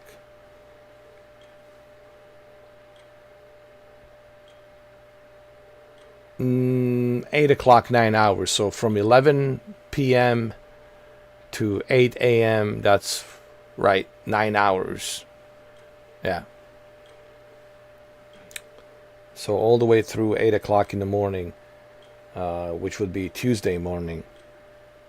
And those 9 hours, my very first walkthrough, I think it'll give you some good idea on how I feel about Death Stranding 2. What I think about this Kojima's anticipated sequel. You know, so make sure you guys tune in tomorrow. And if you miss it, that's okay. You can rewatch it again on Tuesday when you have time, you know. And then we'll continue Tuesday evening. We'll continue, you know, to play it again. We'll continue to play it again on Tuesday evening from 6 o'clock till 6 in the morning. And then Wednesday, we'll do the same thing on Wednesday, you know. And then on Thursday, we'll do the same thing on Thursday. And by Friday, I think by Friday, I'll have a pretty good idea on how I feel about, like, Death Stranding 2 so far. Like, that'll give me a pretty good idea, you know, like, what I think about the game. So I hope you guys will join me. And remember, guys, it's okay. You know, even Kojima said it's not for everyone. It's not for everyone. He doesn't make video games for everyone. It's okay if it's not for you. Not every game, you know, me and Jose talked about this last night. So I'm glad you're on vacation, Jose. So tomorrow night, 11 p.m., get yourself some coffee. And get ready. Because I know you're curious as well. So am I. What I'm trying to say is, I don't know where people got this idea in their heads that, and I realized this yesterday when I was playing Deus Ex, you know, all this crap I was getting for criticizing Deus Ex and how I feel about the Deus Ex, you know, I was just giving my own feedback, you know. This idea that people have in their heads that everyone's supposed to like what you like. If that's not a narcissist, then I don't know, dude. What is, then maybe I'm a Pinocchio, maybe I'm not calling everybody a narcissist, but man, some people, some gamers are such a fanboys of their games that they have become like a fanboyistic narcissist. Like, for you to think that everyone should like what you like, if that's not a narcissist, well then maybe I'm a goblin, maybe I'm a werewolf, because that's exactly what you are. Not everyone is going to like what you like, my friend. Not everyone's going to play what you play. And the sooner you realize that, the better it is for you, honestly, and for your mental state. Because if you think that everyone's going to be liking what you like, you might find some group of people that like what you like here and there, some fandom, you know, fan base, but not everyone. You're going to have a difficult time when you go to these forums, when you go to these Reddit, subreddit forums, when you go to these live streams. You're going to find out, oh shit, not everybody thinks like I think. Not everybody believes in what I believe. Not everybody likes what I like. And that's fine. That's because that's how it is. As humans, we have different tastes, different preferences. Okay? So when I see this kind of nonsense, man, that some people have, I just shake my head. You know, I will always have my opinion about every game, about this game, about Deus Ex, about Death Stranding 2. I will have an opinion about everything, and my opinions do change as I spend more time playing these games. Okay? Just like with everything in life. All right? Your opinion will change. When you buy a new car, maybe the first time you drive it, like, and then more time you spend driving, and you're like, okay, I changed my opinion, right? So I have noticed that, like, the people these days, man, they're like so, like, they're like living in this like delusional fantasy bubble. They believe that everyone should like what they like. First of all, that's not healthy. For your mental health, that's not healthy to think like that, because that's just that shows me something's wrong with you. Something's wrong with you, that you expect everybody to like what you like. Feedback is always going to be there. Opinions are always going to be there. But it doesn't mean, just because someone has an opinion, that doesn't mean that you shouldn't play something, that you shouldn't try something. Okay? Just because people have opinions, it doesn't mean that you shouldn't play a game. If I had listened to everyone's opinions, I would be living in a refrigerator. I would never leave my refrigerator. I would be frozen in the refrigerator. Okay? It would have to be some giant refrigerator put me in, but I would be frozen in that fucking refrigerator. Excuse my Bosnian French English. I would be frozen in that fucking refrigerator. I would never leave that refrigerator. Because according to everyone's opinions, you shouldn't do this, you shouldn't do that, you shouldn't play this, you shouldn't have an opinion about this, you shouldn't have an opinion about that. Guys, you don't have to agree with my opinion. Okay? But you have to be respectful about it. I don't have to agree with your opinion, but I have to be respectful about it. People have this notion that insulting someone's opinion, it's okay. No. You don't understand. Having an opinion, it's a one thing. Insulting somebody and calling them names are two different things. Okay? Get it? If I call you a certain name that you're not going to like, and that's going to trigger you, make you angry, guess what? That's not an opinion. That's me being an asshole. That's me insulting you with words. So this generation is having a difficult time trying to distinguish the difference between having a respectful debate, opinion, conversation versus insulting somebody with words. I can have a debate with you any day, anytime. But just remember, it has to be done respectfully. It has to be done in a way where you're not just like... Because here's what happens. When you start calling me names, and I don't give a shit, it doesn't bother me. That shows me that you are weak. That shows me the signs of weakness that you have. That shows me that you can't win an argument because you are already emotional about your opinion. And you have to use a foul language and you have to call me names to defend your opinion. Every time you get angry about someone else disagreeing with your opinion, every time you become emotional about your opinion and you start calling people names because they disagree with your opinion, guess what?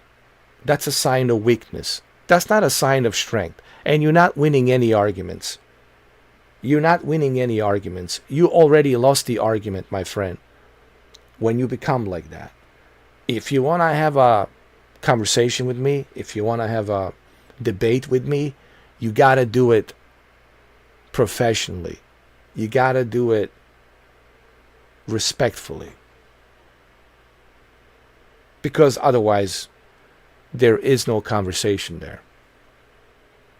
And I think this is the issue that this generation's having a difficult time.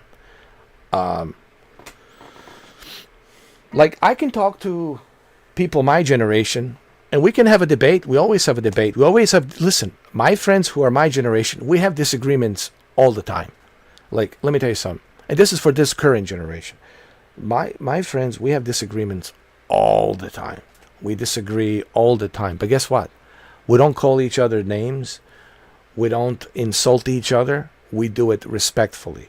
There's a difference. So if you want to have an argument, and if you want to win a debate and have a winnable debate argument, you got to do it respectfully. You're not going to win an argument if you get emotional about it and you start this, because someone disagrees with your opinion, and you start calling individuals names or insulting me, calling me this, calling me that.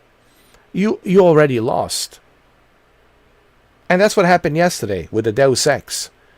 One guy got so, which I don't think it was a guy. I think it was someone else who I think I know who it is. Okay. But I'm not going to say who. Okay. I'm not going to say who. Let you guess. You know who you are. Who came in and is trying to tell me that I don't know how to play the game, that I suck at games and this and that. And I'm like, okay, well, I'm giving a feedback, I'm giving an opinion, and you're insulting me because I have an opinion. And I know who he was, but I'm not going to mention the name. Okay, let them guess. All right, but that's not important who it is. It really doesn't matter to me who it is, even though I know who it is. What my point is, if you want to have a debate with me, you got to do it respectfully. Otherwise, you already lost. You're not winning any arguments because you're being emotional. That's a sign of weakness. Like, I'm not going to have a debate with someone who is disrespectful. It's never going to happen. Never. Because I'm not going to waste my time on individuals like that. So what I'm trying to say to people is this. You want to have a argument with me? You got to do it professionally. You got to do it respectfully. Otherwise, there's nothing there to have a debate with. If you want to debate my opinion and to tell me why you disagree with my opinion, fine. But you got to do it respectfully. You got to tell me respectfully why X, Y, and Z you disagree with my opinion. And then I'll try to counter that with my argument as to why I disagree with your opinion respectfully. That's how debate it's being done. Debate, it's not being done if you start calling me names and mocking me and telling me I'm this, I'm that, I can't play a game or whatever, or I'm an old geezer who doesn't know how to play video games. Like, that's an insult. You're mocking me, you're insulting me. You're not winning an argument. You already lost the argument because you have no argument. And you made my case for me that you don't have an argument and you're just being emotional. And then you end up being blocked and removed with your fake disposable, God knows how many disposable emails do you guys make, because some of you guys are just sitting on the internet all day long. I don't think some of you guys even go outside to get some D vitamin, to get some sun. I don't think you guys do. And you should actually. So I'm just saying this for the record, so people understand in the future. If you want to talk to me, or like tomorrow, 11 o'clock, when we start live streaming Death Stranding 2, if you want to have a debate with me about how I feel about Death Stranding 2, Hideo Kojima's new game, sequel, and you disagree with that, opinion, okay, let's have a debate. Tell me why you disagree. But you got to tell me why you disagree respectfully. You have to do it respectfully, guys. Otherwise, I'm not going to bother replying or having a conversation or having a debate with someone who is disrespectful. There's no debate there to be had. You're not going to have any debate there. What kind of a debate are you going to have there? With one person's insulting you and it's being disrespectful, while you trying to be respectful and trying to make your case and point. So there's no debate to be had there by insulting someone. Use common sense. What kind of debate is there to be had? If you're going to be just insulting me tomorrow, well, you don't understand Kojima game. You don't understand. Okay, tell me what I don't understand. But do it respectfully. Explain to me what I don't understand. Make your case and point. But you got to do it in a way that it's smart, that you can bring out some points that people, when they watch this, when they watch tomorrow, people who watch on the sidelines, they can say, all right, he didn't make any case in point. He's just being emotional about Mr. 4K having an opinion, feedback, right? If you can bring some pretty good points and counter my opinion, that's good. All right. Good for you. All right. Well, that's awesome. But I have yet to see that. I have yet to see people do that, to bring some valid points where they can counter my opinion about what I think. I've yet to see that. All I see is a lot of emotional individuals being very emotional about, God forbid, someone has an opinion about your beloved, hyped, super hyped Death Stranding 2 game, or your super overhyped Mind's Eye game, right? Or your beloved Deus Ex, the conspiracy game, right? So just remember, if you want to have a debate with me, it has to be respectful. Otherwise, I'm not going to care. I'm just going to block, remove. I told you, it takes me half a second. Just remember that. I'm not going to read your love and peace letter. It takes me half a second just to block and remove you. Whom I will spend time with, I will spend time having a conversation with someone who's smart, who's genuine, who has case in point to counter, like valid case in point to counter my opinion. That's whom I will have a debate with. But it has to be respectfully done. Like, you have to be respectful. So I'm just saying this for the record. Tomorrow, when we do this tomorrow, when we start doing an early access of Death Stranding 2, I will have plenty of opinions about the game. And you might not like it. Certainly you might not like it because you're super overhyping. You were, soaking wet about Kojima and you're a huge fan. That's fine and dandy, but remember, you can't come in being emotional. You have to come in being professional. All right, well, you tell me why you disagree with my opinion respectfully. Bring some valid points that can counter my points and my opinions that I brought about this game that's coming out tomorrow night.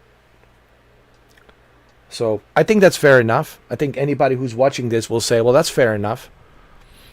So don't be surprised if you come in being all emotional and you find yourself blocked. Then you should know better. So that's it. I think that's fair. I'm not afraid of debates, but I don't like wasting time on individuals who have no valid points. They're just emotional. They're just using the foul language, cursing, this, and that, calling me names, insulting me. I'm not going to waste my time on that. You have to bring some valid points. And if you can't do that, then there's no debate. None. Zero. Especially if you can't counter my opinions with your valid points, if you have any, But the fact that people can't even respect someone else's feedback, it tells you everything you need to know about where we are. Even on this game, when I was complaining about the puzzles, people went after me. What, you call yourself a gamer? you call yourself a gamer, but you don't know how to solve the puzzles. And again, they're not countering my opinion. They're not bringing any valid points. Okay? They're just insulting me.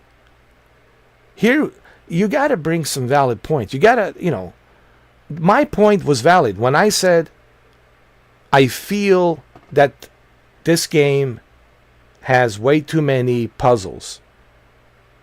It's like copy and paste puzzles from the beginning of the game all the way throughout the end. It's like a constant treadmill of puzzles. Collect this, collect that, look at the map, go figure this out, go figure that out, figure this puzzle out, figure that puzzle out. And my point was valid. Why not make it balanced? If I'm on a easy difficulty, why not make these puzzles more balanced? If I'm on a super hard difficulty, then bring treadmill of tsunamis and avalanches of puzzles my way. And I had yet to see anybody counter my point with some valid points of their own to tell me why they disagree with that. See, that's what I'm saying. I always make a valid point.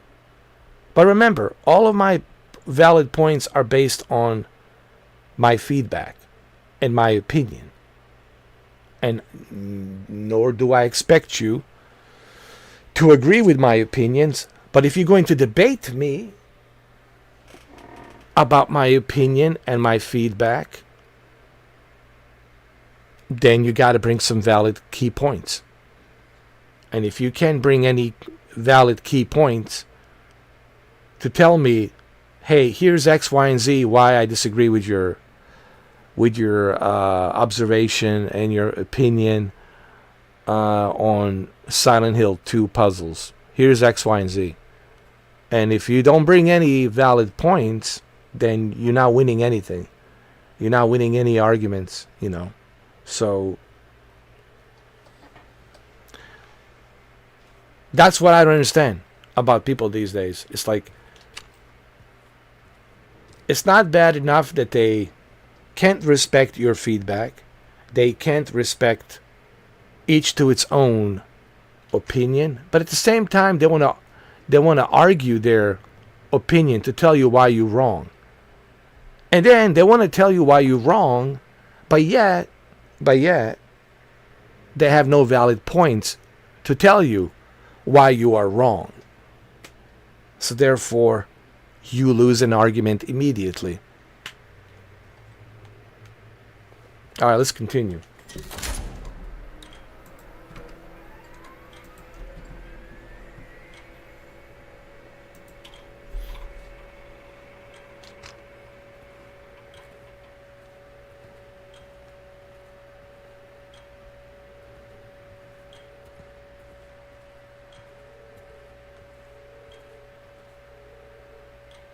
I think this is the shower room. Is it? No, it's the toilets. The shower room. The changing room and then shower room. Let's go to the changing room and then we'll go to the shower room.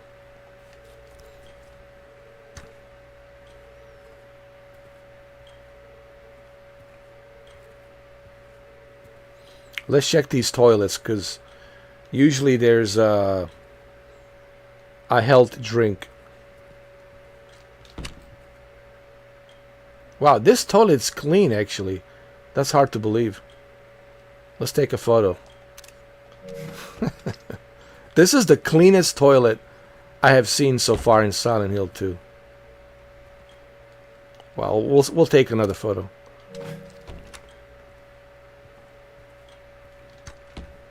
Wow, they're all clean. Wow. Oh shit.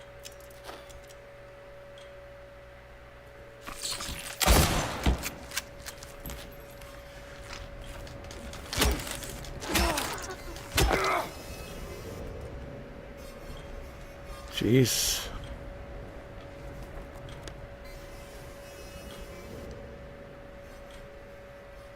Let's go to changing room. Hold on. It's this way.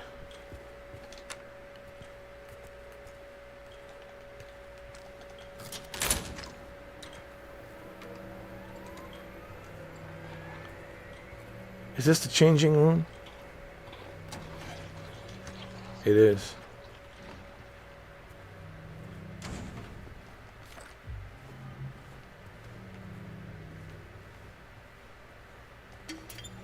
Perfect. Syringe.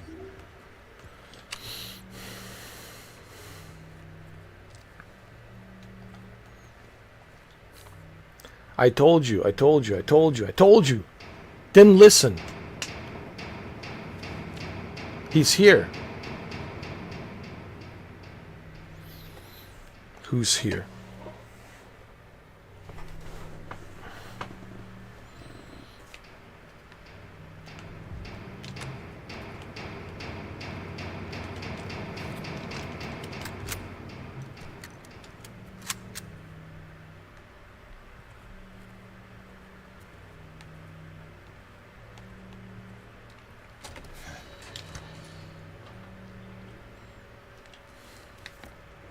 Showers, it's on the left. Okay. It's right here. Here we go.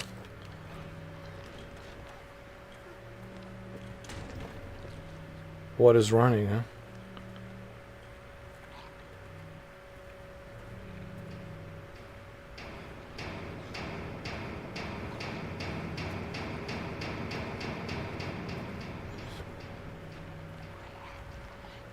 Perfect. Just what I need.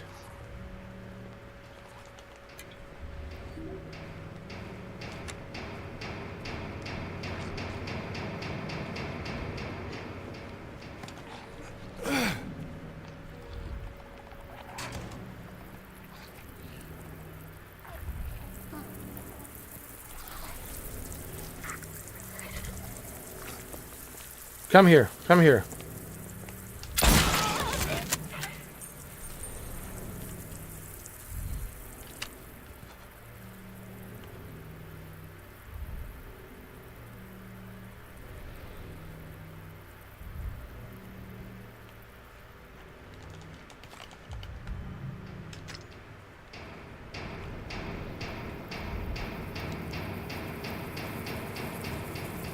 This hunting rifle is very powerful. I think there's some shotgun shells. Perfect.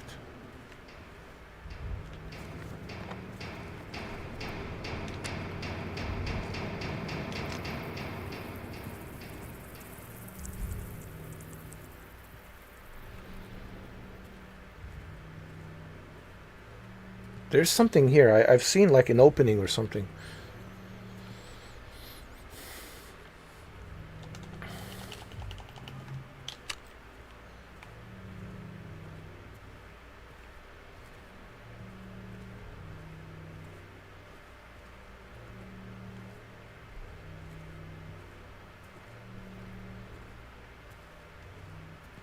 Trying to remember where I've seen it.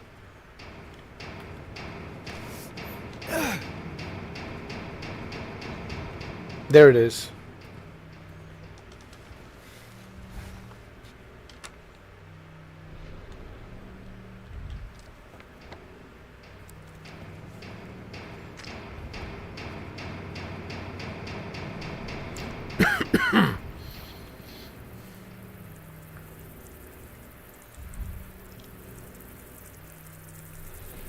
What the hell is that? Is there an opening?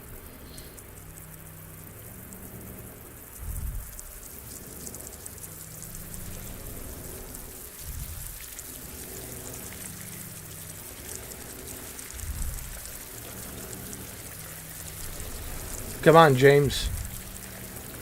Dig in, man. Dig in. There you go. Come on.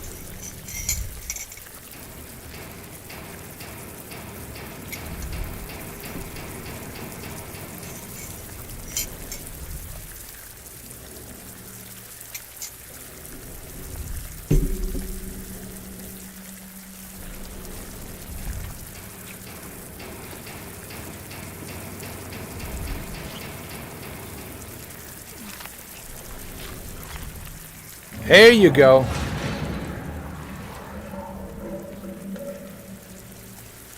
You got it. Now, get out of here. Go straight and right. Just run. Just run. Run, run, run.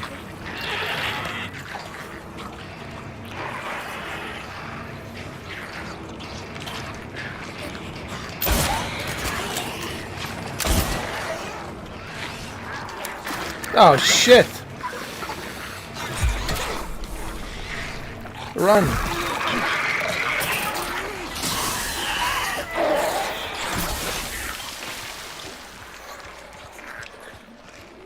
Just run, dude. Run.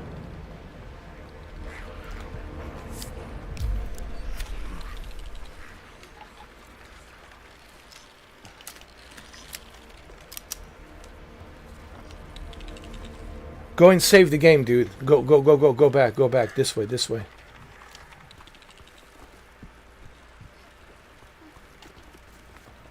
No, no, no. This way, this way. This way, dude.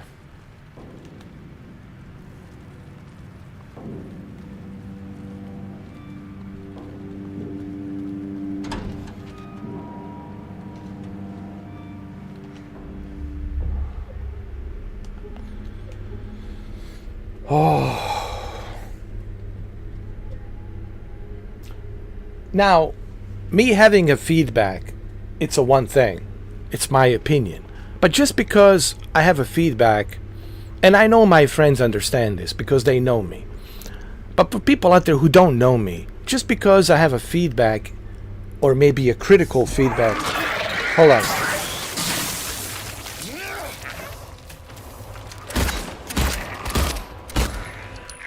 Oh, you want Ray Liotta, huh? I'll give you Ray Liotta. Hey, motherfucker. You messing with Ray fucking Liotta. Hold on.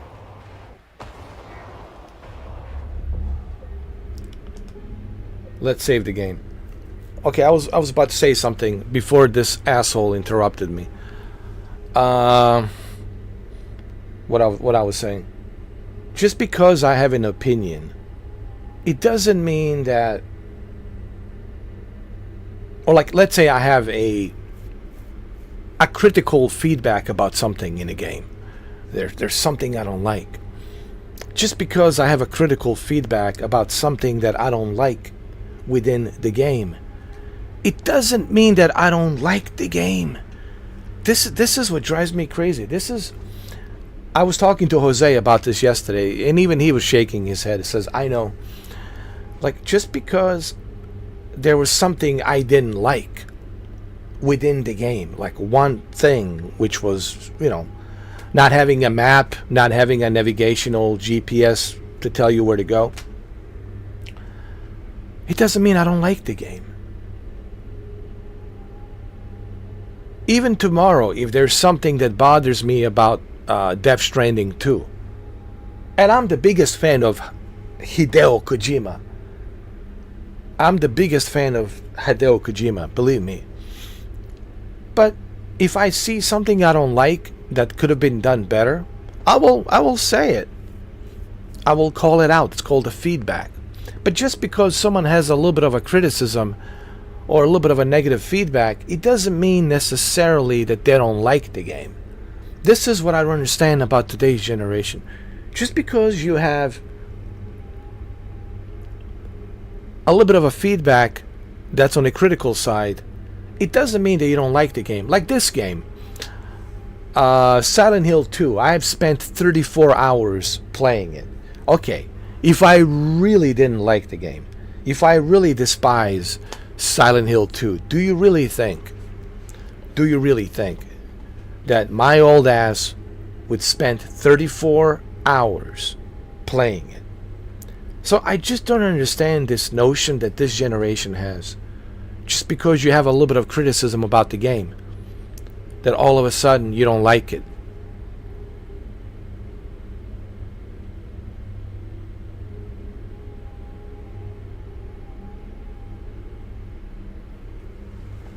I'll never understand, honestly, like that whole notion, like Are you not supposed to have any criticism? Are you supposed to just... Are you just supposed to bend over, spread your cheeks, and take it? That's their... that's what they're saying, basically. You're not supposed to have any criticism of anything. Everything should be perfect. Listen, even Metal Gear was not perfect. There was some stuff there that I criticized. I can't remember what it was, but there were some things I criticized. Even Metal Gear. And Metal Gear is one of my favorite games of all time. Even Final Fantasy VII, there was some criticism there. No game is perfect. But just because the game, it's a highly, rated game, or it's this masterpiece of a game, doesn't mean that you can't have a criticism. That's what I understand about people. Like they want to live in this ridiculous world of, like, everyone should have the same point of view. Everyone should have the same feelings, right? I like Gran Turismo 7, but I criticize Gran Turismo 7 about some features that they should have had, about some cars that they should have had, right? Right? But it doesn't mean that I don't like Gran Turismo. I have criticized Forza Horizon for the lack of some cars that they don't have. But it doesn't mean that I don't like Forza Horizon. And God knows how many times I criticized Test Drive Unlimited Solar Crown, but yet I'm still playing it. Criticism, it's a feedback. Hey, you guys could have made this a little bit better, or you could have done this a little bit better. But it doesn't mean that you don't like the game. But apparently, we live in a society today where if you have a little ounce of criticism, or a little ounce of feedback criticism, that automatically, oh no, he doesn't like the game. Oh, he doesn't like it. I'll never understand this. For the life of me, I'll never understand this. Anyway, let's continue.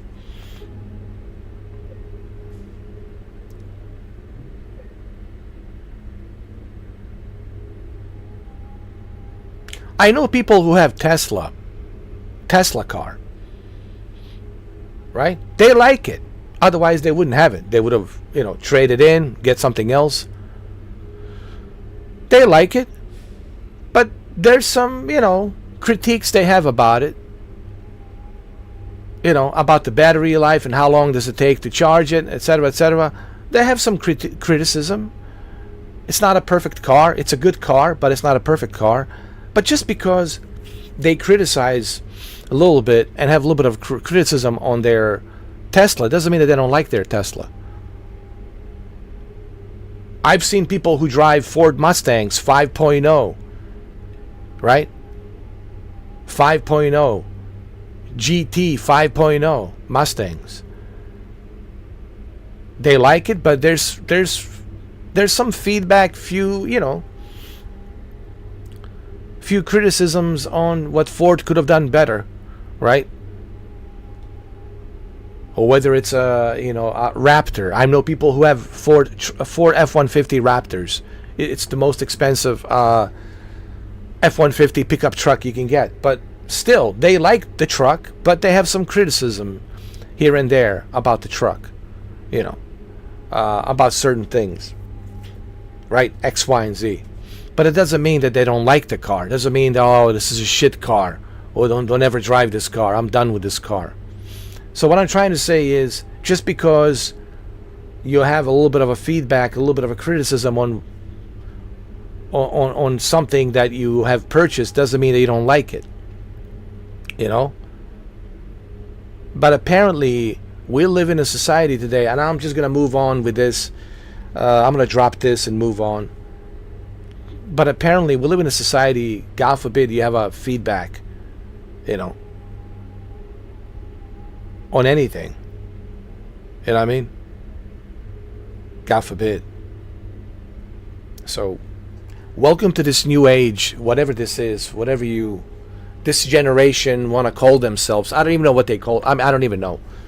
A monolith. To me, it's the generation of monolith. Like, I don't understand, because they don't have any common sense, dude. Like logical thinking, common sense. And I'm not trying to put everybody in a same pot. I'm not trying to generalize and say that everyone who is a Gen Z thinks like this, behaves like this. But so far, what I have experienced on a YouTube and the feedback that I've been getting from you guys on the YouTube, that's exactly my conclusion. That's exactly my conclusion that I have gathered. It's like, where's your logical thinking? Where is your common sense, dude? And you never get to see that. And I personally have not experienced that from this generation. You know, it's always the same thing. You don't know how to play. Why are you playing the game if you don't like this, if you don't like that? Why are you playing it? Oh, gee whiz, here we go again. Why am I playing it? Right? God forbid I have a feedback. You shouldn't have any feedback. Just enjoy the game and play it. I am enjoying the game. I am playing it. Spent 34 hours on it. Yeah, but then why are you complaining? I'm not complaining. I'm giving the feedback. You see what I'm saying?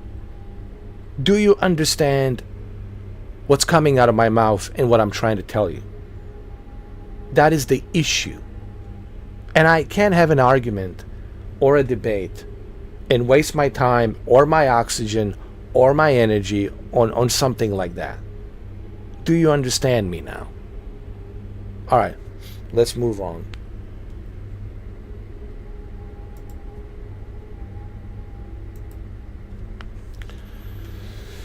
And if you can understand that, well then, you proved my point. You proved my point. You made my argument for me. That means that you don't care. You don't want people to have any opinion. You don't want people to have any feedback. You just want people to suck it up and eat it. You just want people to bend over and open up their cheeks and take it.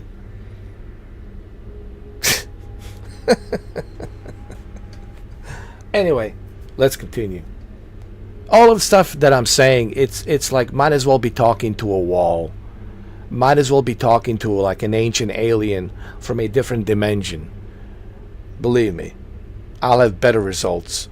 You know, like I said, this generation so far, man, it's just like, it's a monolith, dude. Like, they don't understand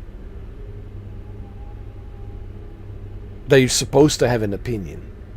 They don't understand that you're supposed to have a feedback. But just because a person has an opinion and a feedback doesn't mean that they don't like the game. They're just trying to give you their points of views on what could have been done better, what should have been done better, right? This could have been fixed a little bit better. This could have been done a little bit better. But overall, I am enjoying the game. I'm playing the game. But I wish that they have done this. I wish that they have done that. But you're not supposed to have that opinion. You're not supposed to have that feedback, according to this generation. You're just supposed to not say anything and just spread your cheeks, pull down your pants, take it with a big smile on your face, and don't even have an opinion. And it's not a complaint. Feedback, opinion, it's not a complaint. It's a feedback. It's an opinion. Complaint is when you are complaining specifically about something specifically within the game that is bothering you. But having a feedback and opinion, it's a feedback and opinion. Complaint is when you're like, I'll give you an example. Mind's Eye, I had a complaint. I was complaining. Yes. But that's because my complaint was valid. Okay? The complaint was valid. You can't hop on from one car to another car. You can't enter any buildings. You can't use a map because there's no map. You can't pull up a mini map because there is no mini map. There's just some ridiculous radar thing that's automatically set for you to go on a certain direction in a GPS, right? The combat melee doesn't exist. Hand-to-hand combat melee doesn't exist. That's a complaint, but that was a valid complaint because there were so many things missing in the game. So that's a complaint. When I'm complaining about something, that's a valid complaint. All right? It's no different if you buy a car from me and I sell you a car and you complaining about, hey, where's the wheels? That's a valid complaint. Hey, where's the engine? I popped the hood, there's no engine. That's a valid complaint. Hey, I checked the dashboard and there's no the meters of speedometer, nothing. Hey, that's a valid complaint. Hey man, there's no windshield. Where's the windows? Hey man, this car has no doors. That's a valid complaint. So that's the difference between having a feedback opinion versus complaint. And the fact that I have to explain this to you tells you everything. Just like how bad things are with this generation. That you even have to explain common sense. That I even have to. My old ass even has to explain simple common sense. That tells you everything you need to know about today's generation. All right, anyway, I think I made some very good valid points here. Let's move on.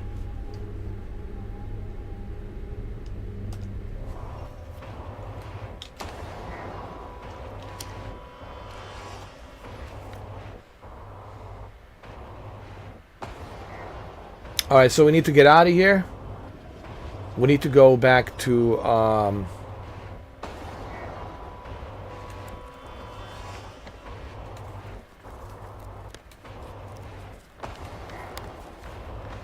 the yard.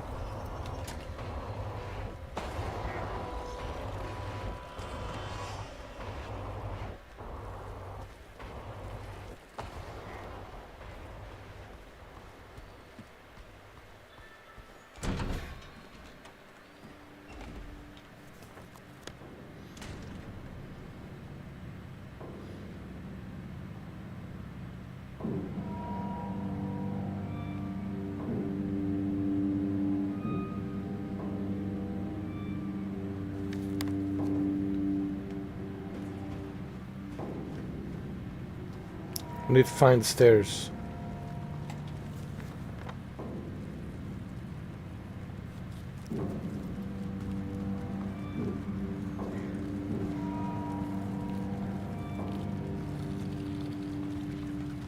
There we go.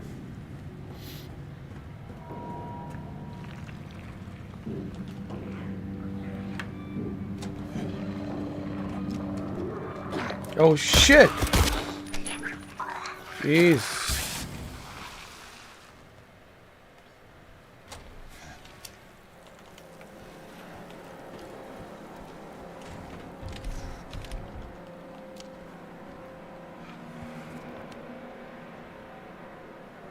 All right, we need to go to the yard.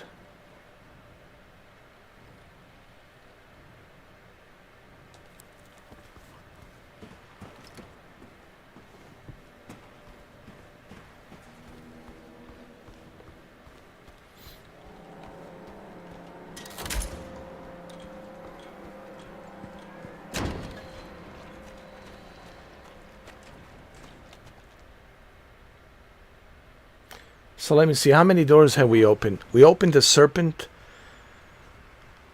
The snake door we opened. Is that a cow or a bull door opened? So we need 2 more doors to be opened. Let's see which one are we gonna open. Hopefully it's the boar's eye. And after that we have 1 more.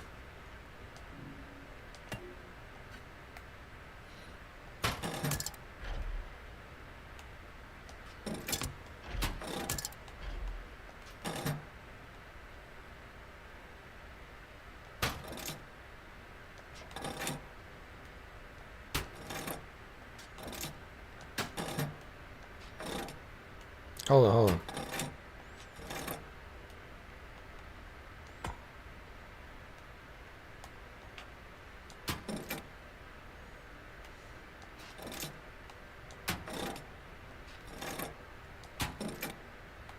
Hold on.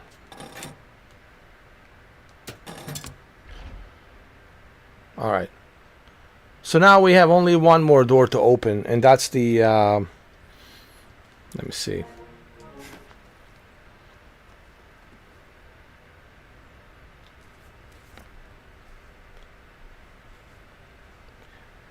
Wingless dove. That's it. Now we got to go to the eyeless boar, and after that we have 1 more of these what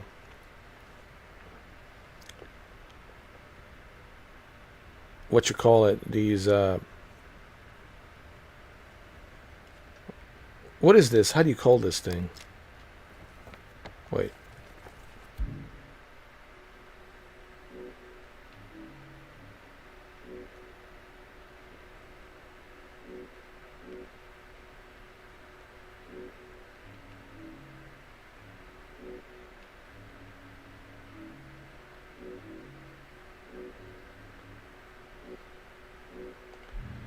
Anyway, these things, whatever you call them, these, I call them things, whatever. Things. We need to collect 1 more of these things. We have to go through the eyeless boar head. And then we need 1 more to open up the door for the what you call it, wingless dove. And after that, once we open up the wingless dove, then we're done with this prison main section here in Toluca prison. And then after that, I don't know what happens after that. I think I have to fight some sort of a boss, maybe that big guy with a big giant metal cone.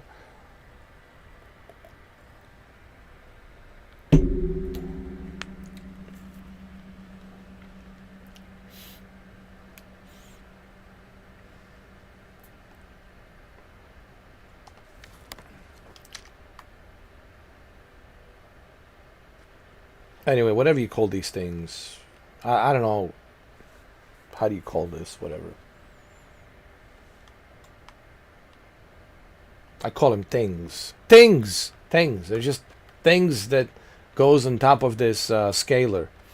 You put this scaler like a little weight thingies, little weight. Let's call them a weight bars, like a little weight bars, whatever.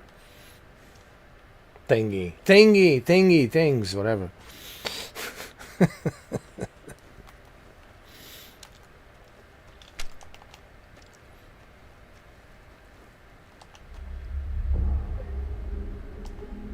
Save the game.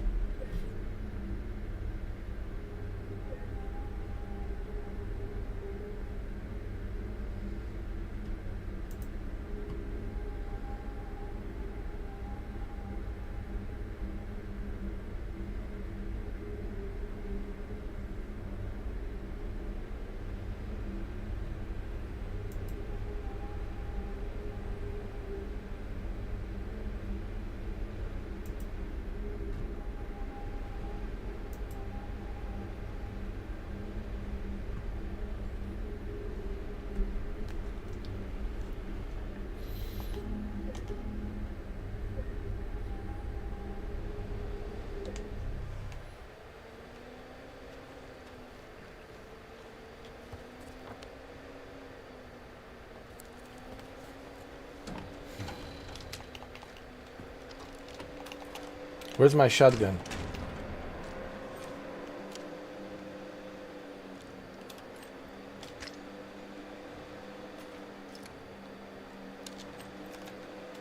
I have no bullets. Oh, that's just wonderful.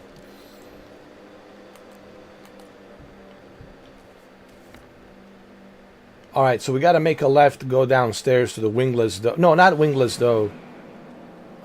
We have to go to the eyeless boar.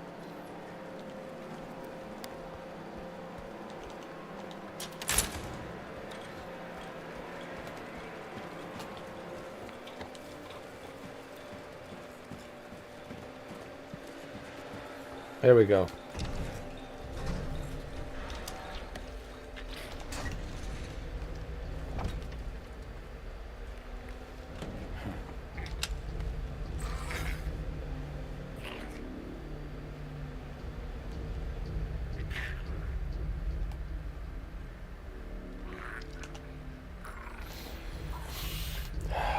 Incident at the infirmary. D-183 assaulted medical staff, attempted to steal medication, situation under control.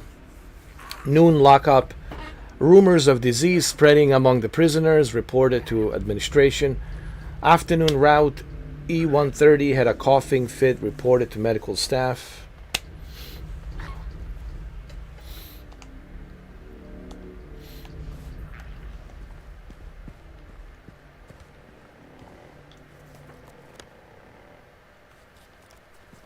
Can we save the game over here? Huh?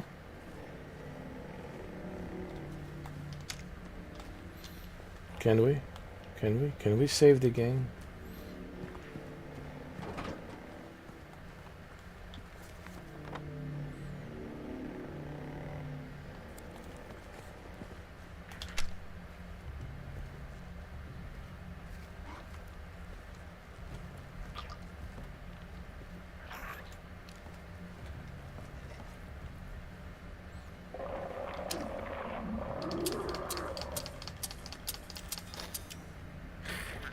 I'll have to fight you. Okay, fine. Come here. You want to dance? You want to dance?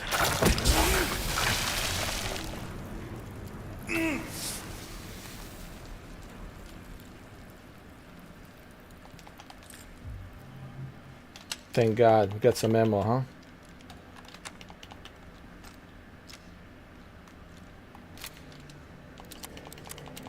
We got a shotgun ammo. All right.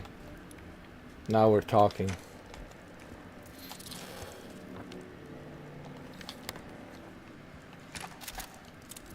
Come here. Come here. Come here. Come here.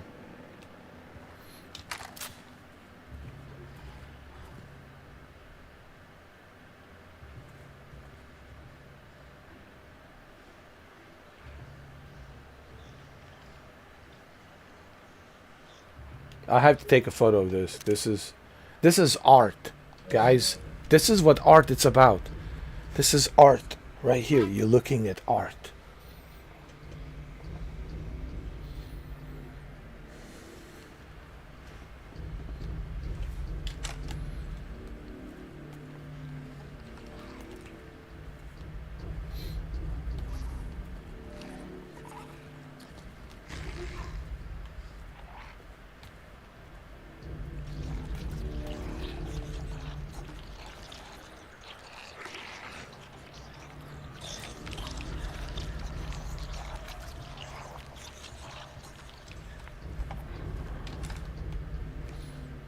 Toilet. I hope you guys are enjoying this. But remember, if I had the chat turned on, I would have never gotten this far.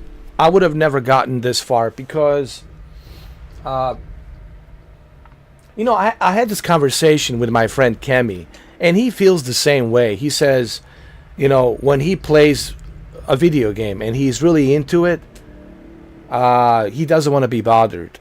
He likes to be focused. And I'm the same way, just like Kemi. Both me and him, we like to be focused on certain games. Not on every game. Not, you know, there's certain games where you really need to be focused. But there's some other games where I don't have to be focused. You know what I mean? So that's the only reason the chat is turned off, guys. Because if I'm looking at the chat, then I can't focus. Then my mind, it's focused on you. And then I get lost over here what I'm supposed to do. Focus in this game, it's required, you know. What about the Death Stranding 2? Well, Death Stranding 2 doesn't require any focus. Okay, you have a map, you have a mission, you need to go from point A to point B, you gotta go there. There's some other side missions if you want to do, you can do. It's easy for me to navigate through Death Stranding 2. With here, I have to focus, man, you know. So I hope that you guys are not, you know, taking this the wrong way. And if you watched this live stream from the beginning, it's explained. I spent 12 minutes explaining why I'm doing it this way, you know. So I hope everybody understands why, you know, because I really need to focus, man, on this game. There's certain games that require a focus, and it's hard to live stream these games if I'm not focused. I can't be looking at your chat. I can't be reading what you're typing, because I need to be focused on. Even Dr. Disrespect says sometimes he doesn't read the chat. He's like, man, I can't read the chat right now, champs. I have to focus. And it's true.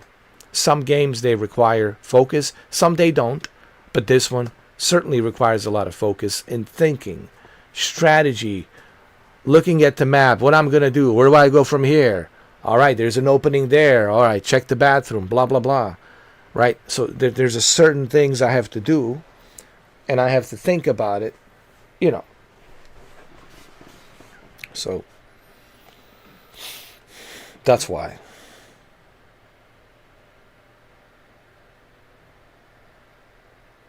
Man, I'm starting to look like a hollow man with this green screen. Half of my hair is missing. Half of my head. Shit. Holy shit. Half of my head is missing. What the? Oh, that's creepy.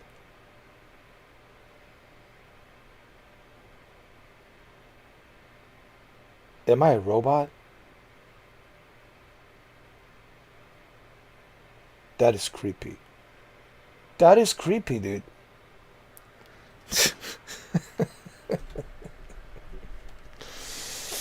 Oh, man. Anyway. Sunday morning, huh? Good morning, everyone. It's Sunday morning. I can't believe it's already Sunday morning. Time flies by. It's already June 22nd, man. Are you kidding me? Didn't we just recently had a Memorial Day? It's already June 22nd. Pretty soon we'll have July 4th. Man, this summer it's already like flying by, man. Just gone.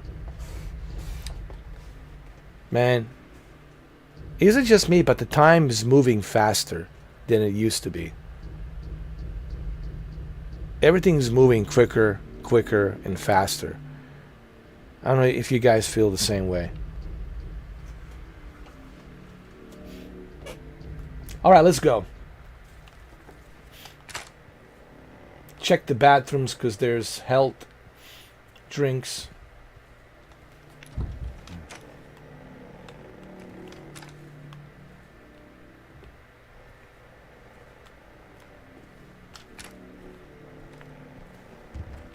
It's closed. Closed.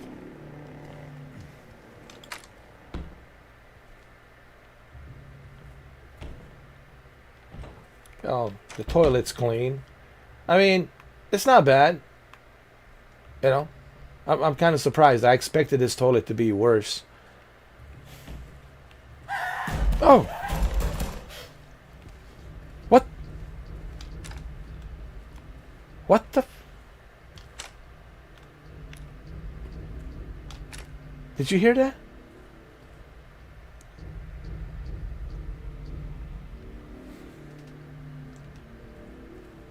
Did you hear that?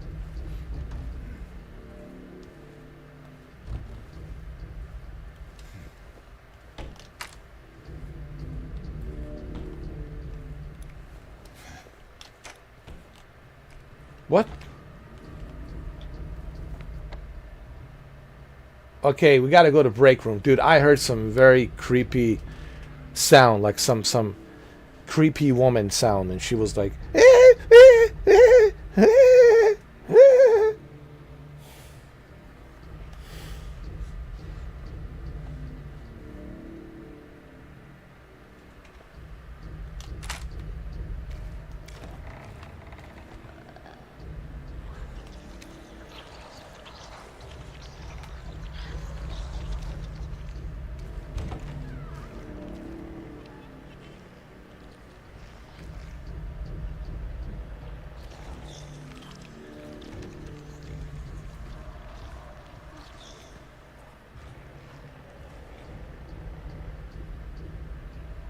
this guy looks very happy.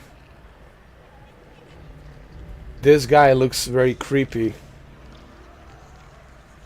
This is the kind of guy you can find in your closet, perving, watching you, and stroking one out. Yeah, man, these are some shady individuals right here.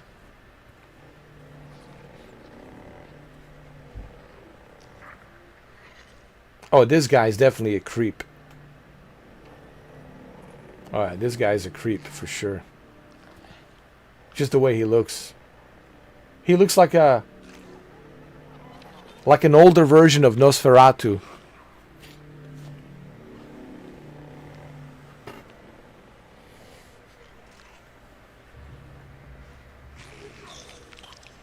Alright, let's go. Let's go to break room. Turn around, turn around, turn around.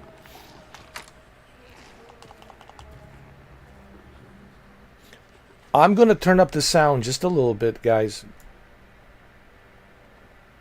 Just a little bit.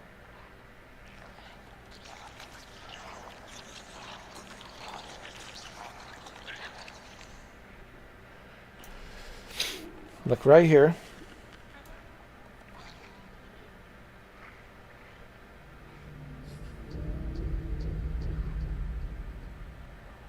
There we go.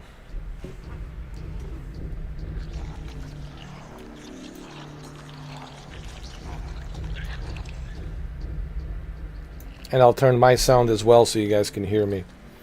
So there you go. That's better, right?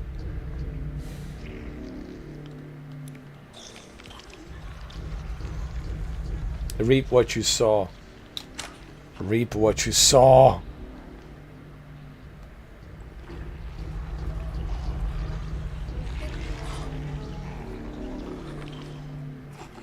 There she is.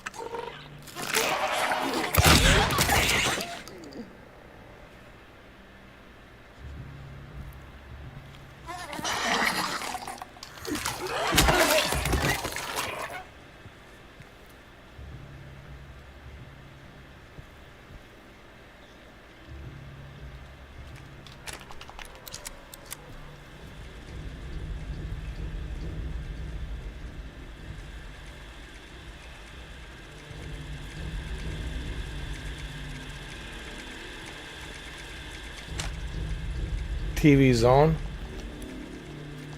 Got some more rifle ammo. Nice. Nice, nice, nice.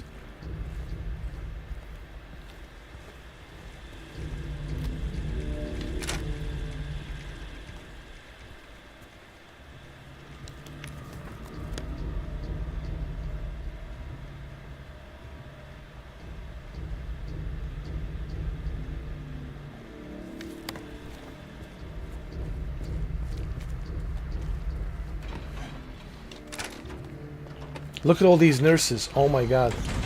Infirmary. Are we in infirmary? Yeah.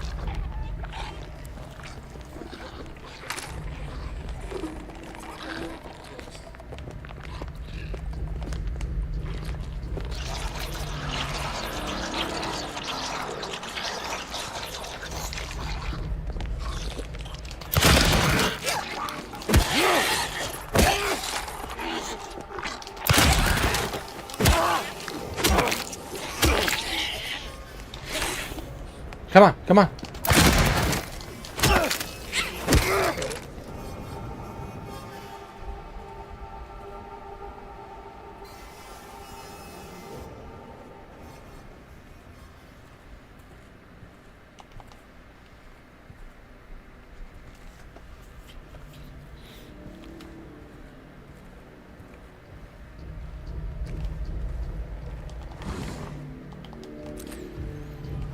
All right, we got plenty of ammo. We good.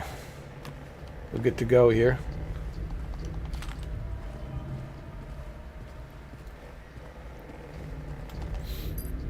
Found the key. Upper floor key. Yeah.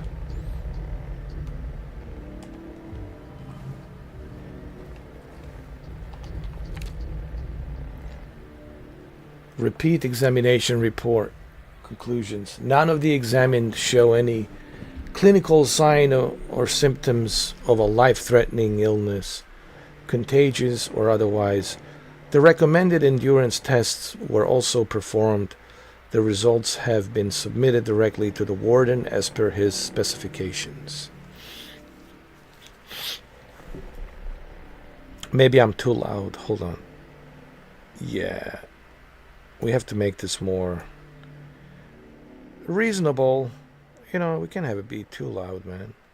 There we go. That's better.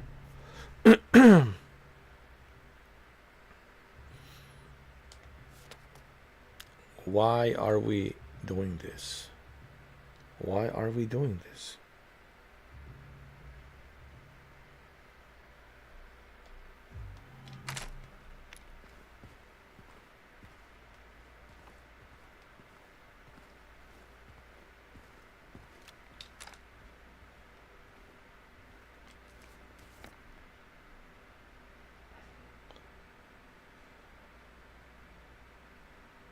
All right, we checked the infirmary. There's nothing there.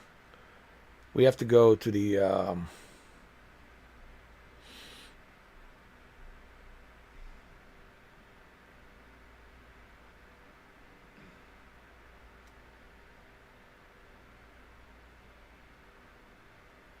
I'm guessing a warehouse?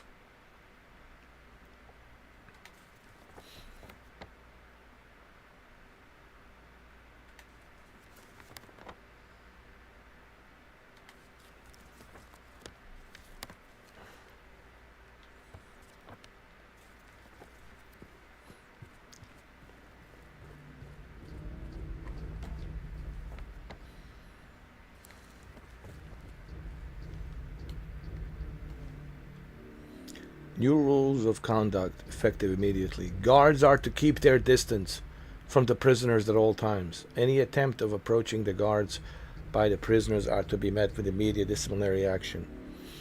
Prisoners are to be confined to their cells until further notice.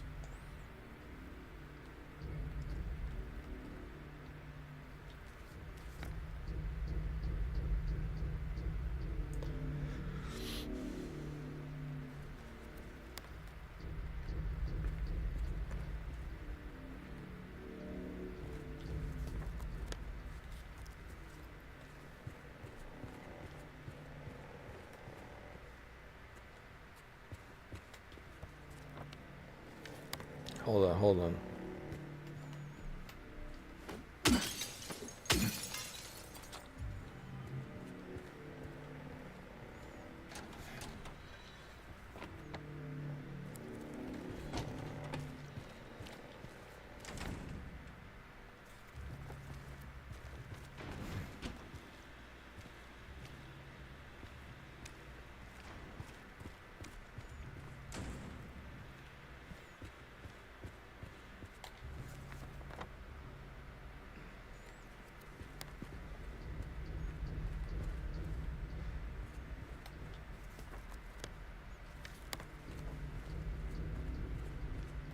I have a key.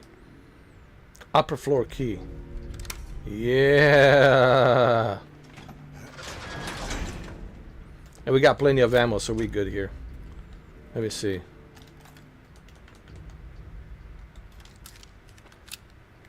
Let's go with a handgun ammo, and then we'll work with a shotgun. You know what? Let's use the shotgun first. Hold on, where's my shotgun?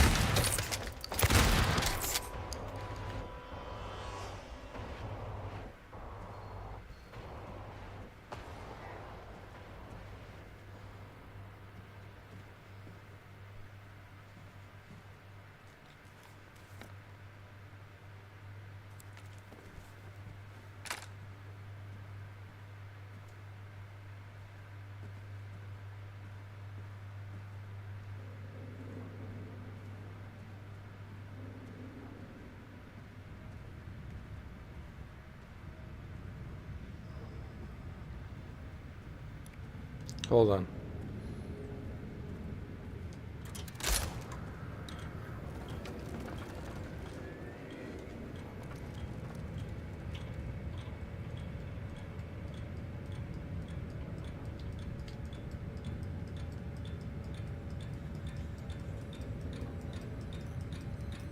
Sick.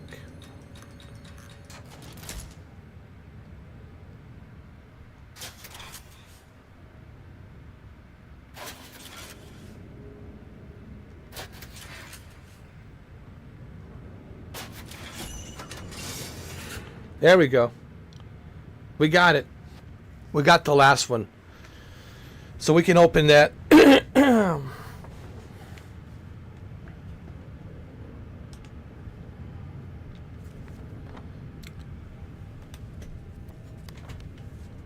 So we can open that. That, what you call it, winged. What's it called? Winged? Oh, wingless dough. Wingless dough.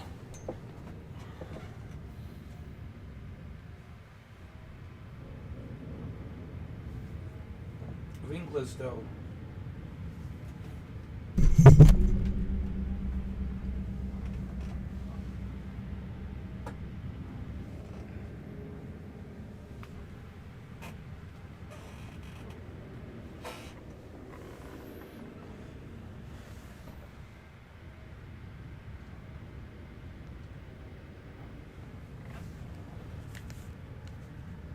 I had to adjust my cable that's attached to these headphones.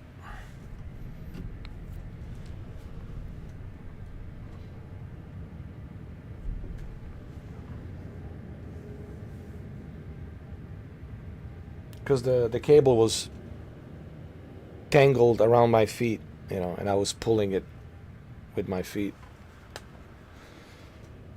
So I had to untangle it.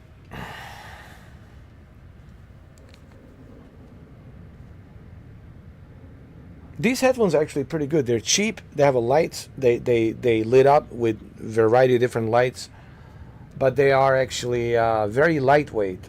I like headphones. They're lightweight. I don't like heavy set. You know, because it's hard for me to stream with a very heavy set headphones. But with a lightweight headphones, yeah, I can go the distance.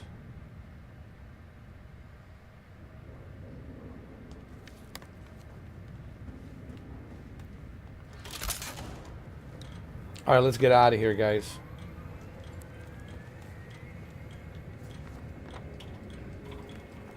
get out of here.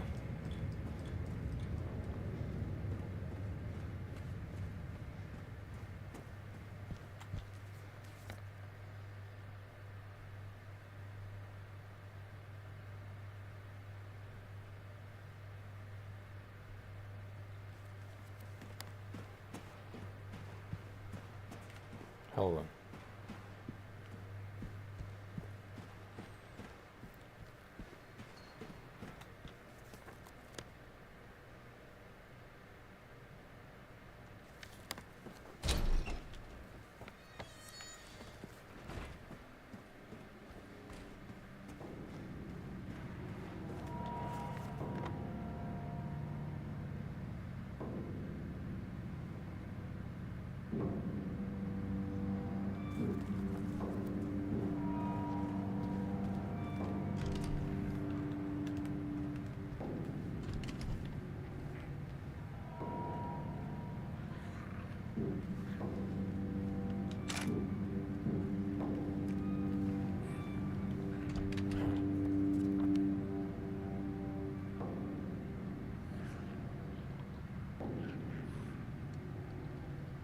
All right, we're almost there, guys.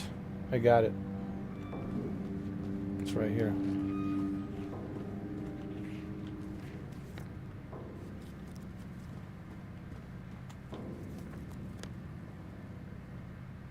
Hold on.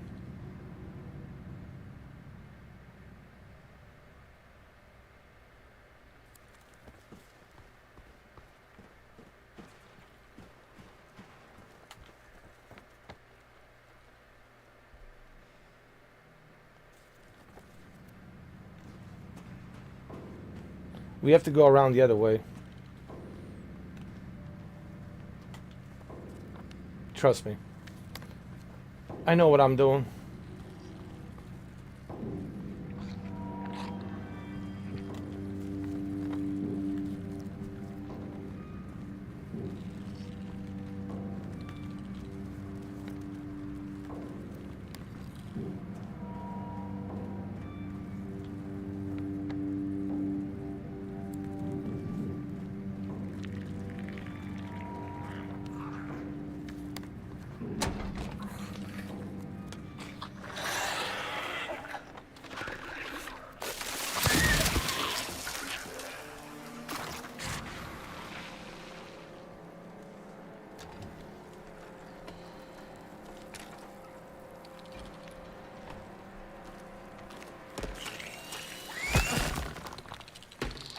Just run.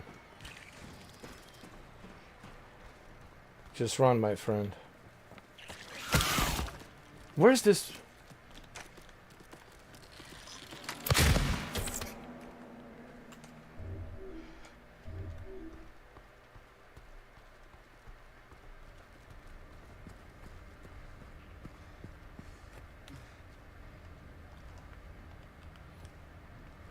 Okay, we have to go to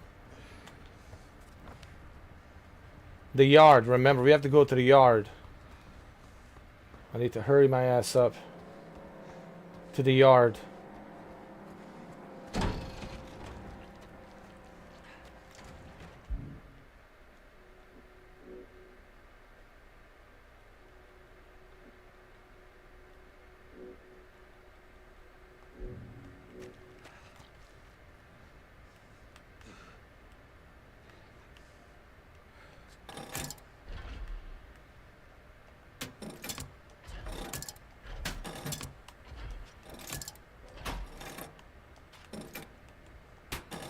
This should be easy. Put all of them there.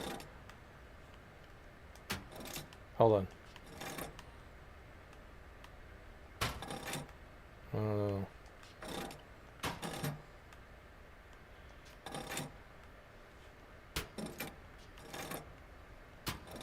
No. No.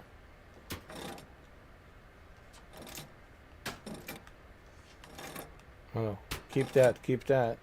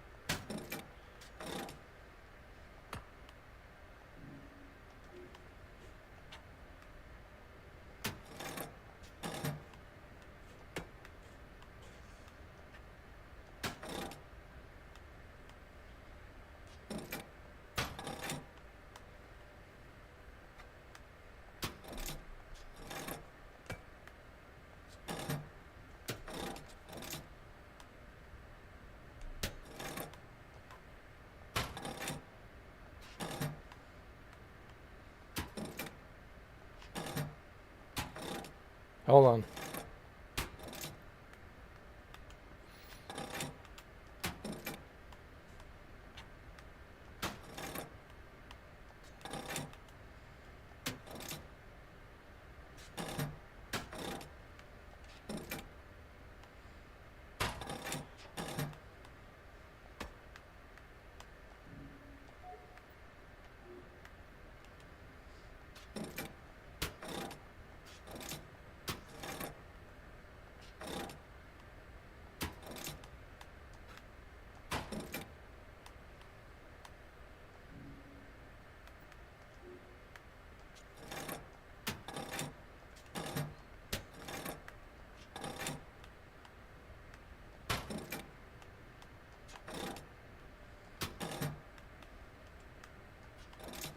Damn it.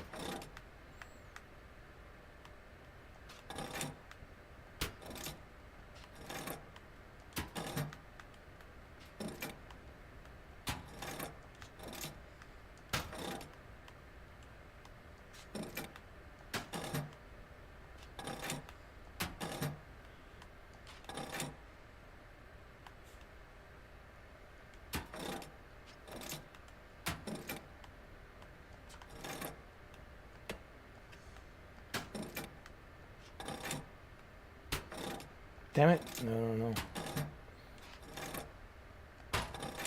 No, no, no. There we go. There we go. My friend. My friend. And that's the last one. Let's save the game, huh?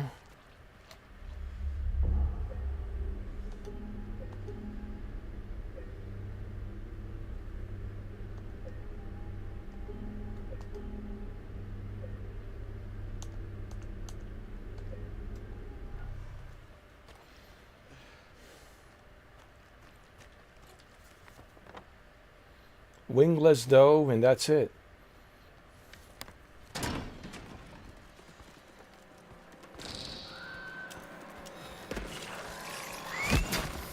Jesus.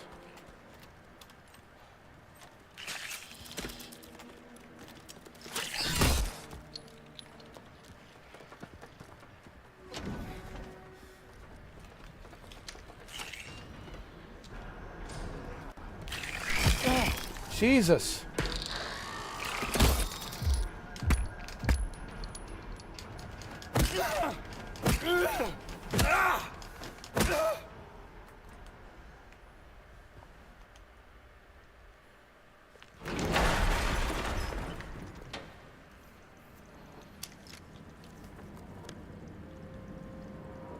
I need some health.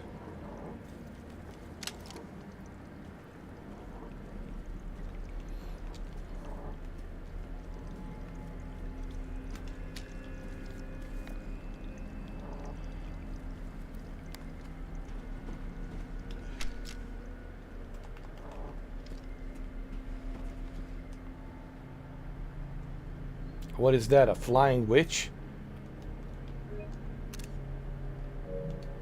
Woman in flight. What the hell is this? What in the world?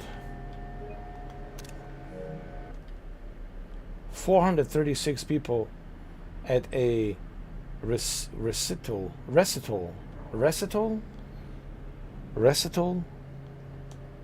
What?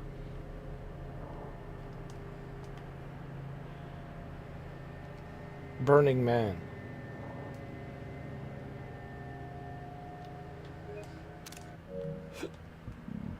What the hell?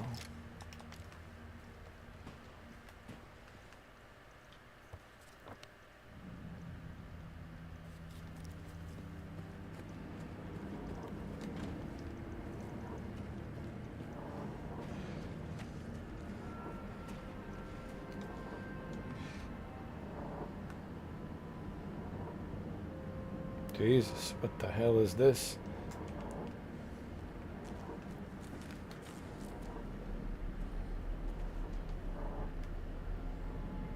Imagine Imagine being locked up in here and you're claustrophobic.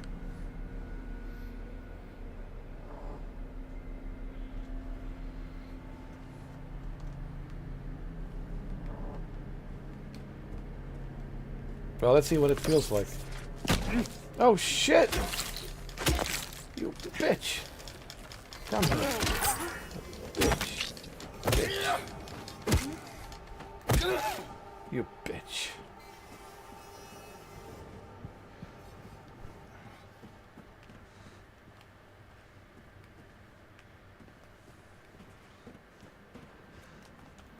I need some help. Badly, I need some help, man.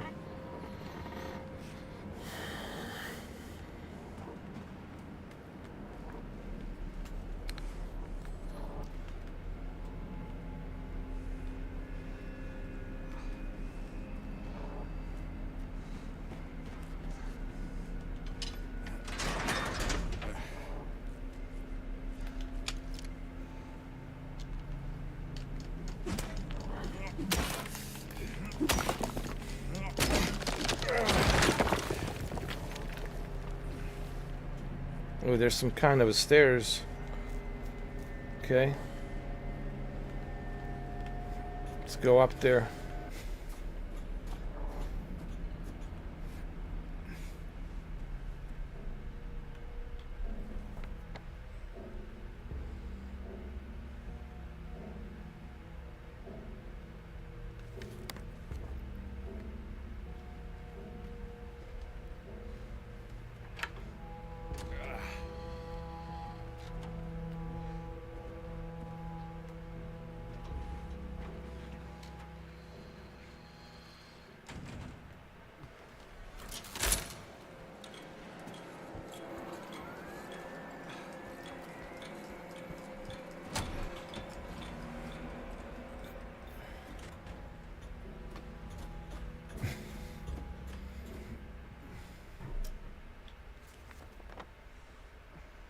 There's something on the F6 holding cell. Hold on.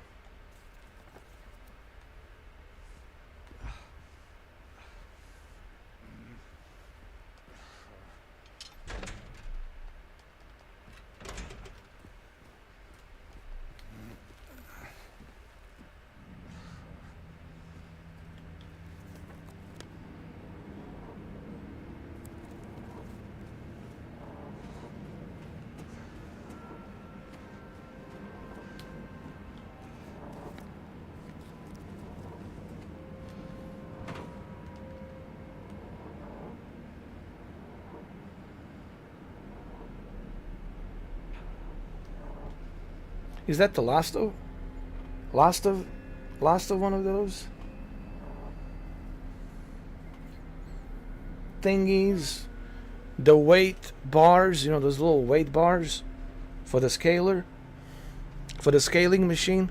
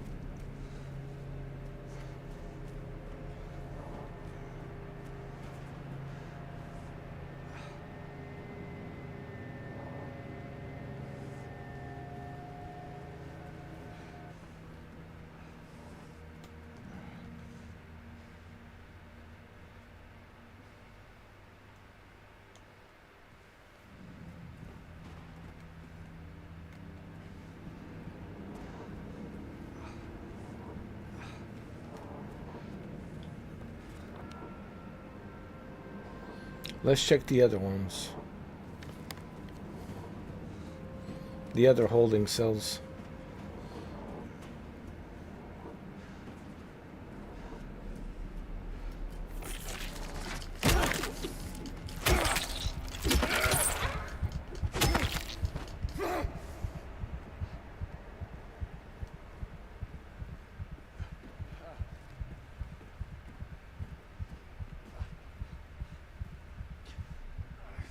Oh man, I'm done.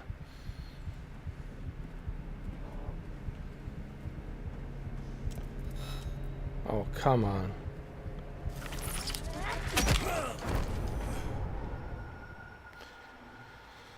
Oh, Lord.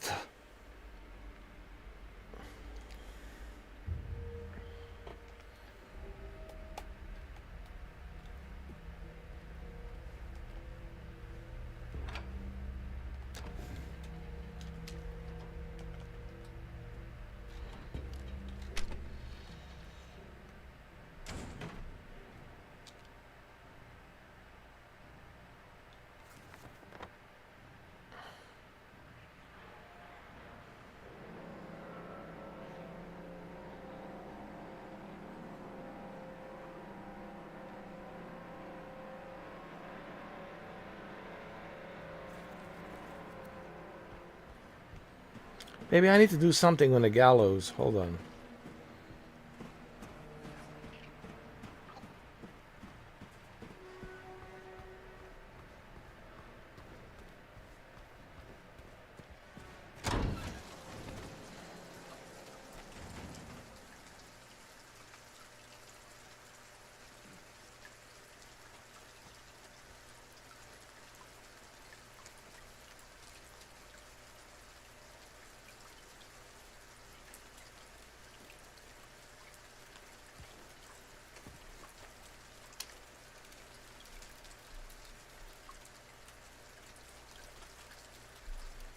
So I need one more to open the gallows. Which would be here.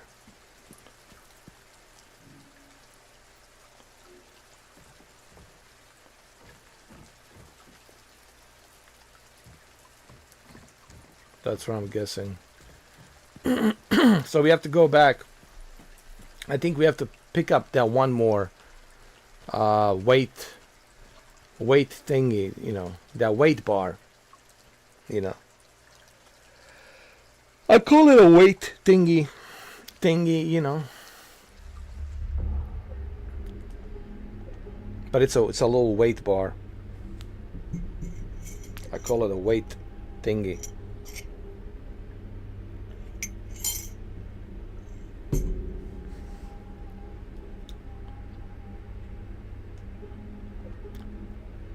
I started this live stream at midnight, and it's already 5:30 in the morning. Wow.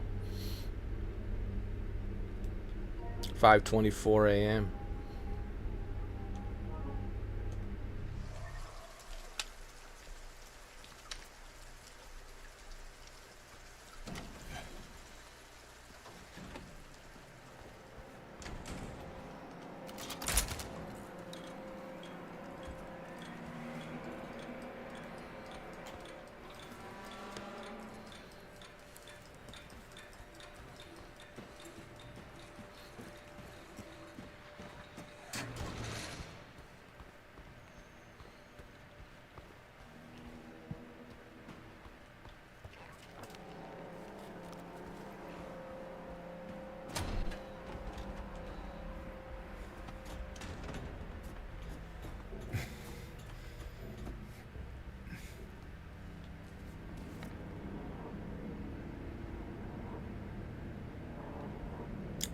Let's check out these other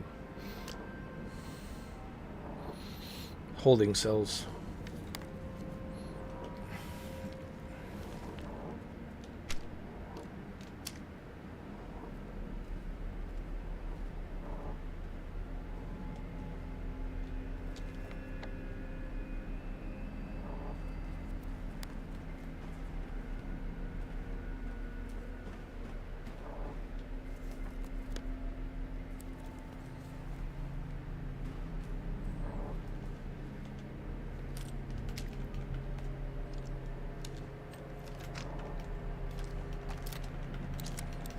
Got some shotgun ammo. Nice. Oh, bitch, I see you. Come here, bitch.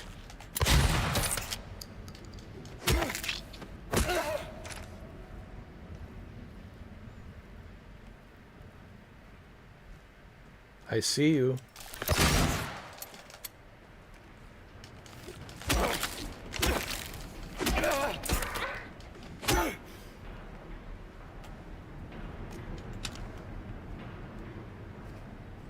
Come on, come on.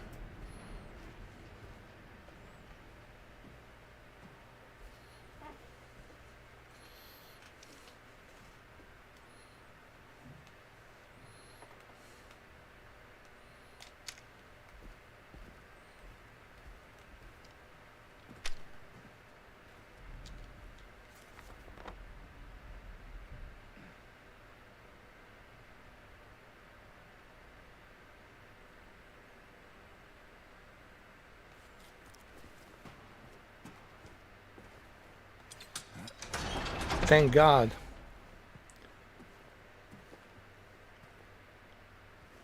Here we go.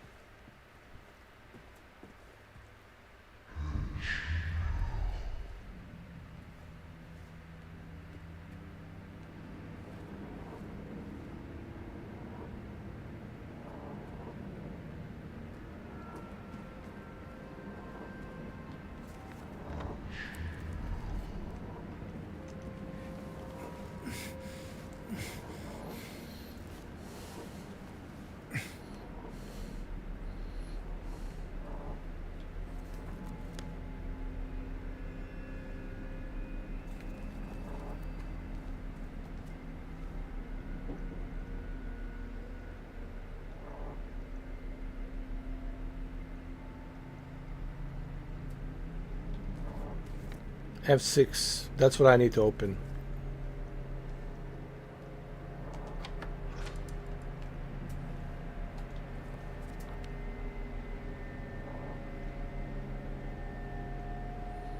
F6, it's open now.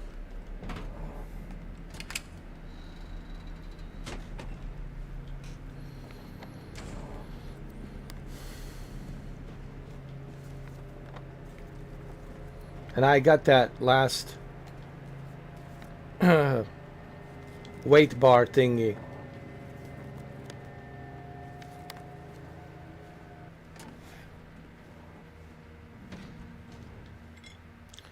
Thank God. Uh-oh.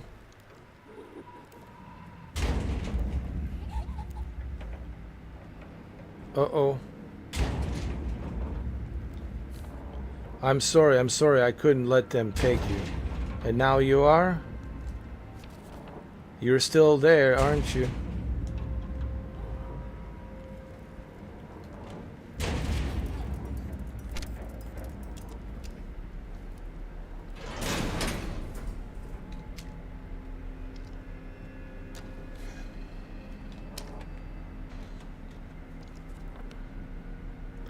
Okay.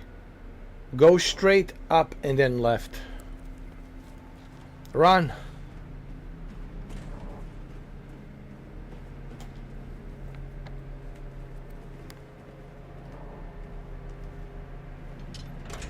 Oh, it's locked. Oh, you son of a bitch. But that's okay. I got it.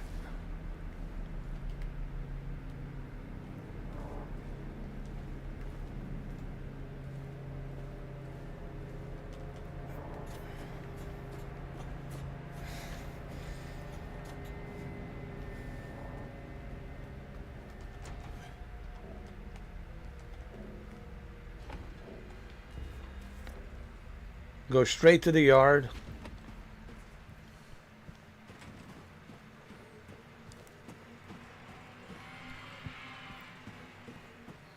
Save the game. This is the most important thing, dude.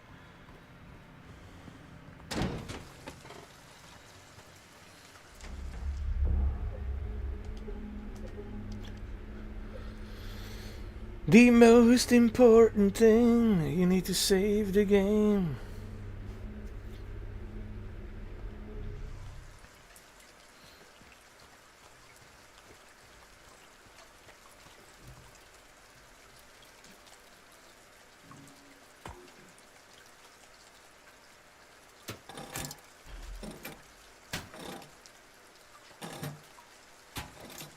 No, hold on.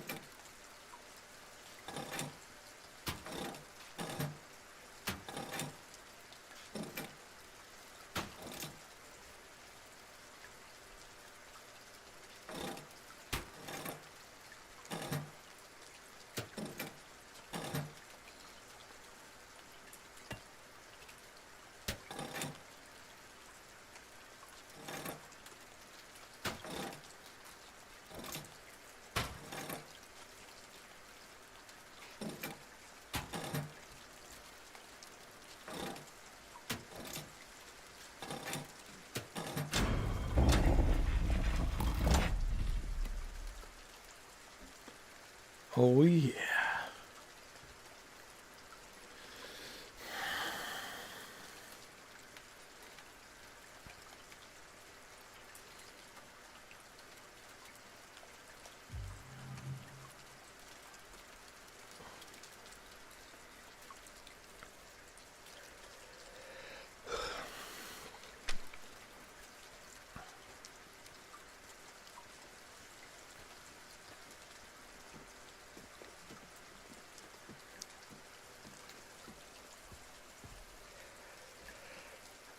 All right.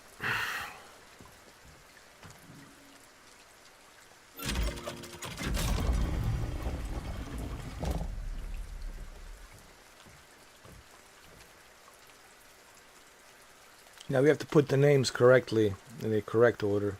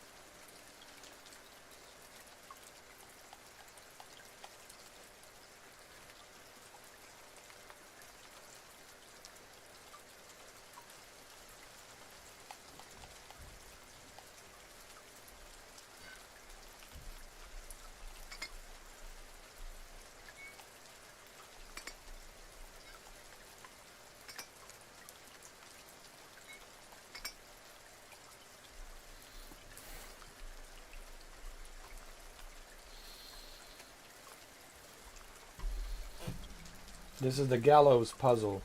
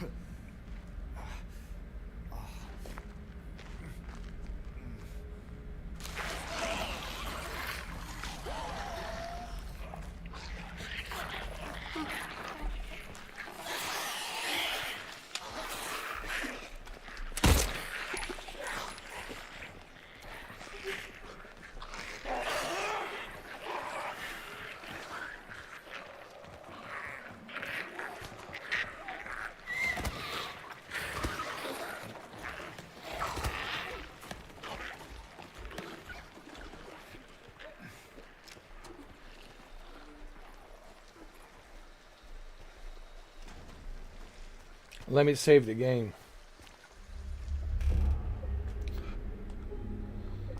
For the love of God.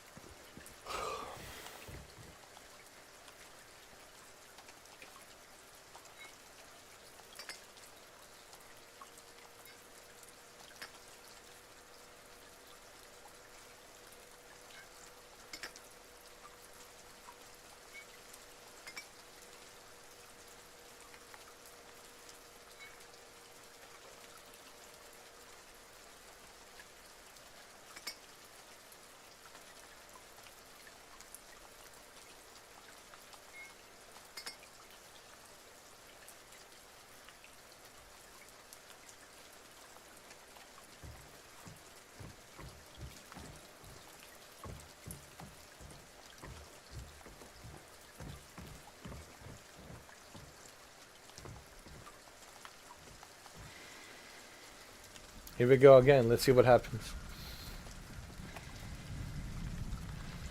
See, this is why I don't like puzzles. I'm not a fan of puzzles.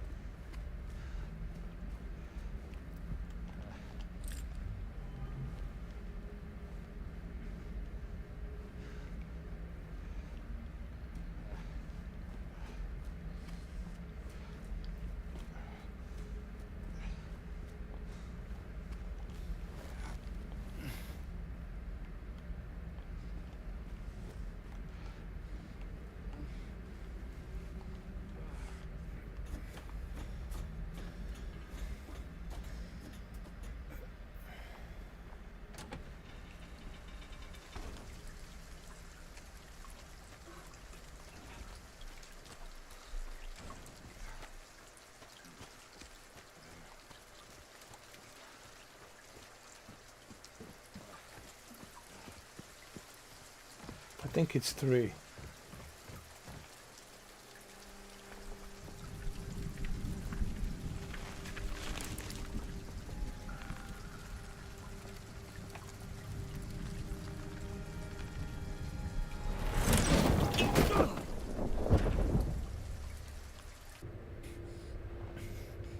Oh shit, it's the wrong one. No, no, no, no, no.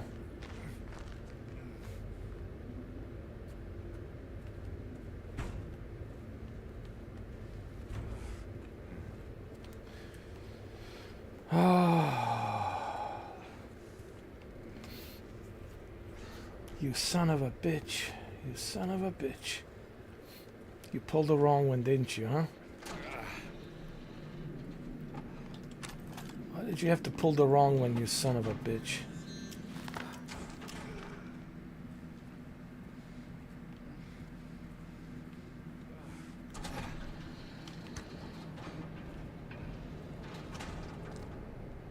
Or maybe... Alright, maybe he's not a son of a bitch. Maybe he made the right one. I don't know. But it feels like that he pulled the wrong one. Alright, son of a bitch. Jump in there, you son of a bitch.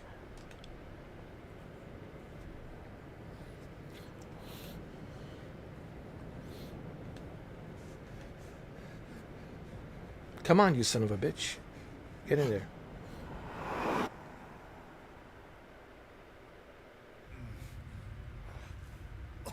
Jesus Christ.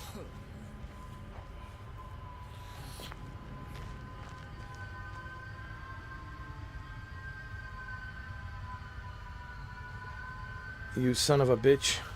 If you survive this, then I'm impressed.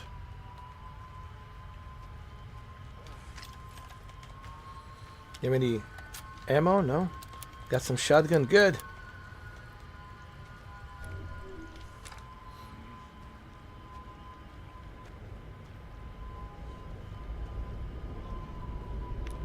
Jump.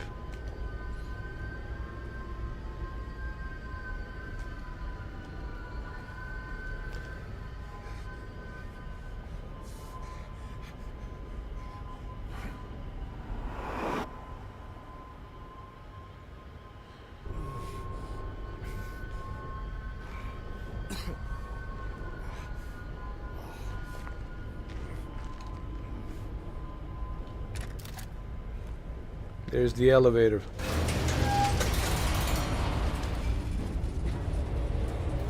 Down we go to the hell.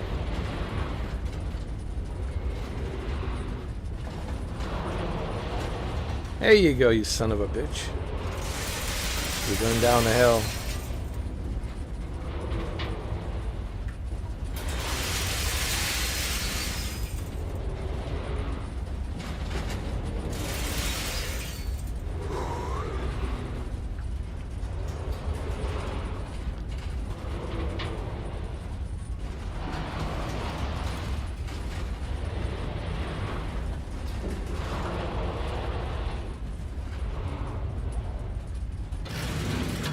Save the game, you son of a bitch.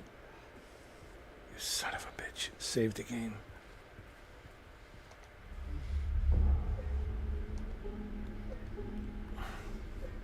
Labyrinth.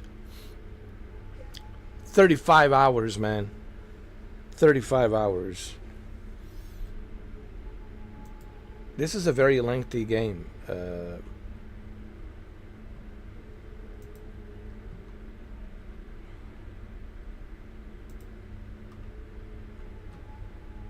There's no question about it.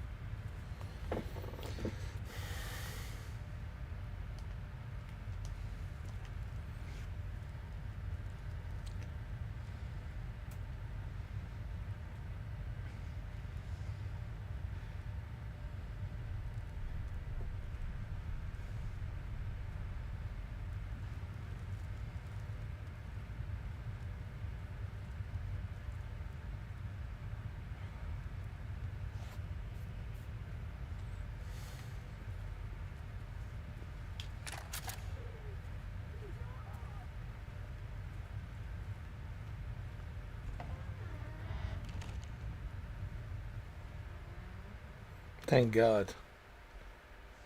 Thank God.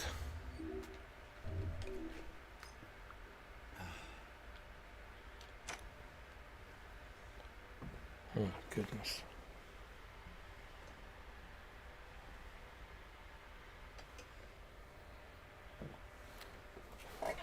Oh, my Lord.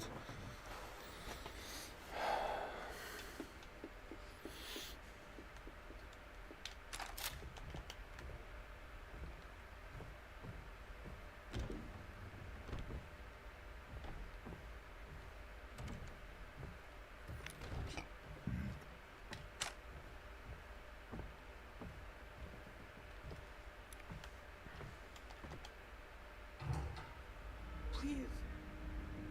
I'll be good, I promise. Tell him I'll be good, please.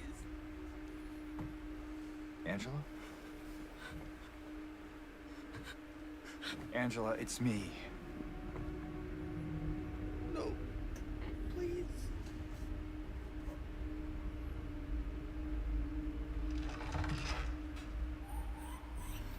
Daddy!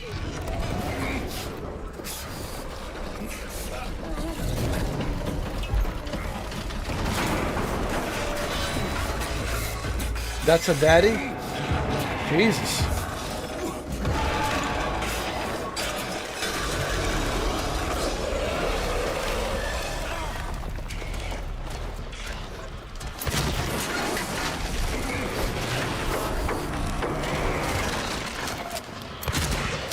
Daddy.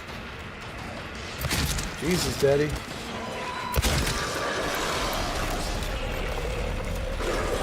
Jesus Christ.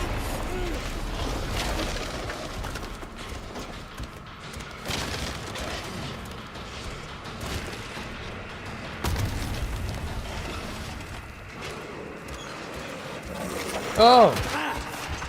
Jesus Christ.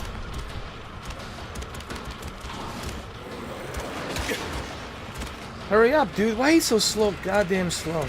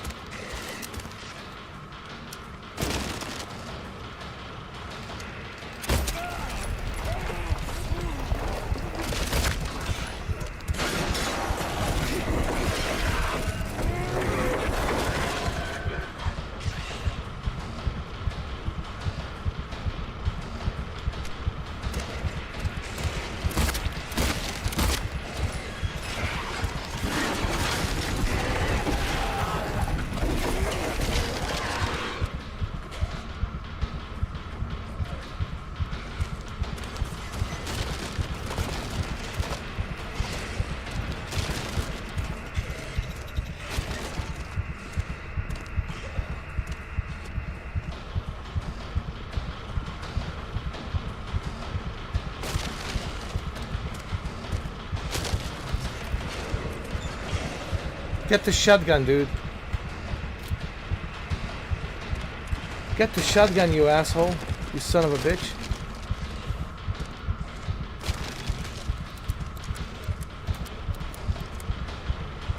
Come on.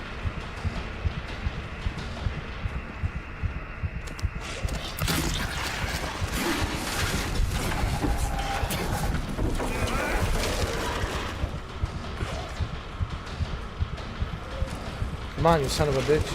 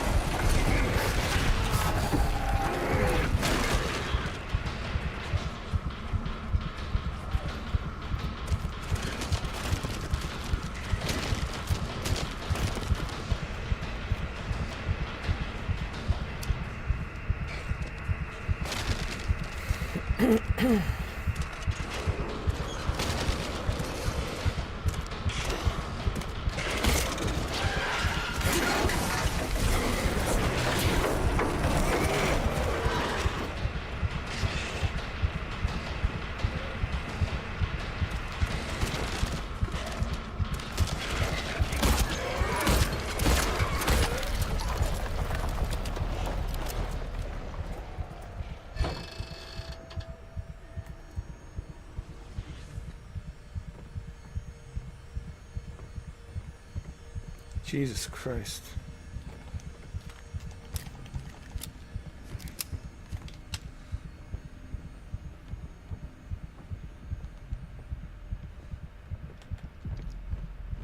Where's Angela?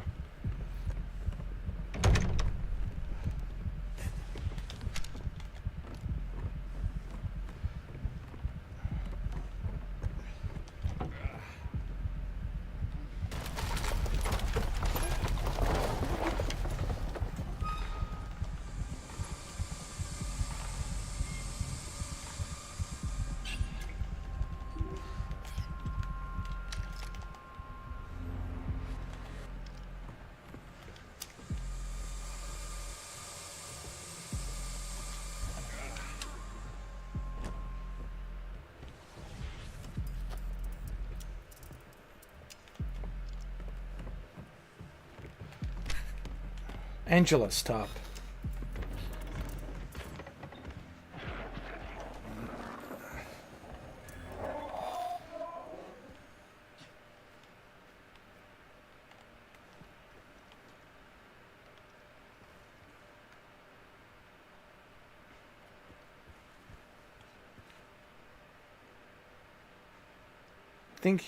I think they're all imaginary.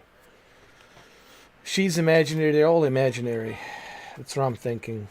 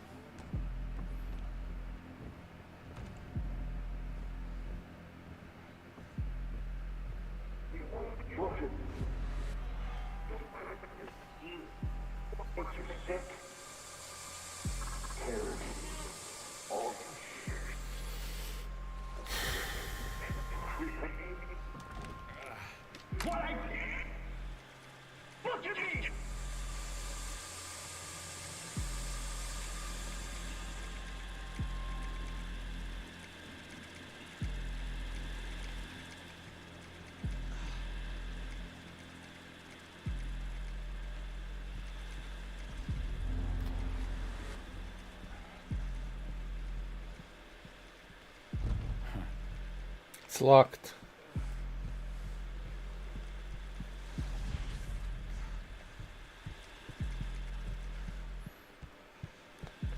I think I have to shoot the TV.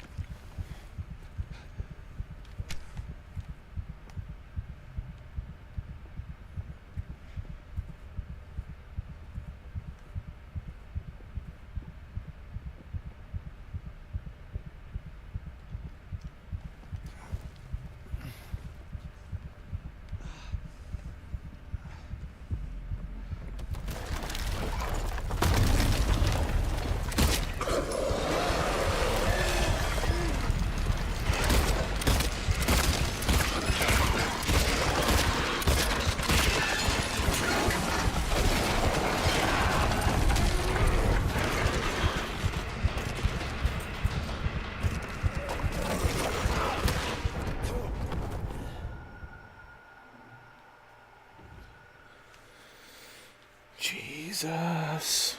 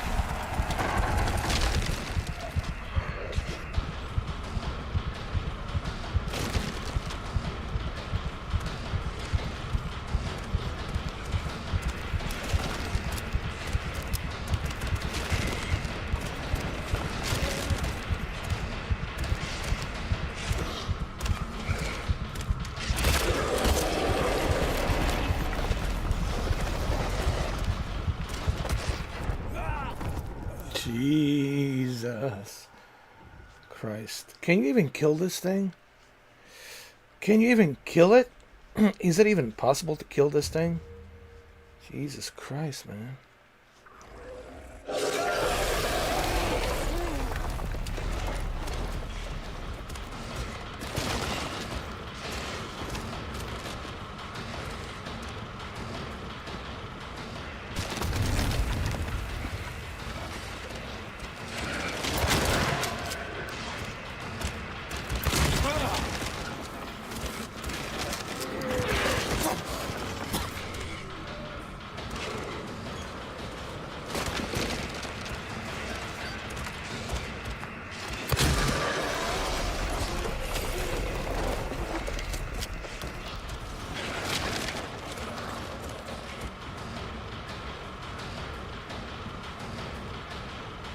Get the fucking help.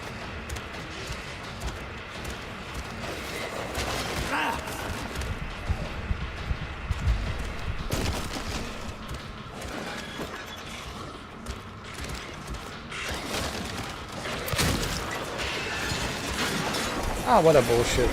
He always grabs you no matter what. What a trash.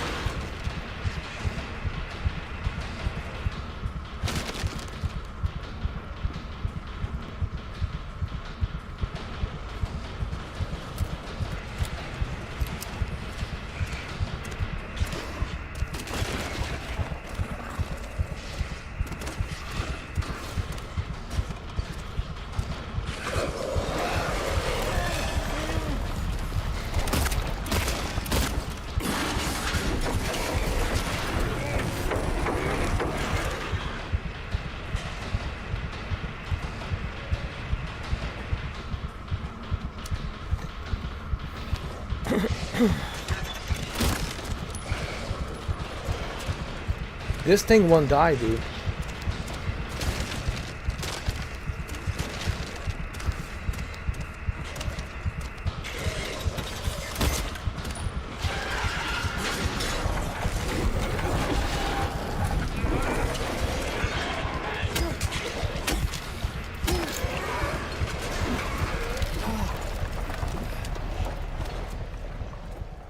You son of a bitch.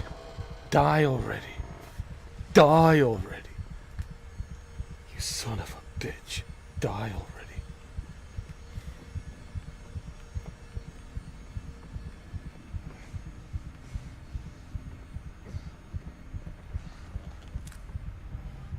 Jesus Christ.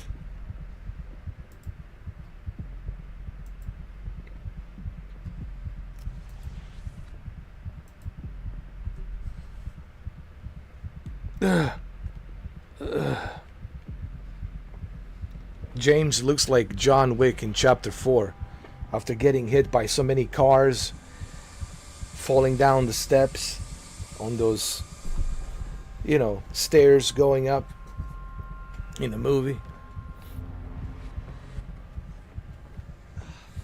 Jesus. Jesus. This game, it's mind-blowing, dude. Mind-blowing. I think it's the best way to call this game. A mind-blowing. Really is mind-blowing.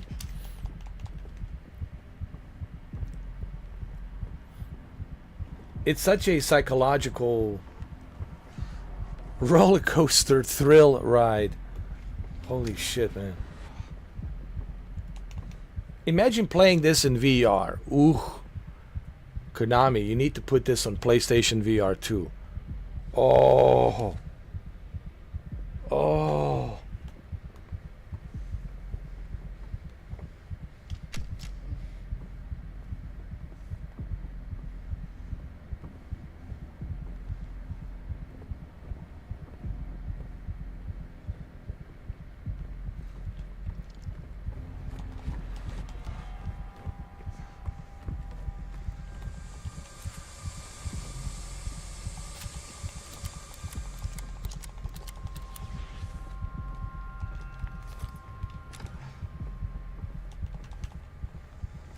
We got some rifle ammo. Nice.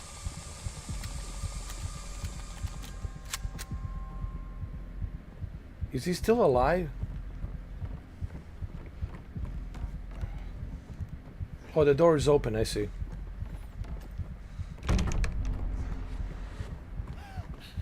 Angela, come on. Stop. Talk to me. Oh, hell no. The son of a bitch still alive.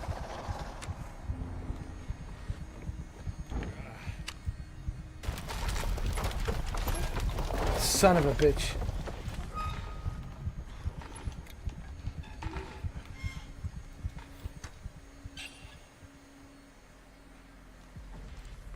He's still alive.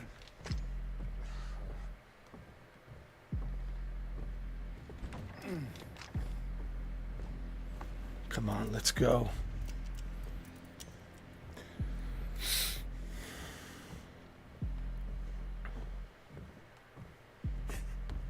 Angela, come on. Stop running, alright? He's not your daddy anymore. I'm your daddy. I'm your daddy now. Not that big blob. And you should be lucky that he's not your daddy anymore. I'm your daddy. Look at me. Look how handsome I am. I'm your daddy now. Where are you going, Angela? Come here.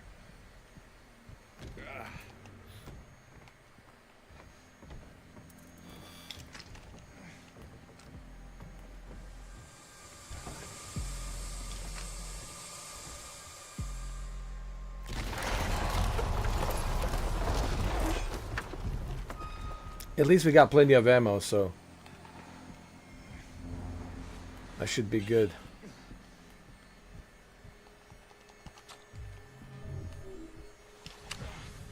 Come on, come on, come on. Where'd you go, huh? Huh? Come on, come on.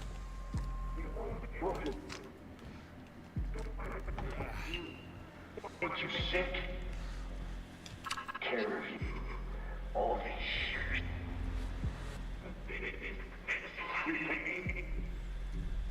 What I did?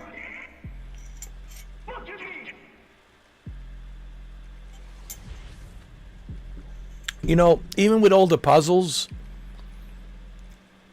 you guys not going to believe, but I'm going to say it. Even with all the puzzles that, you know, I complained about and gave my feedback and complained about, I would give this game still 10 out of 10. This is 10 out of 10, dude. This is an experience. Listen, to understand why Silent Hill 2 it's an experience, you have to experience it. But you gotta finish it. You have to play through it. This is an experience, dude. Yes, I did have my feedback. I don't even know if I'm gonna call it a complaint, because it's more of a feedback. I didn't like too many puzzles. But besides the puzzles, I would say this is 10 out of 10. Yes, even with all the puzzles, I would say this is a masterpiece, dude. This, it's like psychological thriller that needs to be experienced. And it puts the original Silent Hill 2 to shame. You know, that you'll never be able to play the original. It'll put it through shame. This, listen, Konami needs to put this on PlayStation VR 2. Listen. This needs to be experienced on PlayStation VR 2 with a haptic feedback, 3D audio. Konami, I hope you see this live stream one of these days. I hope you see it. Konami, you need to release this on PlayStation VR 2. Oh my God. And it shouldn't be difficult to convert this to VR because it's Unreal Engine 5. And Unreal Engine 5 is user-friendly for PlayStation VR, PlayStation VR 2. How many of you agree? If you agree that this should be on a PlayStation VR 2, give me a like. Give me a like. That'll show me that you agree. That needs to be on the PlayStation VR 2. This needs to be on PlayStation VR 2. The entire experience. I'm telling you right now. So yes, even with all the puzzles, and yes, I have gave my opinions. I wouldn't even say complaints. I wouldn't say that's a complaint. My opinions and feedback, even with all the feedback and opinions that I gave on the puzzles, and I'm not a fan of puzzles, but even with all the puzzles, I say this is a 10 out of 10. A masterpiece. If you're on a PlayStation, what are you waiting for? That needs to be experienced.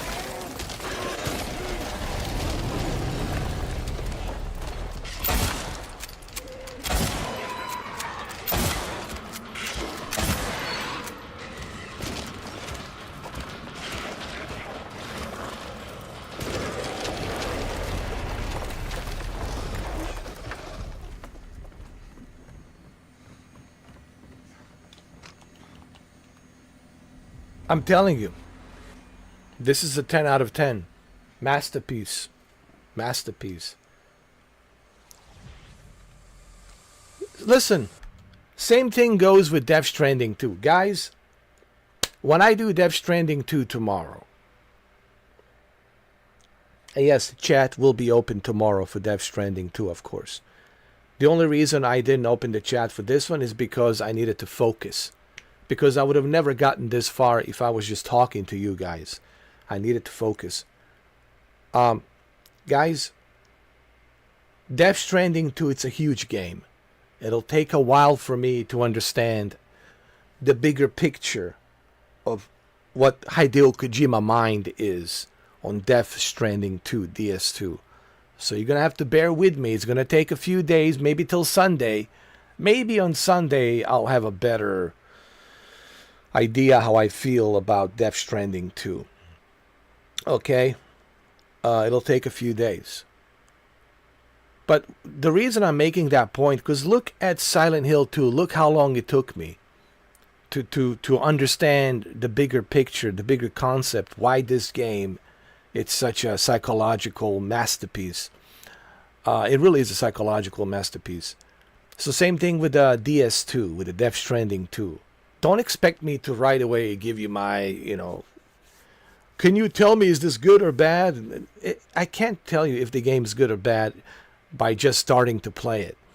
You have to spend time, dude.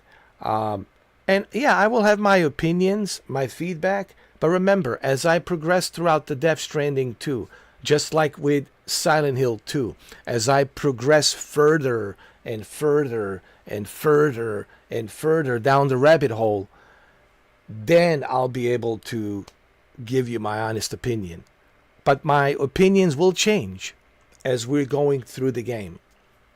So, look at this. When I first started playing Silent Hill 2, I was like having a difficult time with a slow pace and with all the puzzles and everything. But look at me now. Now I'm giving it a 10 out of 10. Masterpiece. So, the old saying, don't judge the book by its cover. You got to read the entire chapters. And especially, a game like DS2, Death Stranding 2, that's a huge game. I don't think I'll finish it. Even like middle of July, even by the end of July, beginning of August, I will still be playing Death Stranding 2. It's a huge juggernaut of a game, guys. It's huge. So, me and Kemi talked about this. Actually, he talked about it. And he made a good point. Kemi, my friend Kemi, he said, until you finish the game, until you spend 100 hours, 120 hours, you spend a lot of time playing the game, and you invest a lot of time, then you know truly why the game is so highly rated, right? But you have to spend time. You can't play a game for a little bit. You have to spend time, dude. And this is so true. You have to spend time. You have to check everything. You have to really dig deep, get into the story, And I think a lot of people will agree on this. Because you know how many times you picked up a game and you're like, eh. Look, I was talking about the Alters. Maybe the Alters is a really great game, but I just saw the beginning of it. I was like, eh. But I said, I don't know. Maybe it's not for me. So even with the Alters, one of these days, I'll give the Alters a chance when I have a time, right? And I'll properly play it. When there's nothing else to play, I'll probably jump into the Alters and play the Alters, right? And then I'll understand why the Alters is so cool. Why the Alters is such an amazing experience, right? Every game, you need to invest time.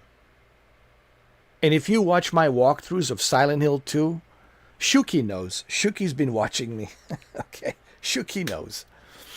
He'll tell you. Shuki will tell you how I first started with Silent Hill 2. Even El Barto will tell you. When I first started, I was like, too many puzzles, right? And then as I progress, as I kept moving on, then I realized, oh shit, there's something bigger here. There's a bigger picture here that I'm missing, right? So it's like going down a rabbit hole. You have to go down a rabbit hole to find out. You got to go way down to the abyss of the rabbit hole to truly understand the bigger picture. Why this game, it's such unique masterpiece. All right, let's continue. So same goes for Death Stranding 2. Don't expect me right away to first impressions don't mean shit. Listen. I don't like when people start doing these first impressions. Like, first impression, it just really doesn't... It doesn't do anything. Because first impressions are like, you don't know. Because you're just getting your feet wet. You're just starting to play, right? You have to dig deep. You have to go deeper into the game to understand why why the game, it's a much bigger scope and size that you have never have imagined. Even Jeff Keighley said, was it Jeff Keighley? Even he said, guys, we're not even showing you, like, because he played for 30 hours. Jeff Keighley played because he's a good friend with Hideo Kojima. And he spent 30 hours playing Death Stranding 2. You know what he said? He laughed and he says, guys, you ain't seen nothing. Like literally, like, you ain't seen nothing. Like what's inside Death Stranding 2. It's the same thing with this game. But you got to play it. You have to continue on. You know, you can't give up. And take a break, you know. Here's the thing, man. If you get tired and you get fatigued, sometimes you get fatigued, right? You're like, oh, man, I'm tired, you know. It happens. It happened to me, too. I get fatigued. I was like, oh, dude, I'm fatigued, you know. Take a break. Take a break. Take a little break, right? And then come back. And when you're ready, continue. It'll be a much better experience. You know what I mean? So no rush. Don't rush through it, you know. I didn't rush through Silent Hill 2. And here I am still playing it, you know. How many hours I put? 35 hours, you know.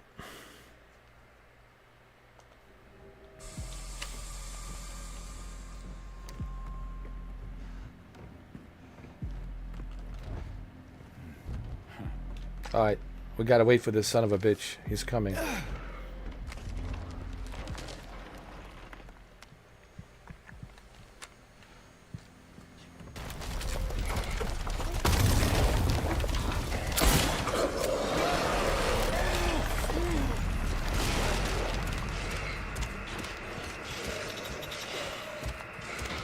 Come on, son of a bitch.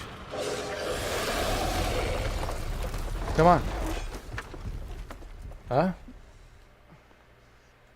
Come on, son of a bitch.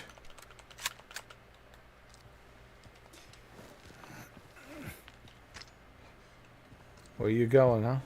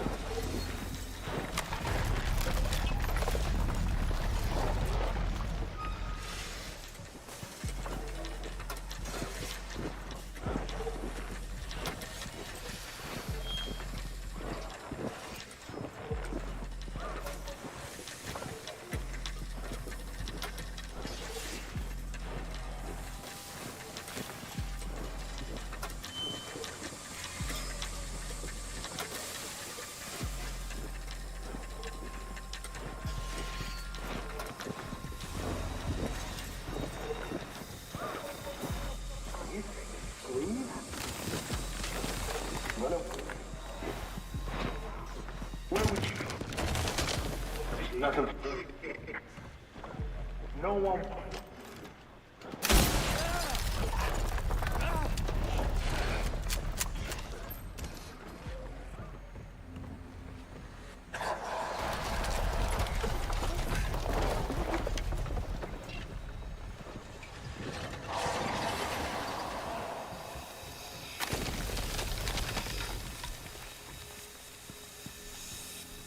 Jeez.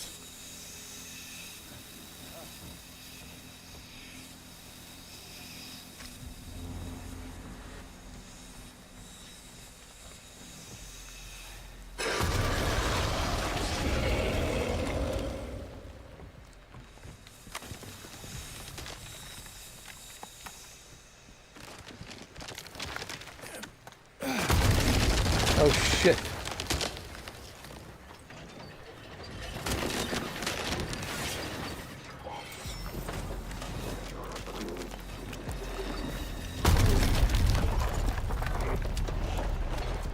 Special? No. Hurting me. Stop it!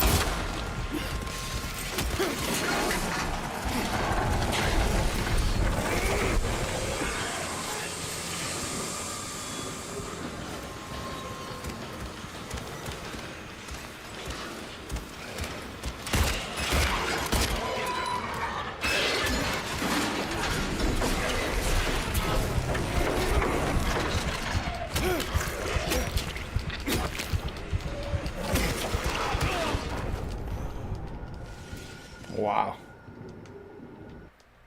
Just wow, dude.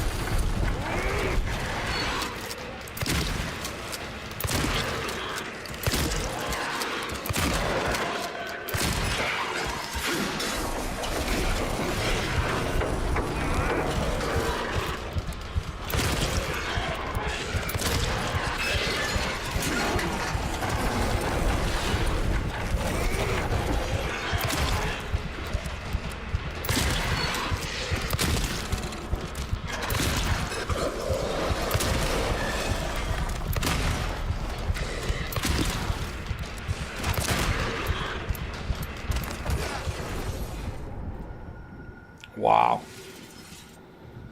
Holy shit. Wow.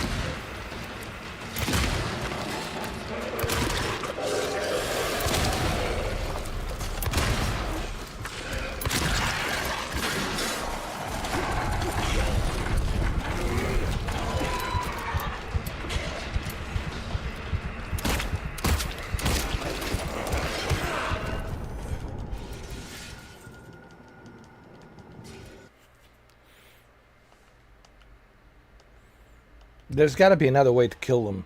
I don't know. I might have to walk around just spin around, spin around, spin around. I don't know. Can you even kill this guy? I mean, I don't know.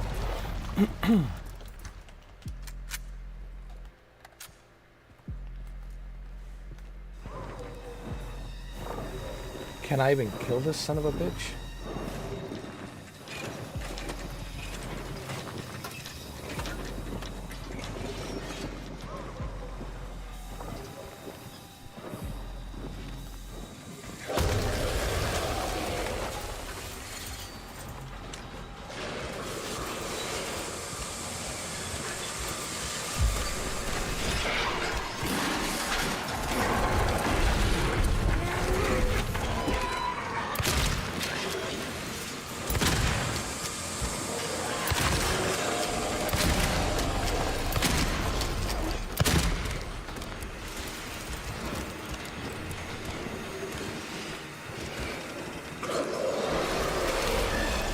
Come on, you son of a bitch.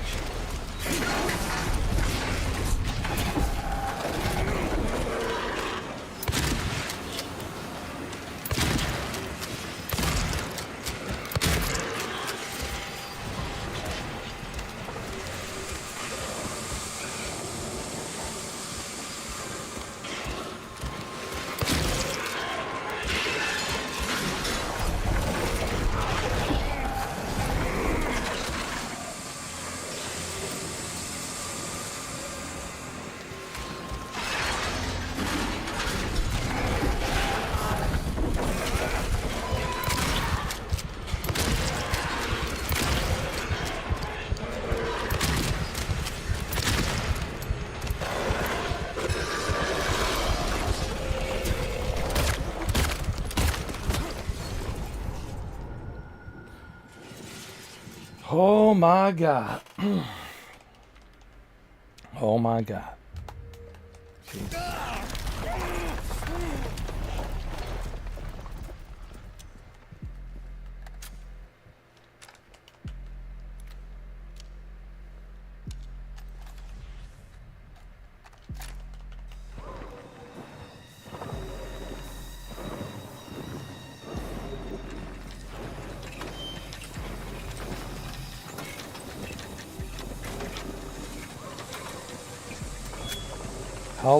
How long is it going to take for this guy?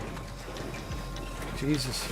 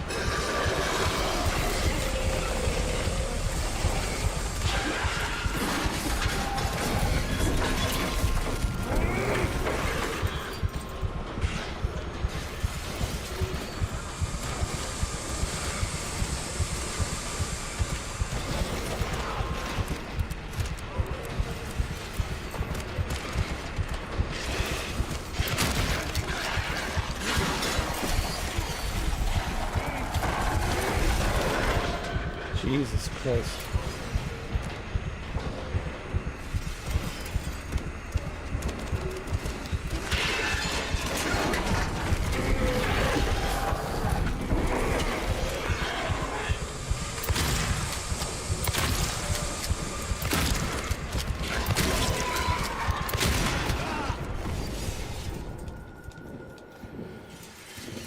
Man, it's so dark, man. You can't even see nothing, man. That's the problem, and I can't even see where he's coming from.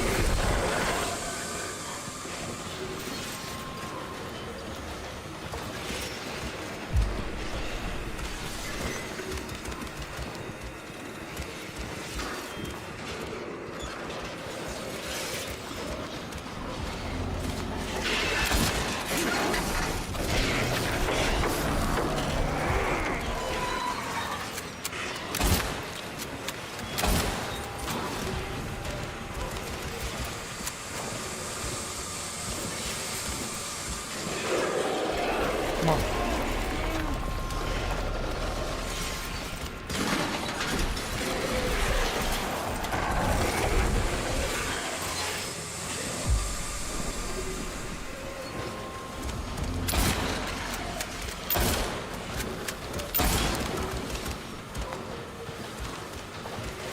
Come on, come on.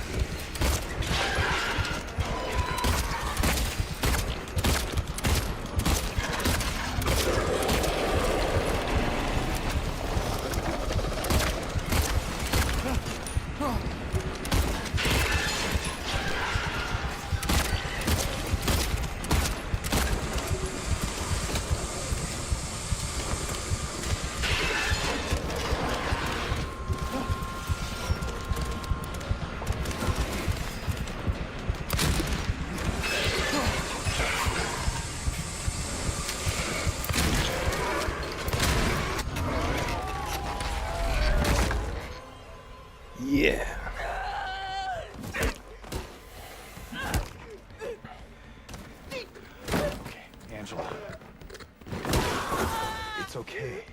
Calm down. Don't order me around. I'm not. It's okay. It's over. Don't even try. Try what? Like you don't know.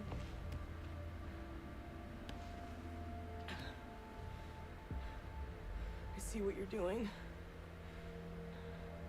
It's always the same with you. You're only after one thing. Angela, please. You don't have to lie. Go ahead. Say it. Or you could just force me. Like he always did.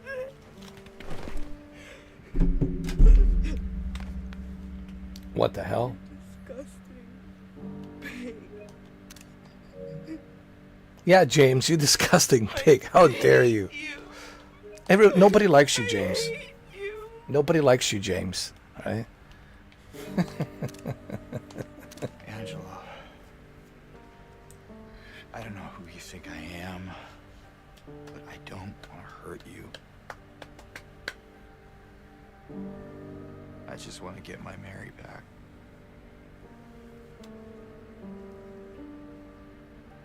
You're Mary.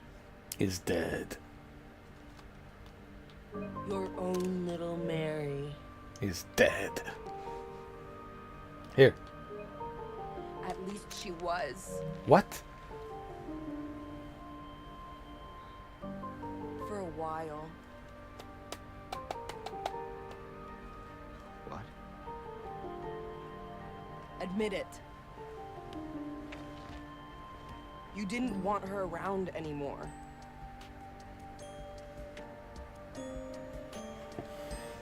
No.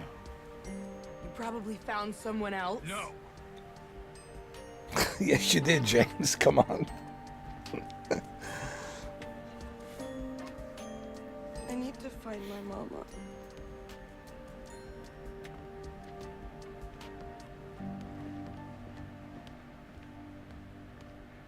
Here we go again. Where are you going? Just stay. Nobody likes James. I never.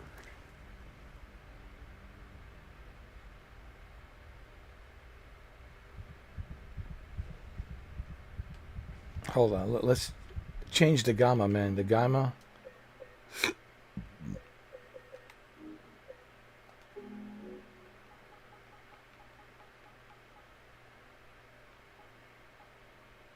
I think this is good enough. 2.65. There you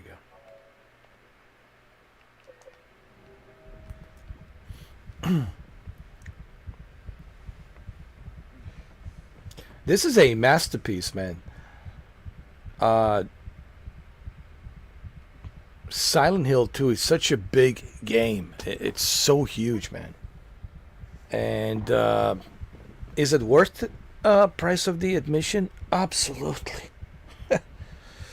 Absolutely. Luckily for me, I only paid $40 for it.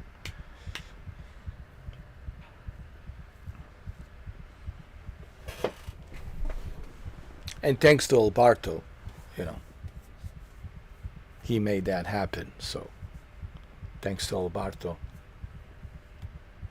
That's why we're playing this and been playing Silent Hill 2 and many other games thanks to Alberto.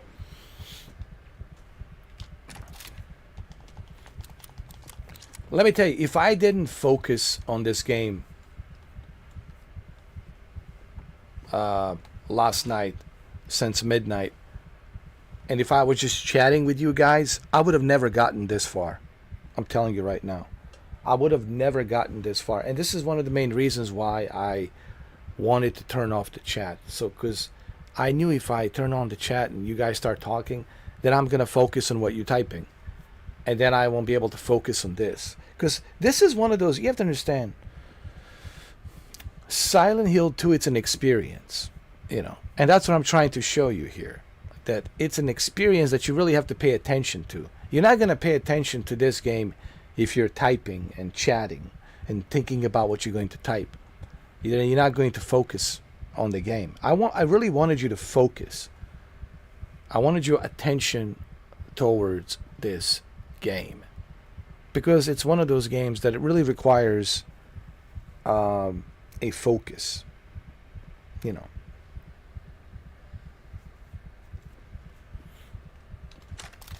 Hopefully you guys will understand why I turn off the chat.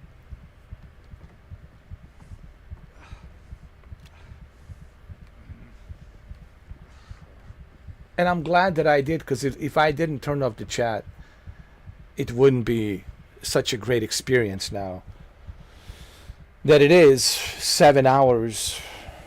It's 7 hours, man. Huh? It's 7 o'clock in the morning here in East Coast of United States.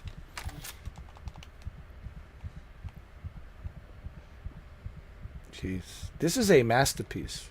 I give this 10 out of 10. Now that I spent 35 hours, this is a masterpiece. After 35 hours, man, this is a masterpiece.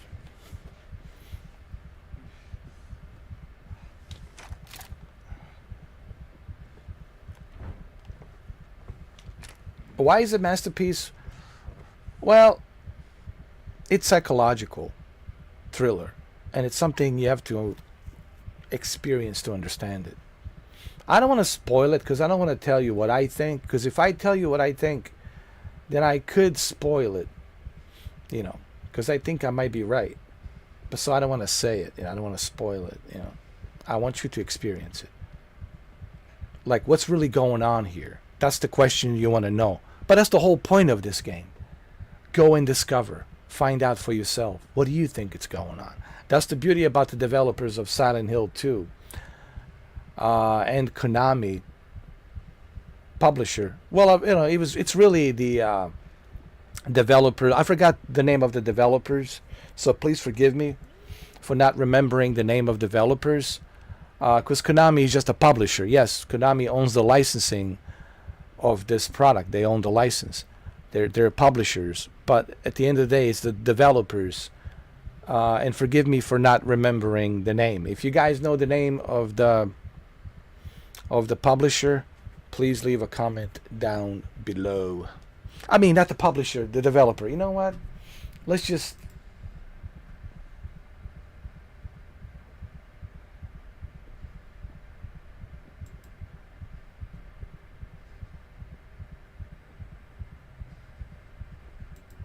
Let me see.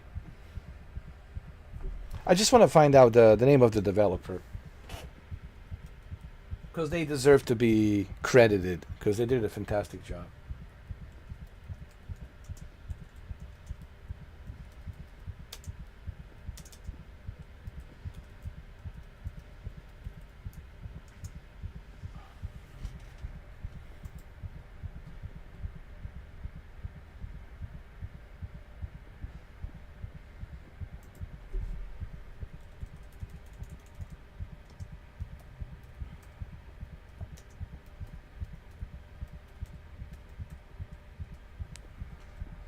Okay, so Blooper Team. Okay, I just want to make sure I get this right. You know, that's why we have internet. That's why we have search on the internet to find the information correctly. So the Blooper Team, it's behind the remake of Silent Hill 2. So the Blooper Team is credited for this. So Blooper Team, fantastic job. I mean, wow. I can't wait to see what they create next.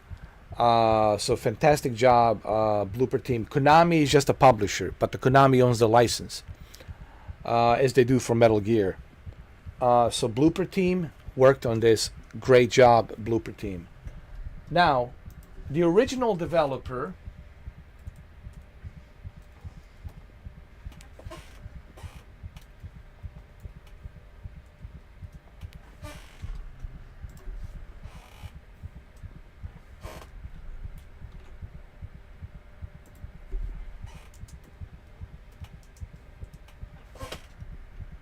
Let me see. The original developers are...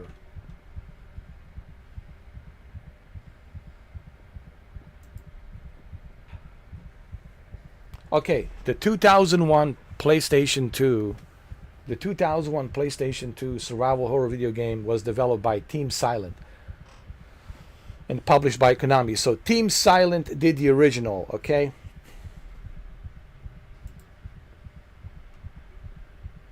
Team Silent did the original.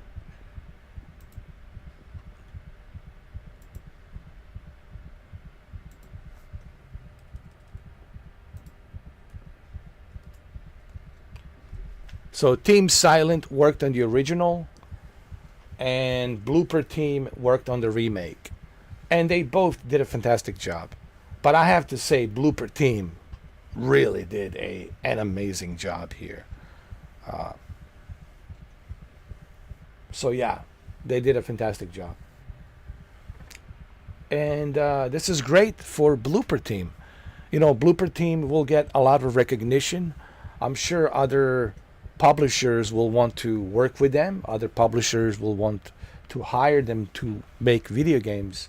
And I'm pretty sure Konami will want to use them again for Silent Hill 1. I mean, yeah, of course, Konami most certainly will use Blooper Team for Silent Hill 1, the original Silent Hill PlayStation 1 game. Was it 1998 or 1999? I think it was 1999. 1999, I think.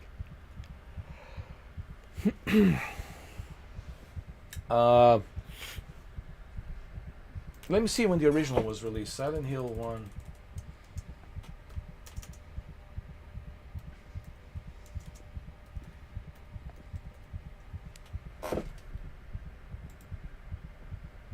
So February 24th, the original was released on February 24th, 1999. So I was correct, 1999, February 24th. Just in time for Halloween. I'm sorry, not Halloween. Just in time for winter. It was winter, February 24th, winter, 1999. What a perfect time to release this game. In a winter when it's cold, February 24th.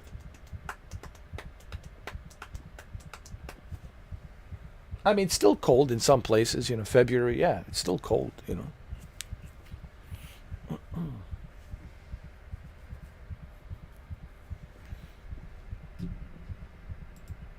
Yeah. So February 24th. Hold on.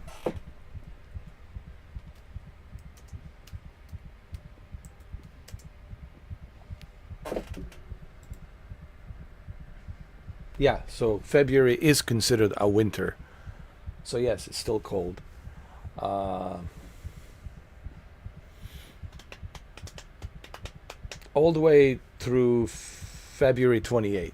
February 28 is when it ends. Like the winter officially ends on February 28th. And this game was released on February 24th. So it was still, you know, at the very end of the winter. But it was a February 24th, 1999. So I can easily see, you know, Konami using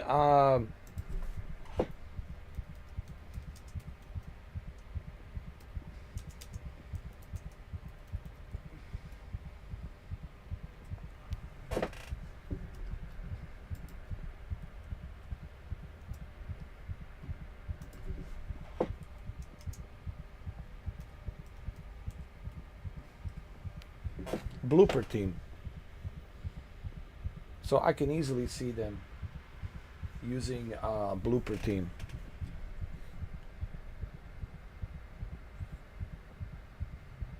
And a Blooper Team did a fantastic job. There's no question about it.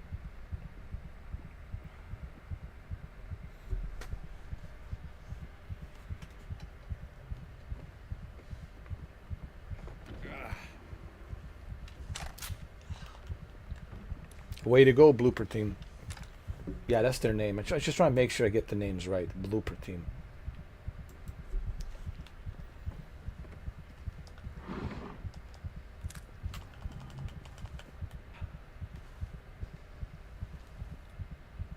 I need some health.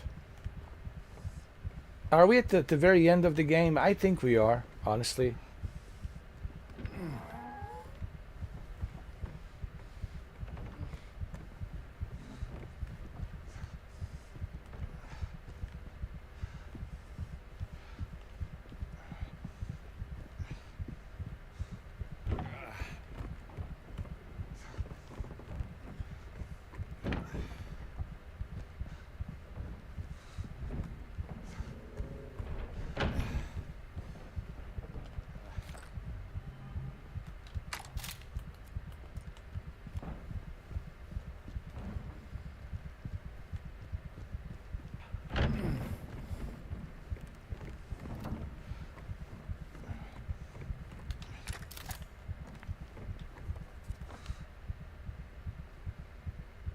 I think this will lead us to the lake.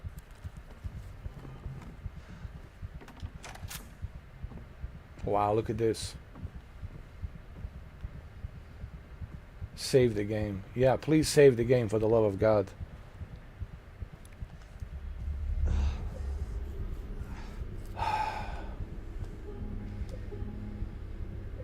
$36 hours. 36 hours, man.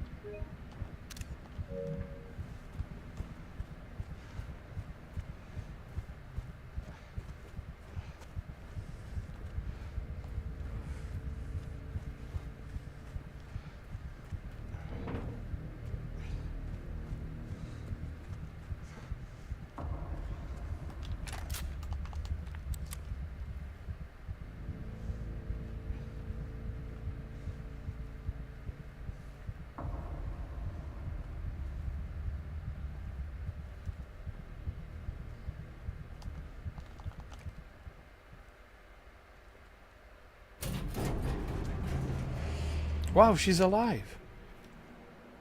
Maria? What? Maria! I thought that thing killed you. Are you hurt? Not at all, silly. But the thing... It stabbed you. There was blood everywhere. Stabbed me? What do you mean? It chased us to the elevator and then... James, what are you talking about? Just before. Don't you remember? James? Honey? Did something happen to you? After we got separated in that long hallway? Are you confusing me with someone else? You were always so forgetful. Remember that time in the hotel? Maria? You said you took everything. But you forgot that videotape we made. I wonder if it's still there. How do you know about that? Aren't you Maria? I'm not your Mary. So you are Maria. I am. If you want me to be. All I want from you is an answer. Doesn't matter who I am.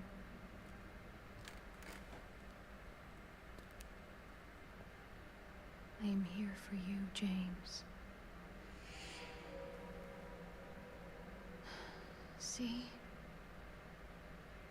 I'm real. Don't you want to touch me?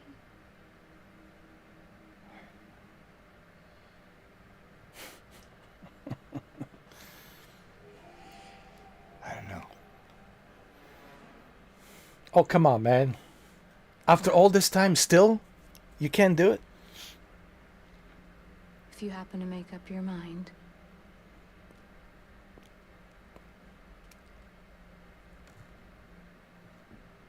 Wow. I'll be waiting. Seriously, James, like, what the hell, dude?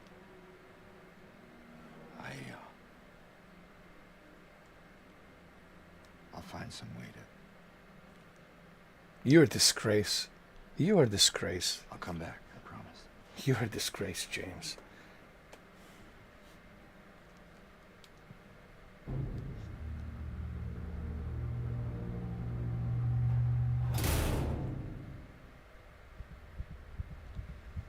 Go back, man.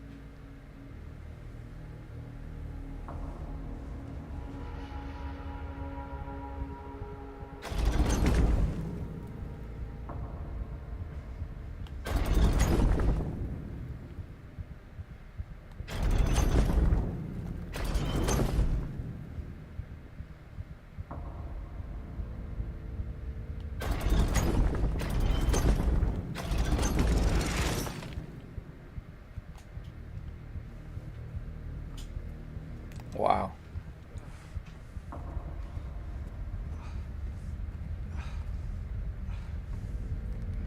That was amazing.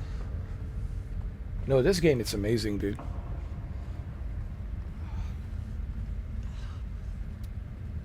Such a psychological roller coaster.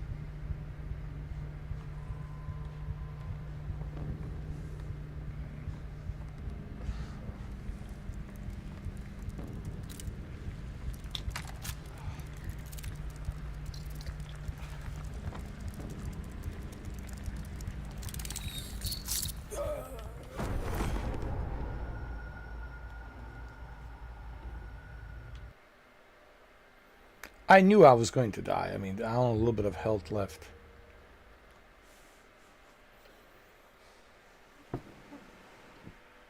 Wow, dude, this game. Oh, dude, it's already 7 o'clock in the morning, 7:12 a.m. Look, 7:13 a.m. Wow. This game, it's a masterpiece, honestly.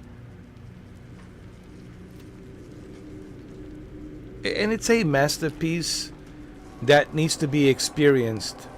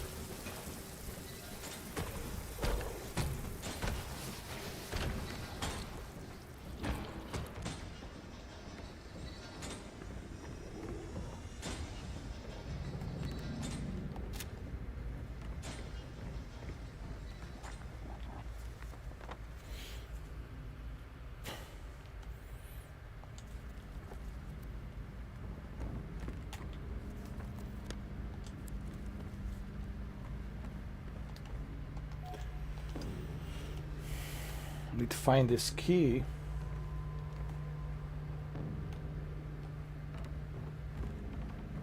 I have a feeling the key is here somewhere.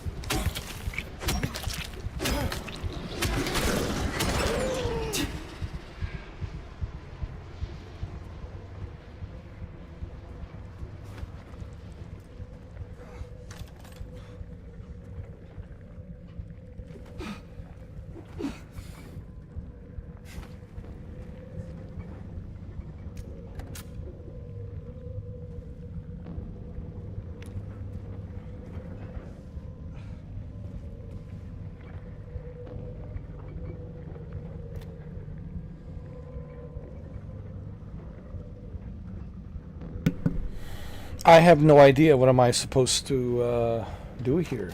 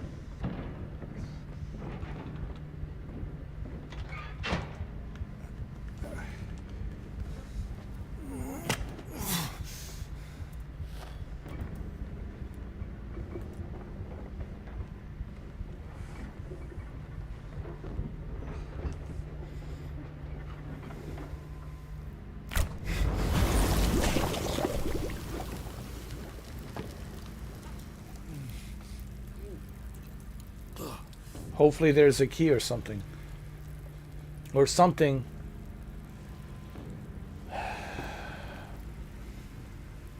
Or something that will help him.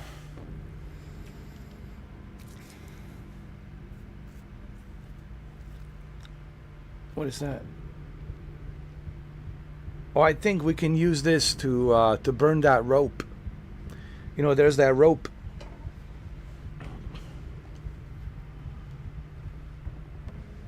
Lighter gas, yeah, so we can burn that rope.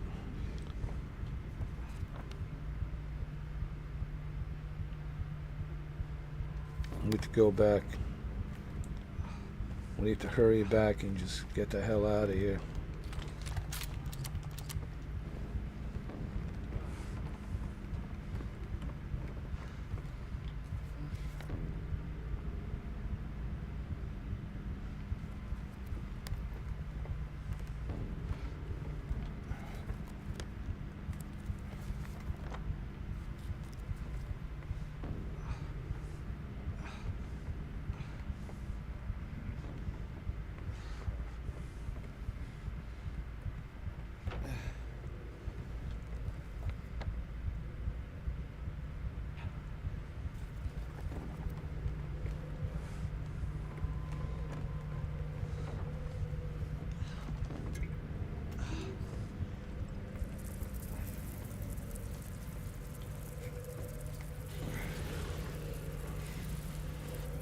There you go.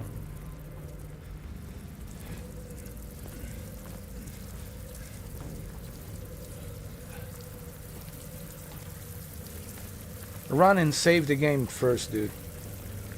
Go.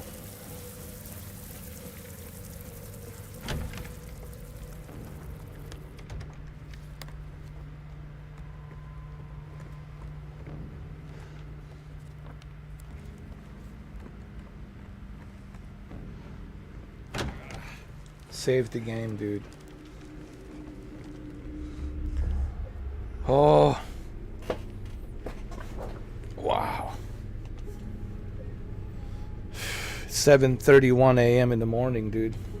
We've been playing for like 7 hours and 24 minutes. When the game is this good, 7 hours and 24 minutes, it's nothing.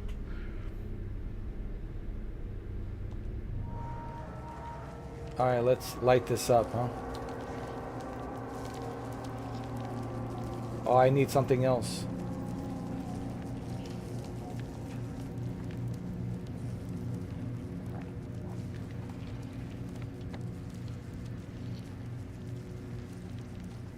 I need something else.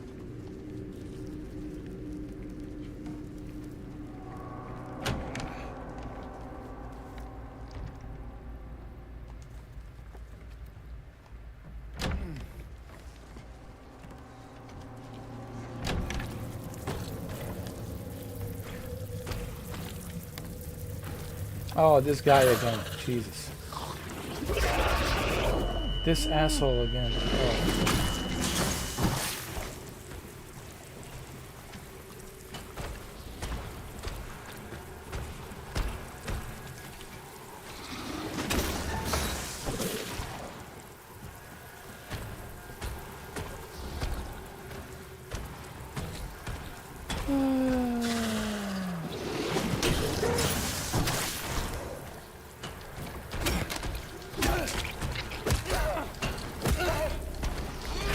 Come on.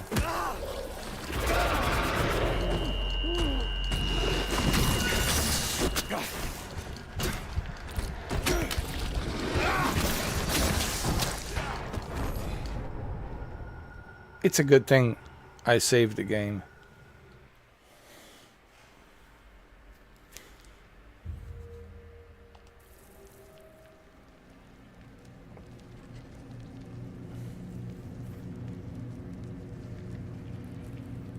Well, it's 7:34 a.m., guys. I've been playing this game since midnight. And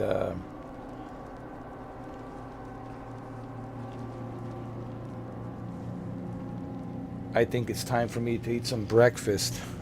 Now look what time it is, man. 7:34 a.m. We'll leave it here. Look. We'll leave it here. Look, Silent Hill 2. It's a masterpiece. And you have to play it. I don't even know if I want to finish it for you guys, because I don't want to spoil the ending, you know, because maybe some of you want to play this and finish the game and find out for yourself what the ending is. But let me tell you, man, this it really is a masterpiece. It is one of those games that needs to be experienced, you know. And take your time, take a break, no rush, don't rush through it. I never understand why some people rush through the games. I've seen a lot of people rush and speed run and rush through it. I don't do that. I don't speed run. I don't rush through it, because when you take your time, the experience becomes even bigger and better. And I'll do the same thing with Death Stranding too. I will take my time, you know. I will play it as long as it takes, you know. Even if it takes me the entire summer, all the way through September, October, I will still be playing it. Death Stranding 2, you know. And there's so many games to play. I mean, this entire year is just ridiculous. There's so many games to play. There's Mafia 4, the old country. I mean, there's Metal Gear Delta. There's Silent Hill F. There's Ninja Gaiden 4. I mean, there's a lot of games to play this year. So what's the verdict? Silent Hill 2. Oh, this is easy recommendation. Easily recommended. But also at the same time, it depends. Do you like horror? Are you claustrophobic? Do you have a quick anxiety? Like some people have like an anxiety right away. Maybe this is not for you. If you know, everyone's different. Some people, they have anxiety for small little things. So it depends, man. Can you handle it? Can you not handle it? That's why I do these live streams. If you couldn't go through this live stream, that means you can't handle it. That means, this is not for you. Me, clearly I can handle it. I've been playing it since midnight all the way now till 7:37 a.m. in the morning, so I can clearly handle it. But it's different. It will be different for everyone. If you like psychological thrillers, and this is a psychological thriller, you think you know what's going on, but you really don't know what's going on. But you have to keep on pushing through, keep on going to see where it leads to. And I think that's the amazing. That's the amazing. What's the word I'm trying to use? That's what's so amazing about Silent Hill 2. It's the ability to do that, to make you, Hold on, I just gotta go use the bathroom. I got some more things to say. I just gotta use the bathroom really quick, okay? I'll be right back.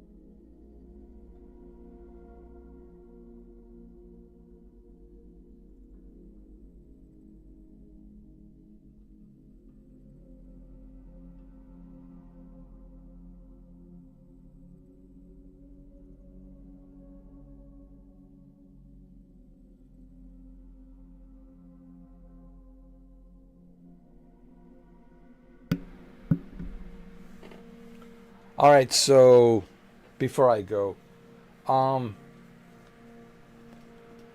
like I said, Silent Hill 2, to me at least, it's a psychological masterpiece. And to find out why that is, you really have to experience it yourself. It's a game that requires each individual to experience it. It's hard for me to like put it in words. You have to experience, like with anything in life, you have to experience it first. If you haven't experienced it, then you don't know. It's true for everything in life. It's the experience is the key. It's the same thing here. Silent Hill 2, if you love psychological thrillers, then yeah, Silent Hill 2 without a doubt. Oh, this is an easy buy, easy recommendation. What else I wanted to say? And this is one of the main reasons why I turned off the chat. I turned that off because there was no way that I would be able to pay attention and focus to this game if I was focusing on the chat only. And also, I think this was good because you guys, instead of focusing on typing, you focus on the game that I'm playing. And you now get to see, ooh, wow, this Silent Hill 2 is really an interesting game. I might consider maybe buying this in the future. I might consider maybe playing this, you know. So that's the whole reason why I turned off the chat. So, okay, there you have it. I hope you guys enjoyed this. If you made it this far, thank you. It is Sunday morning. It's 7:42 a.m. What can I say about Silent Hill 2? This is a masterpiece. Psychological, I call it psychological masterpiece. And I highly recommend it. I highly recommend it. Okay? All right, guys. And happy Sunday. Happy Sunday.